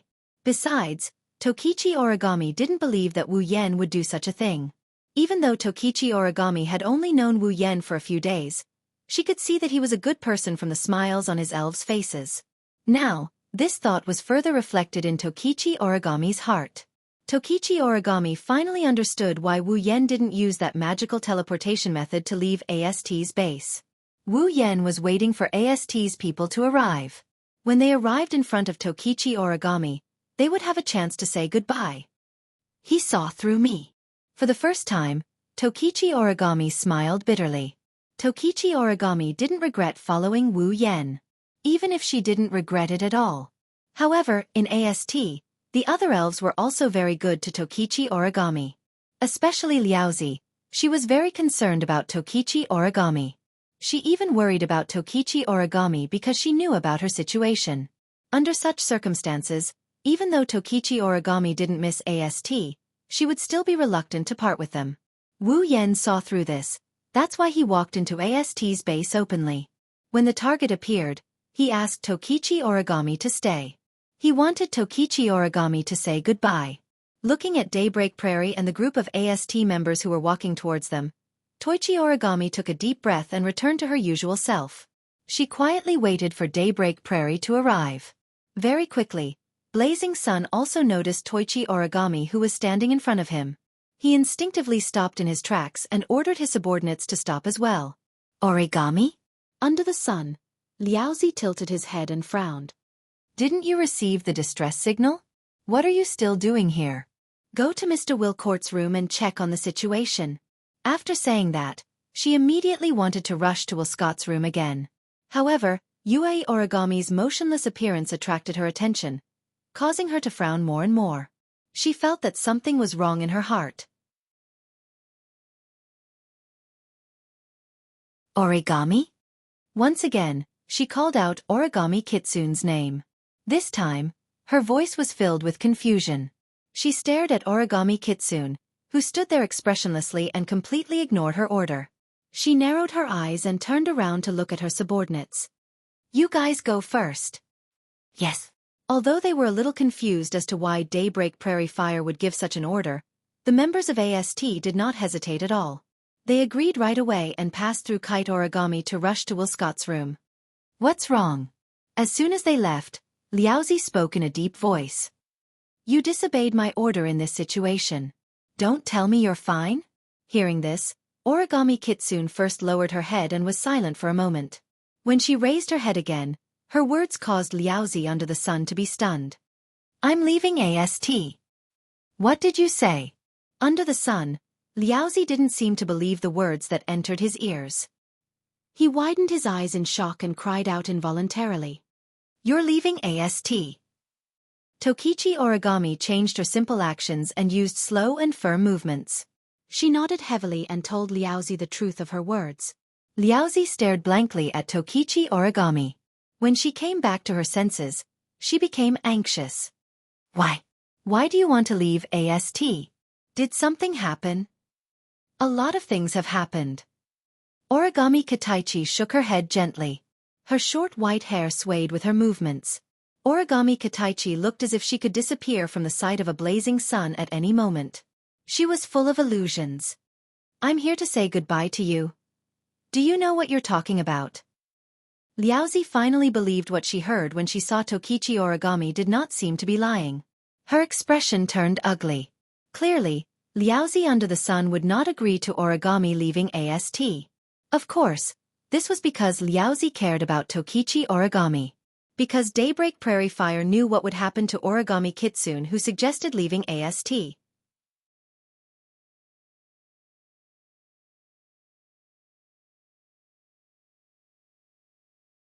Chapter 1259. AST was the Elven Army. It was a special force that specialized in killing the elves. In order to deal with the elves that could threaten the world with their very existence, AST was granted the right to use the Manifestation Device and CR unit, allowing the members of AST to transform into superhuman magicians to face off against the powerful elves. Every member of AST was carefully selected from the masses. They were special members who had the talent to become magicians. After going through training and tests, they were confirmed to be proficient in controlling CR unit. Only then could they join AST. After all, if they couldn't control the CR unit, how could they fight against the elves? As for those who didn't join the AST and become a member of the Magician Army, their memories must be erased with the display device so that they would forget everything about the AST and the display device and return to the life of a normal person. AST, the display device, and the elves were secrets that couldn't be revealed to the common people. Otherwise, it would bring chaos to the world. Therefore, AST wasn't something that could be easily joined. Naturally, Origami couldn't leave just because she wanted to. Of course, Origami could raise her request to the higher-ups of AST. AST would not force Tabichi Origami to stay even though a good magician was hard to come by. However, AST wasn't a black-hearted company like DEM. It was a legitimate self-defense force of the country. They wouldn't force anyone to leave. However, once Toichi Origami requested to withdraw from AST and received approval, the people of AST would erase Toichi Origami's memory of AST and the display device as part of their obligation. They would let her return to her normal life. In other words, not only would Origami Kite have to forget everything about the display device, he would also forget everything that happened in the AST, including her former companions and her boss, Sunrise Prairie Fire. By then, Origami would be the captain of the Elven Army, who could only operate in the dark, while Sunrise Prairie Fire would be a normal citizen of Heavenly Palace City. Origami and Sunrise Prairie Fire would never cross paths again. So, after coming to the conclusion that Origami wasn't joking, Sunrise Prairie Fire's expression turned ugly. Because when Origami Koichi said this sentence, it was no different from breaking off all ties with her forever. Are you serious? Sunrise Prairie Fire stared at Origami with a solemn expression. You should know that once you leave AST, your memories will be erased, right? You don't have to worry about that. Origami gave the most concise answer to Sunrise Prairie Fire's threatening words. My memories won't be erased. What do you mean? Sunrise Prairie Fire frowned at first. Then she thought of something and showed an expression of disbelief. Are you planning to go against AST's system and escape? Hearing Daybreak Prairie Fire's words, Origami Kite was speechless. From a certain point of view, Kite Origami was indeed trying to resist the AST system and escape while retaining his memory. After all, there was no way Tokichi Origami would let the people from AST erase his memory without doing anything.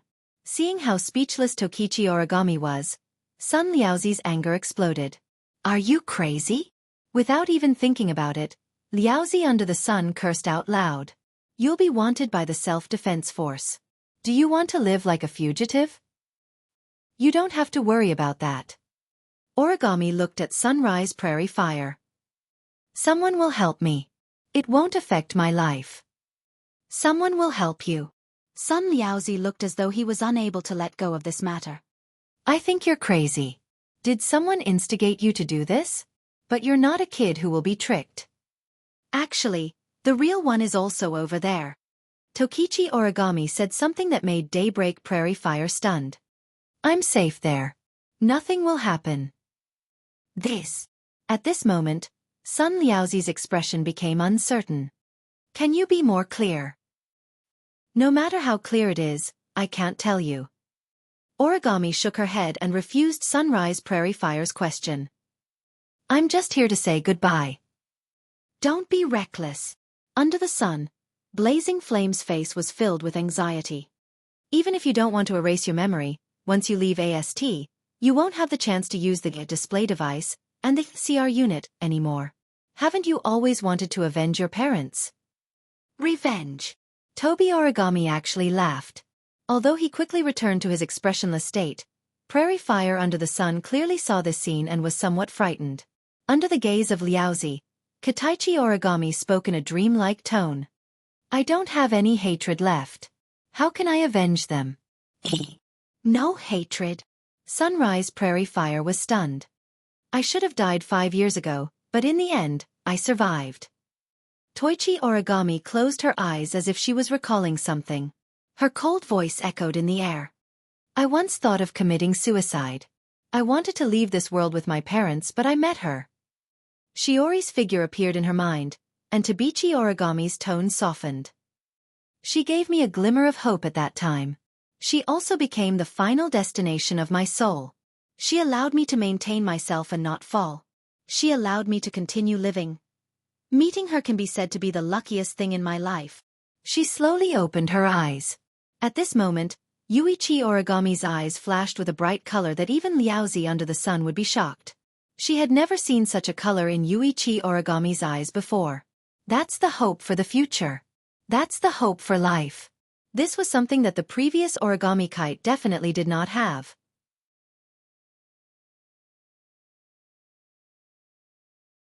Originally, I thought that Shirori would be the last light in my life, but God sent her to my side again. Her eyes were filled with an unbelievable radiance. Kyuichi Origami's cold doll-like face actually showed signs of thawing. If Shirji brings me the longing for life and the extravagant hope to live on, then Shurdao brings me a reborn life and a bright future. I don't want to leave Shirori, and I can't leave Shido. Tabichi Origami's expression became firm. So in order to stay by their side, I will leave AST. You. Sunrise Prairie Fire had mixed feelings. She was happy but also depressed. She was happy because Origami was no longer as lifeless as before. She was showing signs of life. She was depressed because from Origami's words and actions, Sunrise Prairie Fire understood that she couldn't stop her. Although I don't know what happened, and it does seem to be a good thing for you, do you have to leave AST? Under the sun, Liaozi tried to mediate the situation unwillingly.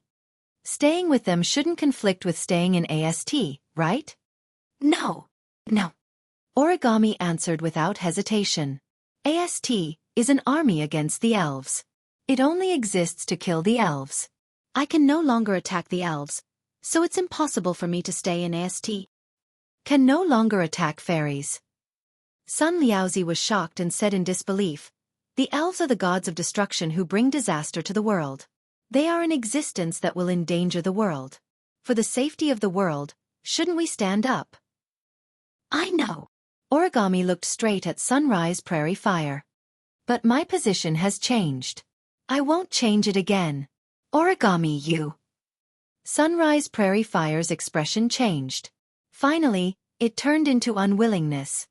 Is there no room for negotiation? No. Origami didn't answer. She walked past Sunrise Prairie Fire and walked forward. She silently told Sunrise Prairie Fire the answer. Sunrise Prairie Fire lowered her head.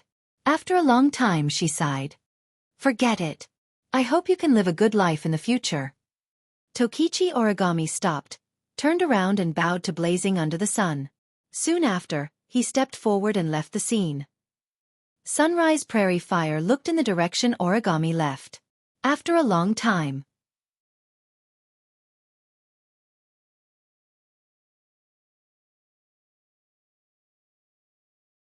Chapter 1260. Heavenly Palace City, AST Garrison Base. At the entrance, a figure suddenly appeared without any warning. The coat on his body swayed in an arc as he appeared, and then gently floated down, appearing extremely casual. He glanced at the entrance of AST's base and then looked around. He took out his phone from his pocket. He didn't dial any number nor did he call anyone. He pressed the call button and put the phone to his ear. He then waited in silence. Not long after, a line was connected to Wu Yan's phone. Along with it came a voice filled with vicissitudes of life. Should I call you Sherdao Kuan? Or should I call you Wu Yan Kuan? I don't have any particular requests. Either way, it's my current status. Wu Yan shrugged and sighed. He then said to the phone in an exasperated tone. And then, don't you have anything else to say? You specifically told Coterie to tell me not to kill Will Scott. You even told me not to kill Irene. If you don't have a good reason, I'll lose my temper, Woodman-sama. As for the reason. On the other side of the phone, Woodman let out a long sigh as if he was pondering. Then he spoke in a mocking tone. There are rational reasons and emotional reasons. Which one do you want to hear? Upper echelons like you treat hostile forces? How could there be such a sentimental reason? Wu Yan raised an eyebrow. Then I'd like to hear. Due to various reasons, Will Scott can't die yet. Woodman answered. That's the rational reason. I'm asking about emotional reasons. Wu Yan's eyebrows twitched as he rubbed his forehead. I say, Woodman-sama, you're not purposely making fun of me, are you? No, I'm serious. Wu Yan heard Woodman's solemn voice. You'll know the specific reason in the future. Some of what Will Scott is doing is actually beneficial to us. Is that why you want me to keep him alive? As expected of the leaders of the top forces. Wu Yan pursed his lips. Then, what about emotional reasons? Woodman fell silent. A clear breathing sound came from the phone. After a long time, Woodman's voice, which contained an unknown emotion, gradually sounded. Actually, in the past, we were on the same team. On the same team? This time. Wu Yan was stunned. What do you mean? It's not a good habit to be interested in other people's past. Wu Yan-kun. Woodman chuckled before he sighed. Just think of it as an old man trying to be merciful. A merciful heart. Wu Yan chuckled. Just think of it as that. Listening to Wu Yan's disbelief, Woodman didn't try to explain himself. Instead, he laughed. Sparing Will Scott's life shouldn't be a problem for you, Wu Yan, Kuan, right? Not for me.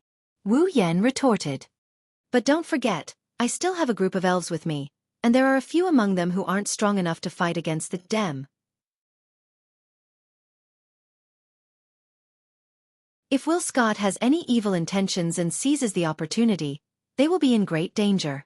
Do you think I can wait until then to regret it? Is that so? Woodman retorted with a half-smile. But why do I feel like you've never taken Will Scott seriously, Wu Yan, Kuan? Oh. Wu Yan snickered in amusement. Why do you say that? If you think Will Scott is a threat to the elves around you, you won't listen even if I ask Commander Five River to tell you not to kill Will Scott, right? Woodman spoke Wu Yan's mind in a casual tone. After all, you made a declaration to us. If you do anything to harm the elves, you'll become our enemy. Wu Yan scratched his cheeks and sighed helplessly. Should I say that the older the ginger, the wiser? It's just a basic deduction. Woodman said calmly. Of course, I don't know why you don't take Will Scott seriously, Wu Yan, Kuan. As you said, Will Scott wouldn't give up on using the elves around you. Those elves aren't like you, Wu Yan Kuan, who can ignore the Dem. So what makes you so confident, Wu Yan Kuan? Woodman's voice became curious. I'm curious. Then, I will use a phrase from you as well. Wu Yan held the phone with his other hand and he grinned while squinting his eyes. You'll find out the specifics in the future. As always, he refuses to reveal any information. Woodman said helplessly. Young man, being too mysterious isn't a good thing. Well, it's troublesome to explain anyway. Wu Yan shrugged. I can only say that the elves can't ignore Dem now, but that doesn't mean they can't in the future. That's right. They can't now, but that doesn't mean they can't in the future. With Wu Yan's relationship with the elves, Wu Yan will make them his summons sooner or later. Once they become his summons, their growth will be limitless. The elves will become stronger in battle until they're stronger than Irene and Dem. They'll become so strong that Scott won't be able to do anything to them. The elves' future is limitless. At the end of the day, Scott is just a wall in this world. It's not that hard. If they want to, they can push it down at any time. Even if Wu Yen doesn't make a move, it'll be the same. Perhaps it should be said that with Scott, the Dem would not give up on the opportunity to come to them. At that time, they would all become stepping stones for the growth of the elves, providing the elves with the experience to become stronger and becoming complete fertilizers. Unfortunately, Woodman wouldn't understand all of this. Okay. Wu Yen was the one who didn't believe Woodman before, but now it's Woodman's turn to not believe Wu Yan's words. He changed the topic perfunctorily. The display device Wu Yen Kuan asked us to make is almost complete. I think it will be finished soon. I will come back and nag you again when the time comes. Wu Yan's spirit was lifted. He laughed from the bottom of his heart. Then I'll have to trouble you. We'll do what we promised. Plus, the budget Wu Yen Kuan left for us is still quite good for us. Woodman casually gave a reason. Well then, I look forward to our next meeting. That's it then.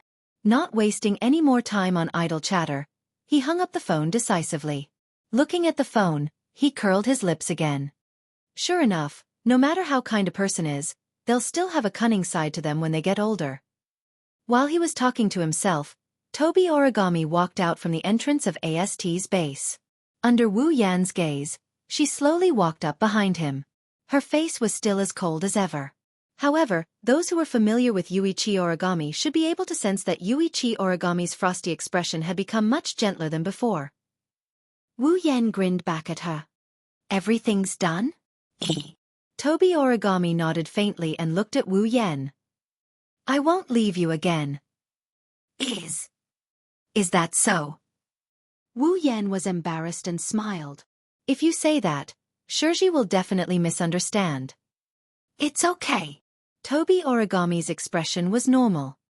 If it's you, it's okay. No, I think they are related somehow. Wu Yan glanced at Tabichi Origami and he cautiously asked her. Don't tell me you're going to learn from Meijio and eat both men and women? Wu Yan immediately regretted asking. Because he clearly saw a flash of light in Tokichi Origami's cold eyes, and the way she looked at him suddenly changed. Looking at Tabichi Origami's eyes, Wu Yan felt a sense of crisis and wanted to retreat. However, Tabichi Origami grabbed him by the collar and pulled him in front of her. You're not allowed to touch Shirji. Ha! You're not allowed to touch Shirji. Tobi Origami declared calmly. As compensation, I can let you trample on me. Cold sweat slid down Wu Yan's forehead.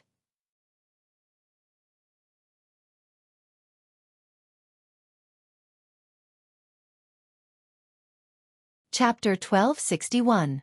Heavenly Palace City, Itsuka's house. Outside the window, the clouds were dyed with a bright sunset glow. The entire Heavenly Palace City was dyed red by the setting sun. In the hall of a typical living room, plates of freshly cooked dishes were placed on the dining table. Steam was rising from the dishes while their aroma permeated the air, filling the entire room. At the head of the table, Tokichi Origami, who was wearing a casual and cute shirt and shorts, was standing there. She lowered her head and looked at the delicious dishes on the table that constantly stimulated the tip of her nose. It was as if she couldn't adapt to it. Her beautiful face, which usually didn't have the slightest fluctuation, was now filled with surprise. Of course, Yuichi Origami was not surprised by the smell of the dishes on the table. Just this level alone was not enough to surprise her. What really surprised her was that the people on both sides of the table raised their glasses to her with smiles on their faces and said the same thing in unison. Congratulations! On the left side of the table, Wu Yen, Yagoya, Yuxian, and Mijio stood there. On the right side, Shirori, Kotori, Kurumi, Toka, and Shirori stood there. The people around the table raised their glasses in unison and raised their glasses to Tabichi Origami. Tabichi Origami, who was usually cold, was surprised. See, congratulations. Yuichi Origami's face had a shocked expression that did not match her image. She glanced at everyone around her. Her eyes were filled with confusion. Congratulations? What are they congratulating me for? This is a celebration for you. As though she could see through Toichi Origami's inner thoughts, Kotori, who was by the side, lowered her voice so that Shirori would not notice that she was in commander mode. She explained to Toichi Origami, "It's sister who heard that your parents have been in a vegetative state for 5 years and have just woken up recently, so she took the initiative to help you." Tabichi Origami finally understood what was going on. She put away the shock on her face and returned to her usual expressionless state. He glanced around. She lowered her head and thanked everyone. "Thank you for going through so much trouble for me." Tabichi Origami looked at Shirori. "Thank you too, Shirori. I will remember this." "Well, Origami classmate, you needn't take it to heart. I'm just making the decision as a friend." As if she was trying to explain something, Shirori felt pressured under Tabichi Origami's calm gaze. However, he still smiled. First, he emphasized the word friend, and then shook his head modestly. "Besides, these dishes were all prepared by Shido. I only came up with an idea. If you want to thank me, you should thank Shido." "What are you talking about, Shirji?" Wu Yan looked at Shirji with a faint smile.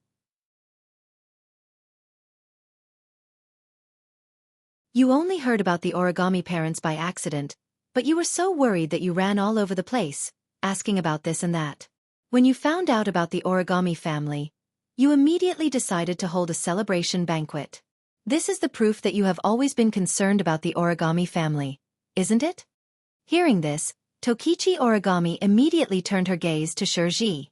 Her eyes clearly didn't have the slightest ripple, but Shirji felt that the gaze on her body was scorching hot enough to burn the clothes on her body into charcoal.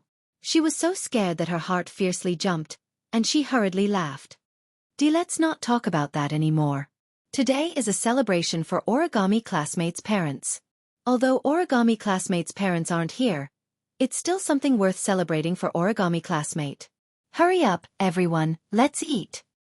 Oh, can we finally eat? Shirori, who had been silently swallowing her saliva, had a bright gleam in her eyes. As soon as she heard Shiori's words, she immediately extended her chopsticks towards the dish. However, her chopsticks were slapped away by another pair of chopsticks. "This is the celebration banquet Shido and Shirji prepared for me." As if declaring her sovereignty, Tabichi Origami changed her gentle temperament and became aggressive. Her gaze was like a knife cutting through Shiori's body. "You should go eat dog food." Dog food.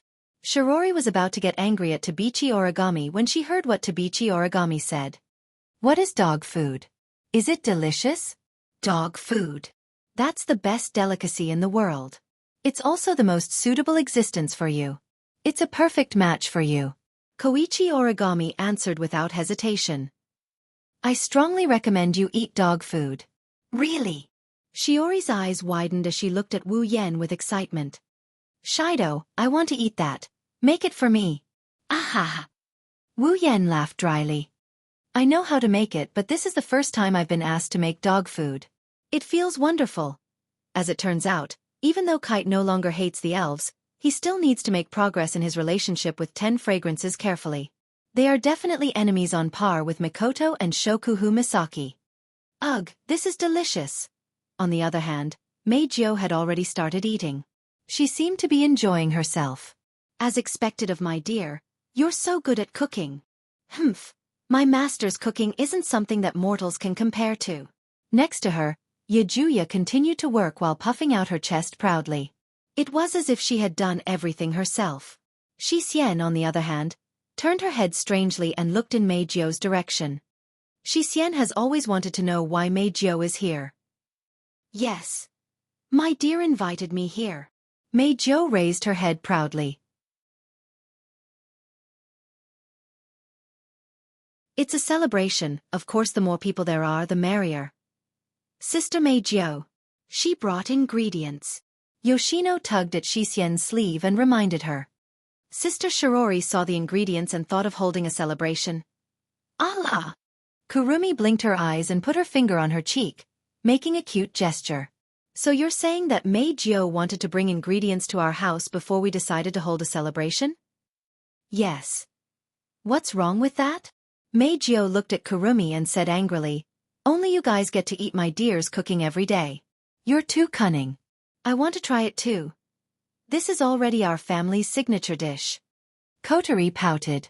Outsiders don't have the right to enjoy it. Then it's fine as long as it's someone from your family, right? Mei Jiao wasn't angry, she was happy. She yelled at Wu Yan. Hi, my dear. Let me marry you and become a member of your family. Cough, cough. Wu Yan almost spat out the soup in his mouth. He coughed a lot. Shido, I say, you should restrain yourself. Shiori's eyes twitched and she glared at Wu Yan. Even if you're a playboy, there should be a limit. Wu Yan's lips moved. He wanted to explain but Wu Yan didn't. He held it in for a long time but that was all he could say. That's a force majeure. Toka is a force majeure. Tokasaki-san is a force majeure. Yogi Aro and Yushin are also a force majeure. Now even say Yaki-san is a force majeure. Shiori's eyes were filled with disdain. Then, who is the next force majeure? Who knows? Well, who knows? Wu Yan rubbed his nose in embarrassment. Maybe it's coterie. Before he finished, 2 murderous gazes shot at Wu Yan like arrows. Wu Yan froze. One of them was from coterie who was pretending to be a good girl. She didn't dare to show her anger. The other one was from Shirori who was glaring at him coldly. Shido. Shirori said with a smile. Don't tell me you want to lay your hands on your own sister? Wu Yan's hair felt numb and like a broken doll.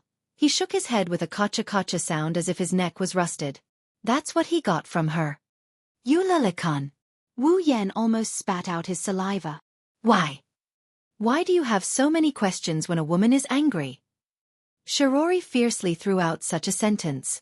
She reached out and grabbed Wu Yan by the collar and pulled him in front of her. Like an angry King Kong, she warned him in a menacing manner. Listen up, it's your business to mess with so many girls, I can't do anything about it. But you're not allowed to lay your hands on Kotori and Yoshino, do you hear me? Wu Yan's face was covered in tears. He wanted to say that a few hours ago, Tashiichi Origami did the same to him. But now, she's the one he's not allowed to lay his hands on.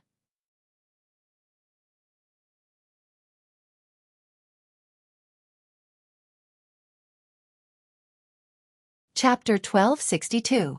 In the end, the celebratory banquet ended in a joyous and harmonious atmosphere. Everyone was reluctant to part with the banquet, and it ended satisfactorily. As the main character, although Tabichi Origami looked cold the entire time, she did not bring anyone a sense of oppression. Instead, she was unexpectedly supportive. Of course, Tabichi Origami was just arguing with Tabichi Origami over some trivial matters. She also used the excuse of thanking Shirori to constantly harass her. Even Wu Yan was harassed by her a few times, causing Shirori to frequently cast angry glances at her. After all, before that, Shirori had just warned Wu Yan not to attack Kotori and Yanai. Now, Wu Yan attacked Tabichi Origami, causing Shirori to be angry but she did not dare to say anything. If Shirori were to find out that one of the 2 targets she warned Wu Yan not to lay his hands on has already been murdered by a certain wolf. Moreover, that person is Shiori's sister in name, Wu Yan's sister in name. Would she faint on the spot? In addition to the main character of the celebration banquet, Mei Jiao, who came to Wu Yan's house as a guest, was also very satisfied because she secretly sneaked into Wu Yan's room and observed everything in Wu Yan's room. As for the members of Wu He's house, except for Shirori who had been enduring Tabichi Origami's harassment and Tabichi Origami's provocation, the rest of them also spent the entire banquet happily. Or rather, except for Shirori. Tabichi Origami and Tabichi Origami were also enjoying themselves. Who knows? Finally. Because everyone was having too much fun, they forgot the time. When night completely fell, everyone came back to their senses and realized that it was almost dawn. Fortunately, because of the Tianyang festival, the 10 high schools had a long holiday and did not need to go to class tomorrow. It was not bad to play late. However, Tabichi Origami and Mei Jiao used the reason that it's late and it's inconvenient for girls to go home as an excuse and half-forced and half-shamelessly stayed at Wu He's house, preparing to spend the night here. Shiji was also helpless about the 2 girls' forceful move-in. Originally, she wanted Wu Yan to send Mei Jiao and Yuan E Origami home, but in the end, she couldn't resist the 2 girls' hooligan behavior. When the 2 super beauties acted shamelessly, the lethality was not ordinary. In the end, he could only compromise. However, after compromising, Mei Jiu complained that she wanted to sleep in the same room as Wu Yan, and Tashiichi Origami complained that she wanted to sleep in the same room as Shirori. In the end, Shirori, who realized that a certain wolf would ruin her family's reputation, and also realized that her own chastity was in danger, resolutely objected and forcefully suppressed the two girls. After a period of chaos, the final decision was made. Kotori went to sleep in Shiori's room so that she could make room for Miku and Teruchi to fold paper. He had to make do with it for one night. Thus, the chaos ended with Mei Jiu and Teruchi Origami being extremely dissatisfied. There are 5 rooms in Itsuka's house. Wu Yan, Yaguya, Yuhan, Shirori, Kotori, Mikoto, Toka, Yokoi, Kurumi, and Kurumi will stay in the same room. Luckily, Shirori and Kotori's parents weren't at home due to work, or else tonight would have ended on a bad note. Overall, the current situation is still a happy ending. At least, from Wu Yan's point of view, Mei Jiu and Teruchi Origami evolved from Yuri to half Yuri. They're so hardcore that both men and women are attracted to them, so they should be able to get along very well. While Yaguya and Yushin went to take a shower, Wu Yan laid on his bed and seriously thought about these things. He couldn't help but feel that he's a bit stupid. Placing one hand on his forehead, Wu Yan stared blankly at the ceiling with his wine-red eyes. His thoughts began to wander. Basically, every night when Wu Yan was alone in the room, he would be in this state. The reason is that Wu Yan is a night owl, a habit he had when he was an otaku. The other reason is because of his physique. As a vampire ancestor, Wu Yan is definitely a nocturnal creature. Although it doesn't affect him during the day, he's always more energetic at night. In addition, he was a night owl. After becoming the true ancestor of vampires, he could not sleep at night almost 300 out of 365 days of the year. As a result, his soul would usually wander off before he went to sleep. Inadvertently, Wu Yan recalled the phone call he had with Woodman during the day. In fact, during the day, Wu Yan's explanation to Woodman that the elves can't ignore the dem now doesn't mean they can't in the future. Although the elves' growth is limitless once they become his summons and they'll be able to ignore the dem sooner or later, the prerequisite is that they become his summons. Currently, Yaguya, Yushin, and Mei Jiu haven't become his summons yet. For the 3 of them, the dem is still a huge monster. Although he's never mentioned it in front of Yaguya, Yushin, and Mei Jiu, it's undeniable that among all the elven girls around Wu Yan, the 3 of them are the weakest. Even though Yoshino reached the peak of Tier 8 due to the experience gained from Irene, she can't say for sure that she can beat Irene, but if she's alone, she can't do anything to Yoshino. On the other hand, almost all of the girls around Wu Yan are stronger than Yoshino. Even Kinuhata Sai-ai, Frenda, and Takitsubu Riku are stronger than Yoshino because of their experience in the dark. If they can't even beat Yoshino, how can Yaguya, Yushin, and Mei Jiu compare to the dem? Moreover, the dem seems to have some very powerful trump cards.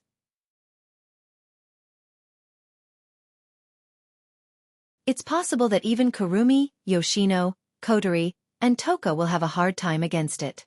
For example, when they attacked the dem's branch last time, if the beam wasn't aimed at Wu Yan but at Kurumi, Yaguya, and Yushin, the result would be terrible.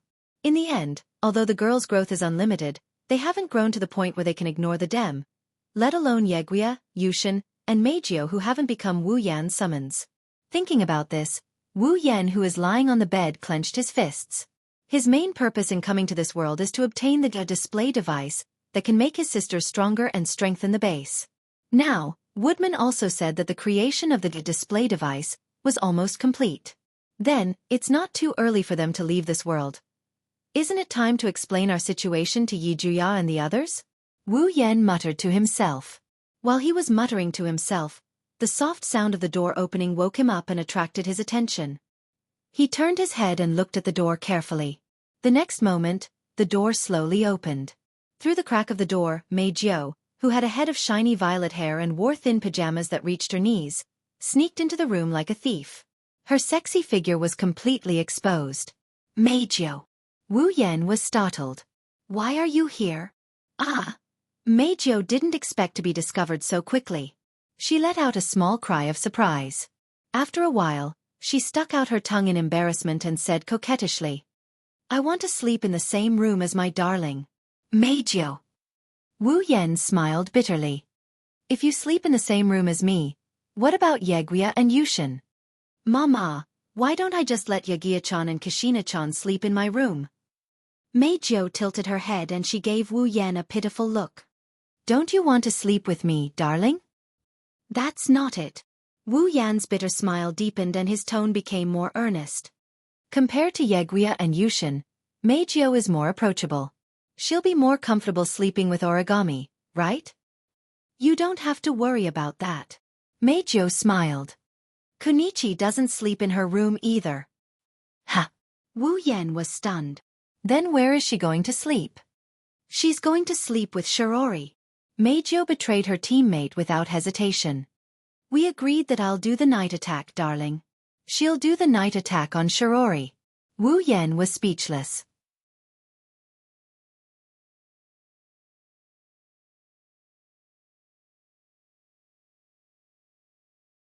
Chapter 1263. No. Absolutely not. There's no room for discussion. Yakuya rejected Meijio's request without hesitation when he returned to the room with Xixian. The right to enter the dreamscape with our master is the spoils of war that we obtained from our sacred duel with those two rude servants of ours. How can we just give it away? I agree. Xixian nodded fiercely. Her narrowed eyes were filled with indignation. Xixian believes that Meijio's idea of reaping without sowing is wrong. She must be strongly condemned. So what? Meijio puffed up her cheeks angrily when she heard Yakuya and Xixian's merciless rejection. Yakuya and Xixian can sleep with our dear master every night. What's wrong with giving me one night? Not every night. Yakuya corrected her seriously with one hand on his waist. Didn't we just say that? That's the right to sleep with someone else after a sacred duel. It's not easy for us sisters to obtain this opportunity. In conclusion, Yigaya and Xixian had to go through a lot of hardships to be able to sleep in the same room as master. Xixian casually said as though she was stabbing a knife into his heart. Meijio, on the other hand, is reaping without sowing. We feel that it's unfair. We won't give up the right to sleep with our master. Reaping without sowing. Meijio hesitated for a moment before raising her hand weakly. Then, how about I treat you to a delicious cake tomorrow? Yi Juya and Xixian's ears twitched, and the resolute expressions on their faces began to waver. Egg. Cake. Waver. There wasn't any cake in the banquet earlier. That's not bad. I agree. Actually, if it's just one night, Xixian can still tolerate it. Yes. Offering sacrifices to us is also a very necessary thing. I'm looking forward to it. Hey, where's your persistence? Wu Yan couldn't help but complain loudly. A cake is enough for you to compromise? A cake is enough for you to sell me out? I didn't know you could be so shameless. Hearing this, Yi Ju-shi and Xixian blushed and turned their heads away awkwardly.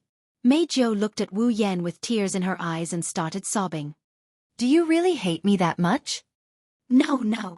That's not it. Looking at Meijio shrugging her shoulders, Wu Yan couldn't help but panic. I don't mean to dislike you. In fact, I like you very much. You like it. Yi Juya and Xixian's ears twitched again. But this time, the expression on his face was more or less filled with jealousy. I like it. Meijio's sobbing suddenly froze. Her cheeks quickly turned red, and she shyly started to fidget. Oh dear, really, there are so many people here. You girls. Wu Yan bitterly laughed and he sighed. The three elven girls acted like they were putting on a show. Forget it. You guys came at the right time anyway. Since all three of you are here, I have something to tell you. Something? Yi Ju-shi, Xixian, and Meijio seemed to feel the change in atmosphere. They looked at each other and then looked at Wu Yan. Is there something you need us to do? Yi Ju-shi didn't bother to maintain his arrogant manner. He spoke softly with a normal tone. If there is something difficult you need us to do, we will help you. We will definitely help. Of course. Xixian stepped forward. Her expressionless face became serious. If it is for master, Xixian will do it no matter what it is. It seems like it is something important. Seeing Wu Yan's change in attitude, Mei Jiao felt uneasy.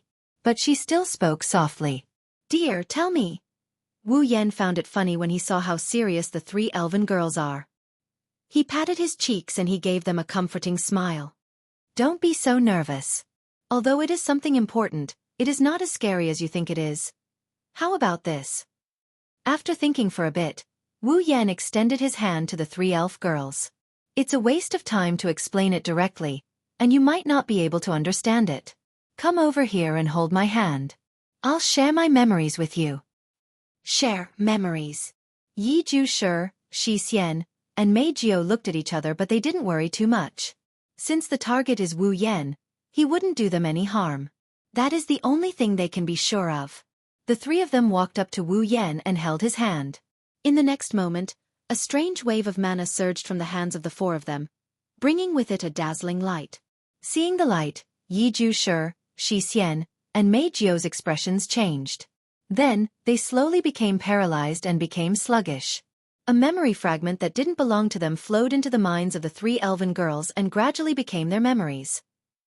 After an unknown amount of time, the dazzling light gradually dimmed. The eyes of the three elven girls that had lost focus gradually focused. However, the three of them still looked as if their souls had left their bodies. They remained in a state of absent-mindedness and were unable to regain their senses for a very long time. Wu Yan didn't say anything. He quietly looked at the three elf girls and waited for them to recover. What the three of them had to accept was too unreal. The systems matter. The summoning of characters. This was only a matter of one dungeon world. Other than this world, there were many other worlds. Adding all of these together, it wasn't easy to digest. Fortunately, the three of them were elves. They were inconceivable existences. Otherwise, if a normal person didn't have a certain level of trust in Wu Yan, they wouldn't have believed him. But this was something they had to accept. After all, once they become his summoned characters, they will be with him forever. Together forever. Never separate. Life in harmony. Never abandon. The bond between Wu Yan and the girls was so tight. It couldn't be any tighter.